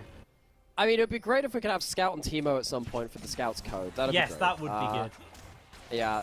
There were some really fun ones. So there's Wei in the game right now. There's also longtime jungler of RNG, now in BLG, there's Wei. So you can have Wei versus Wei, and the coach of BLG, which Wei is now playing for, is Big Wei. So you'd have Wei, and Big Wei. We have like a whole multiverse of Weis. It's a lot. So if anyone who doesn't know my story, I've been covering the UK scene for a very, very long time. We had a lot of Dans at one point. We had 3 Dans at one point. There was Dan, and Dan. I remember as well. What? That's great. Yeah, we had 3 Dans at one point. I was also around in the Wild West of that scene, where names were not vetted. So I would not say them on broadcast, but there was a Wild West of the scene at one point, and we had some pretty fun names. Funnily enough, the first time I ever met you was at 2018 EU Masters, the very first one, because you were there at the venue. And that was when I was a little scrub at university watching my League of Legends before I picked up the microphone. I remember watching you all the way back then. It's been a long time. That Frog and Cassiopeia play. Oh, yes. Great times. Yes. For those who remember that one. That's a highlight of my career, completely different side that of the god, but yeah. But that was, it was a fun time, bit of history. See if FPX can finish off a bit of history themselves. Well, it would be verging on it in this kind of upset, this kind of moment. FPX looking to take this Baron down. Great 3-shot barrage coming though from LNG. And does mean that poke coming through. Doctam not in the best place to fight. They need to be careful on the retreat. Oh, well, you say that, and then the Pillar of Flame hit 3. Yeah, turns out that Brand still exists too, lest we forget. Yeah. Brand, it's so weird. Like, a couple years ago, if you went, in 2024, well, not 2014, I wish. 2024, AP Jungle is the meta. I would immediately go, oh, so things like Nidalee, Elise. I wouldn't go Zyra Brand. Gragas. Like, the meta is so bizarre for this at the moment. Now, Care doing a whole heap of damage to Hung, chunking him out, but I do think it's still too dangerous for FPX to full commit to this Baron. They agree, and they do just back off. Now, it's going to be a Chemtech Soul. So, speaking of rough souls, not particularly the best, although a bit of tenacity won't go amiss versus all of this. Yeah, that will help, and this is why FPX saying, look, Dragon's up, let's not give that for free. They just keep going back to the Baron. They don't want LNG to split open the map. They are low HP. Wayward would have to flash in. This is getting quite low from FPX. Good arrow! Oh, there it is. The Baron secured. FPX now getting jumped onto. There's the headbutt pole onto 2. Milky Way flashes out. Can he get the ult off? He does a whole heap of damage. The rest of the team now limping away. Care has flashed. No mana to Valkyrie, but he should be able to break away from this one, as we do see ZDZ getting jumped on underneath the tower. Does he have flash? Yes, he does. Ghost used as well, just to break away. FPX, they give up one, but they get the Baron. Yeah, I think it's 2 dead if you include life as well, so it's going to be LNG taking down a couple, but once again, FPX playing well around the objectives and around kind of the setup. Now, they don't have the side lane pressure they had in the last game, and they don't have themselves the overall lead which they had in the last game. It does mean that LNG find themselves an entrance in here. I thought 100% this was going to be Wayway at least flashing in for a Strangleballs. Arrow's fantastic. Dogtown, fantastic arrow from him. Means that there is no Smite Steal available. Also, the Braum knockup potentially would have stopped the Blast Cone if it came in earlier as well. Potentially could have interrupted that one there. Milky Way and Life, they both go down, but honestly, that is a heist which they will be proud of all the same. Dragon wasn't taken during this series of events. FPX tried to pull LNG away from that. They successfully did so, but they will need to now have themselves another good objective fight. They haven't really set up the map with the Baron just yet, so LNG potentially could look for themselves another big team fight. Yeah, looks like for now, they are just getting some level of control around the area. Ash Arrow now back up unavailable. Pyroclasm also available. Waiting on that Glacial Fissure, which will probably be the next big team fight tool as they immediately open up onto Care. Great block. Care has to flash away just to not get caught out. We do see Zucker losing a lot of HP to Milky Way's full combo. And yeah, he's chunked. Gold card hit Zucker as well. Burns a lot. Oh, he's just gonzo. Pop goes the Weasel. Down he goes. Oh, that's a very dead no. Zucker getting zones completely soloed out, and suddenly FPX with the remaining Barrow buffs, but only the 3 grubs, they're going to be more than enough. That's suddenly a pick into an inhibitor and LNG. What do they get from this? They get a dragon. It's a second dragon. That's not worth it. FPX, normally we say around about the 30 to 35 minutes mark. That's when they really start locking in. They have all the items they need. They understand how the team comps work out. We saw this all the way through Spring, where they took big backdoor victories through some intricate late game play to really leave their mark on that Spring split. And suddenly in Summer as well, that facet of their gameplay has come back out to play again. FPX, I'm getting a little bit worried for LNG because feels like it's getting towards that late game again. Zucker gets hit by the arrow. No, he doesn't get hit by the arrow. He dodges out on that. But so why does he stay around? You already dodged the arrow, but that doesn't mean the threat's gone. Great combo coming out from Milky Way to get the passive onto him at least, even if the stun doesn't fully connect, and he just overstays. There's no one there to help him. It opens up this mid lane push. You are not going to be able to protect that mid lane anyway. All you're doing is spectating your towers falling. Why are you stood there? And that's the CDZ. TF ultimate pulled out. Is there going to be a fight? I think so. Looks like they are just going to try and push forward. Baron has one out. This tower is still standing, so ultimately they did get the mid lane inhibitor, which will give them a constant source of pressure, but it does look like Scout was trying to jump forward. Care gets caught out by everything, and Zucker comes in on the flank. He's about to get Mega. FPX just kind of fumbled that one. Yeah, they overpushed. They used that TF ultimate to give some advanced warning on LNG, but they don't. I mean, TFL doesn't reveal wards. Doesn't reveal where they can come in from the flank, and Zucker pounces on that flank. He just made that mistake in the mid lane. Kind of makes up for it, I suppose, in that one by breaking FPX's push in that bot side. They still have 3 members in the enemy jungle, though. They're able to take some of those jungle camps. They're not in position to defend their own towers because of this, though. I guess they were probably losing this tower all the same because LNG have so many members up on the map, but yeah, FPX not going to be able to defend this turret, so that's going to be some more gold going over to LNG, who, as we said, they are not behind in this game like they were in that first one. Cap blew that flash the last time, gets caught somehow by Hung and that Strangle Thorns. The Rylai slow and the plant slow comes through from Zyra, and suddenly Care just oversteps. A lot of that's on Care's positioning, thinking about it again. He just shouldn't have walked up that far without the flash. I do have to praise Hung, though. I think Hung has been very good for LNG this series. Constantly finding really clutch engages. I mean, back at the Baron pit, you got the 2-man Polv off. He's been really, really consistently good. Yeah. But Weiwei being on a champion has probably helped quite a lot in this game. Yes. Like, while Hung I think has LNG looks consistently so much got better when they have 5 members. right. But like Hung has consistently got really good engages, and then either the Stranglethorns or the Tangled Barbs, I believe that he's called, constantly locking people down on top of Hung. And this little jungle support duo has been really, really effective in fights for the side of LNG. Trying to remember if it's Grasping Roots. That might wait. I play Summer Zyra in Arena. Weirdly, I don't play her in Summoner's Rift. I use it for the free early in Arena. It's fun enough. But the Stranglethorn's the deal. Is it Grasping Roots or is it Strangle? Yeah, I think Grasping Roots. Look, it's one of those things. All the same. Just Google. Wait. Yeah. That's I a should have done website that. I shouldn't have exposed my own ignorance. Look, I'm a color caster. I don't need to know the names of abilities. That's a play-by-play's job. You know, earlier on you were talking. Grasping Roots is E. Thank you, Asheen. Grasping Roots is E. I knew I had it right. Hey, I got it right. Incredible. Wow, I should have trusted myself more. My confidence on full display there too. As yeah. Wait. He's been having so much of an impact in this game. He still has his flash. He's not into a Leona this time, which was what we saw earlier in the day, just really making Zara's life hell. Every time the solar flare is up, you're flashing or you are dying. So Wait now has himself those Seekers. AP junglers. Funnily enough, this was the thing that happened a number of years ago. If you look back to the 2020 meta when we still had the Runic Echo as jungle and stuff like that, we had like the Elise, the Gragas. Echo was a jungler back then too. What you'd have is you'd have the jungle item and then into angle. Stop that. It's going to be ult coming through from Hung. Yeah, I don't know if they're going to full commit any further. They do get a gold card off onto Hung. He loses half his HP.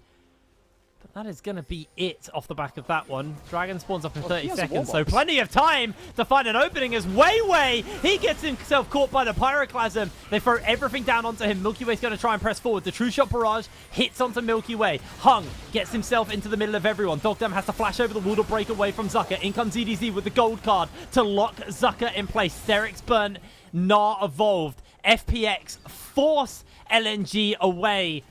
They do heal up somewhat with the Honey Fruits as Gala's trying to find the damage onto ZDZ. FPX are going to start Baron up once again. Weiwei, can he make the miracle happen? No blast cone, no flash to clear that wall. It's going to be a dangerous push in for him as Gala jumps in forward. Hung comes in, catches onto one with the headbutt. ZDZ comes in onto the flank. Zucker, no Gnar to speak of, but that doesn't matter because the brand goes down. ZDZ kills Zucker in response, but it's a 2-for-1 in favor of LNG. ZDZ gets caught by the pole. Life is trying to keep his mid lane alive, and somehow they get away, but LNG, they might just move to Baron now.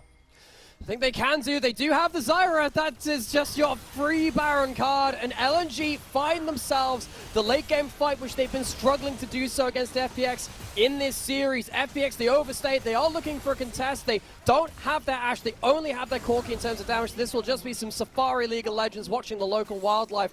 Baron gets taken by LNG, and they walk away very, very happy with that one. Dragon is up and available, but it would only be the second Dragon for FPX this time. Earlier in the game, LNG took a second Dragon, but it was at the cost of the mid lane inhibitor. That felt bad. Now FPX find themselves in the mirror of that situation, giving up that Baron, giving up potentially what could be a game-changing objective to LNG for just that second Dragon of their own. This is the power of Warmogs and support. He chunked out Hung. What does it matter? He's almost full HP again. Uses that Aftershock, gets himself out. Fine. And yes, it's not going to be the huge combo throughout everything, but it's enough. It opens up the door for LNG to get themselves the big team fight. ZDZ gets one on the back part of this too, but LNG breaking things open well and truly for themselves. And there was a big play there where we saw Care teleport very high up in mid lane, and he positioned as if he was moving towards the inhibitor, but then it felt like the call had pulled him back towards Baron. I think they could have taken an inhibitor in time. Corki is going to absolutely melt through that at this point in the game.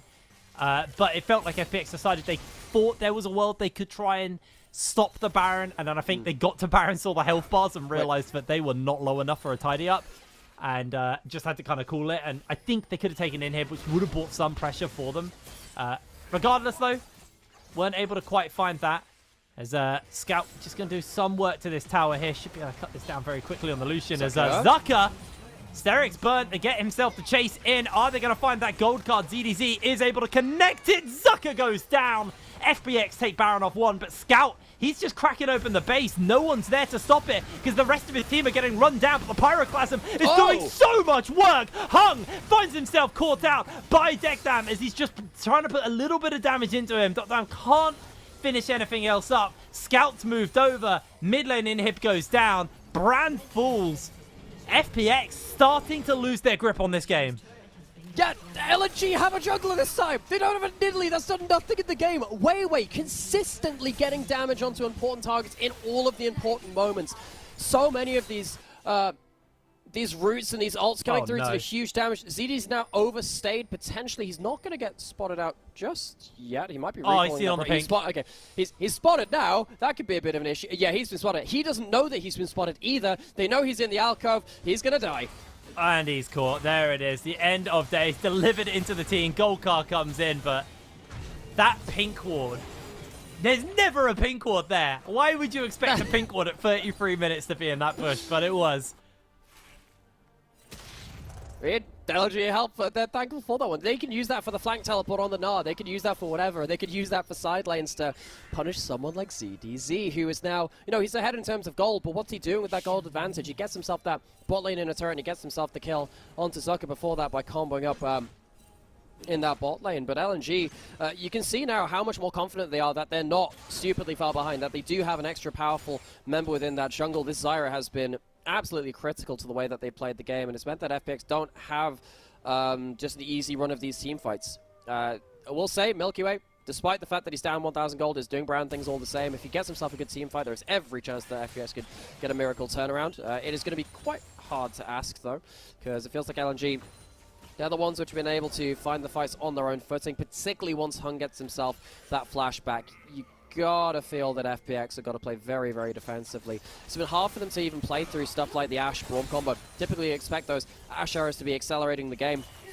It's getting harder now because Hung can just body block it, and you can use that ultimate to cleanse through it. You've got the Zhonya's as well and Weiwei, which can stop a lot of those kill combos too, and many of the other carries have got dashes on them, so it's even harder to lock them down. Very, very hard to make use of that combo in the way that they'd like. Yeah, losing so much health there as well to that True Shot barrage. Does feel like FPX have been able to somewhat stem the bleeding from that Baron play. But they are struggling to leave their own base as a counterpoint to that very point. Stem the bleeding by cutting off your arm. Yes, that's great. Wow, we've just put a tourniquet on it. And try to at least make sure it doesn't lead to like the death of the game. Now we are getting to that point again where FPX are typically pretty good at angling into late game. We're at that 35 minutes mark, but it's really hard to do that when you've now got, Scout that's very, very powerful in a 1v1. He has himself that QSS, so you can't even go onto him with a gold card very easily. I think that TF has been nerfed in the AD variety to an extent, which means that particularly against Lucian in a straight 1v1, it is not easy. Down flashes. He does it again. A beautiful flash, but Weiwei comes in with the Stranglethorns. They're trying to keep him alive. The flank teleport from Zucker, though, should just shut him down. Milky Way gets some damage off onto Zucker. Pyroclasm is going to tear through LNG. Care's doing a lot of work here as they're all going low. Care's able to get himself the damage, but the passive damage from Milky Way has saved the day. What a play by Milky. He is absolutely liquefying health bars left, right, and center. Care's chasing forwards. Scout has to jump over the wall to safety. He continues to be chased by Care. I don't know how they did that, but Brand is such an OP champ. Oh, Milky Way's like Daenerys and King's Landing. Burn it all. The passive gets so much work. It's another game where Brand just tears apart the team fights, and LNG, despite being in control, despite having the reins in this game, might have just lost 0-2 to Fun plus Phoenix. And they're not done. They're going for a little bit more damage onto Scout. He is caught. He is cooked.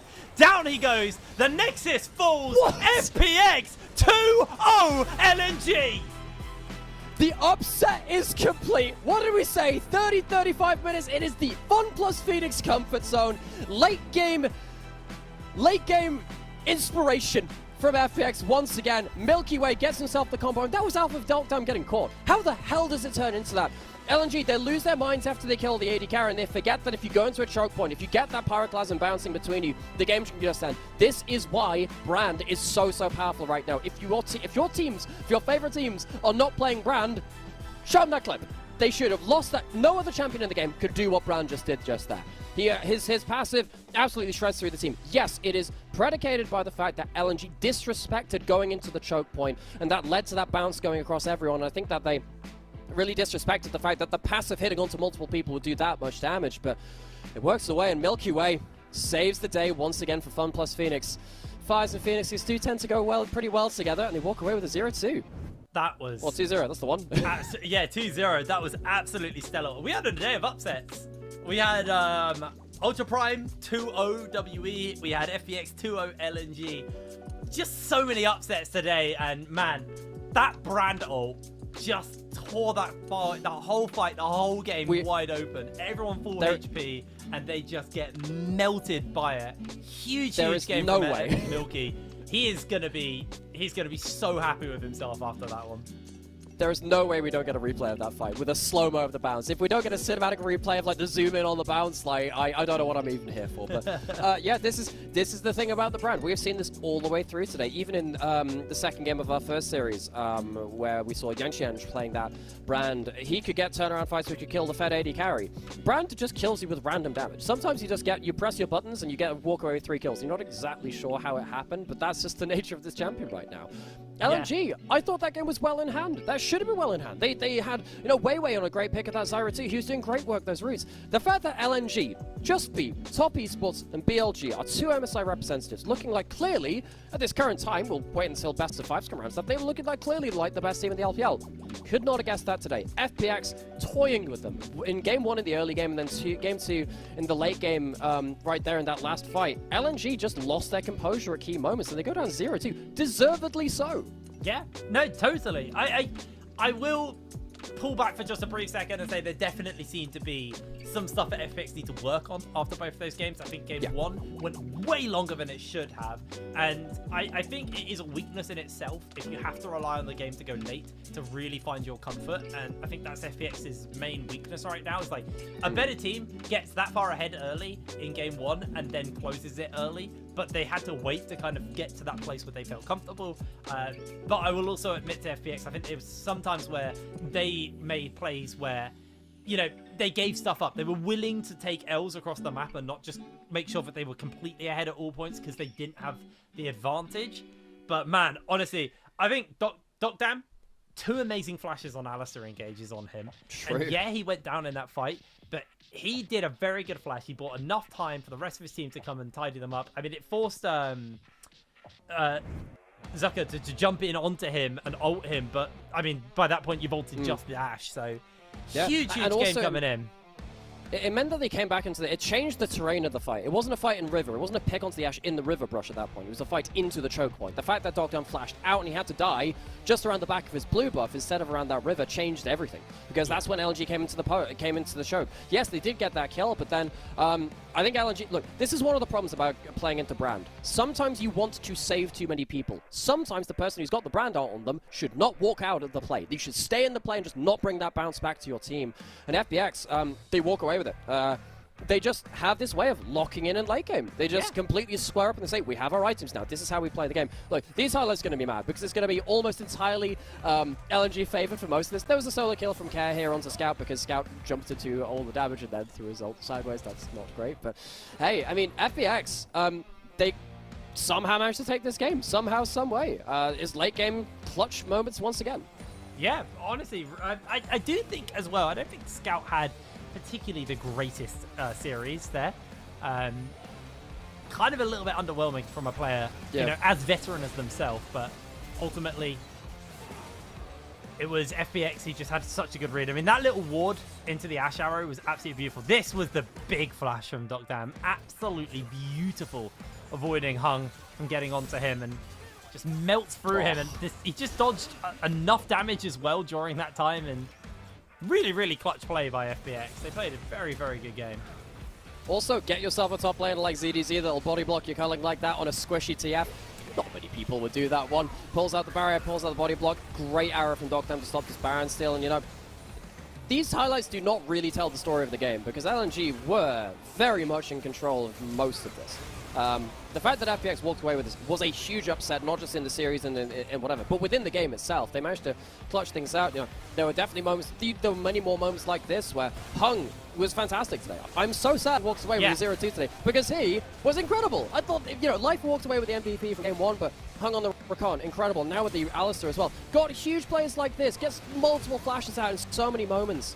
But sadly, he's the one who has to see it sit there with the defeat screen on his PC, and LNG somehow lose to FPX. FPX, this team was so exciting in spring.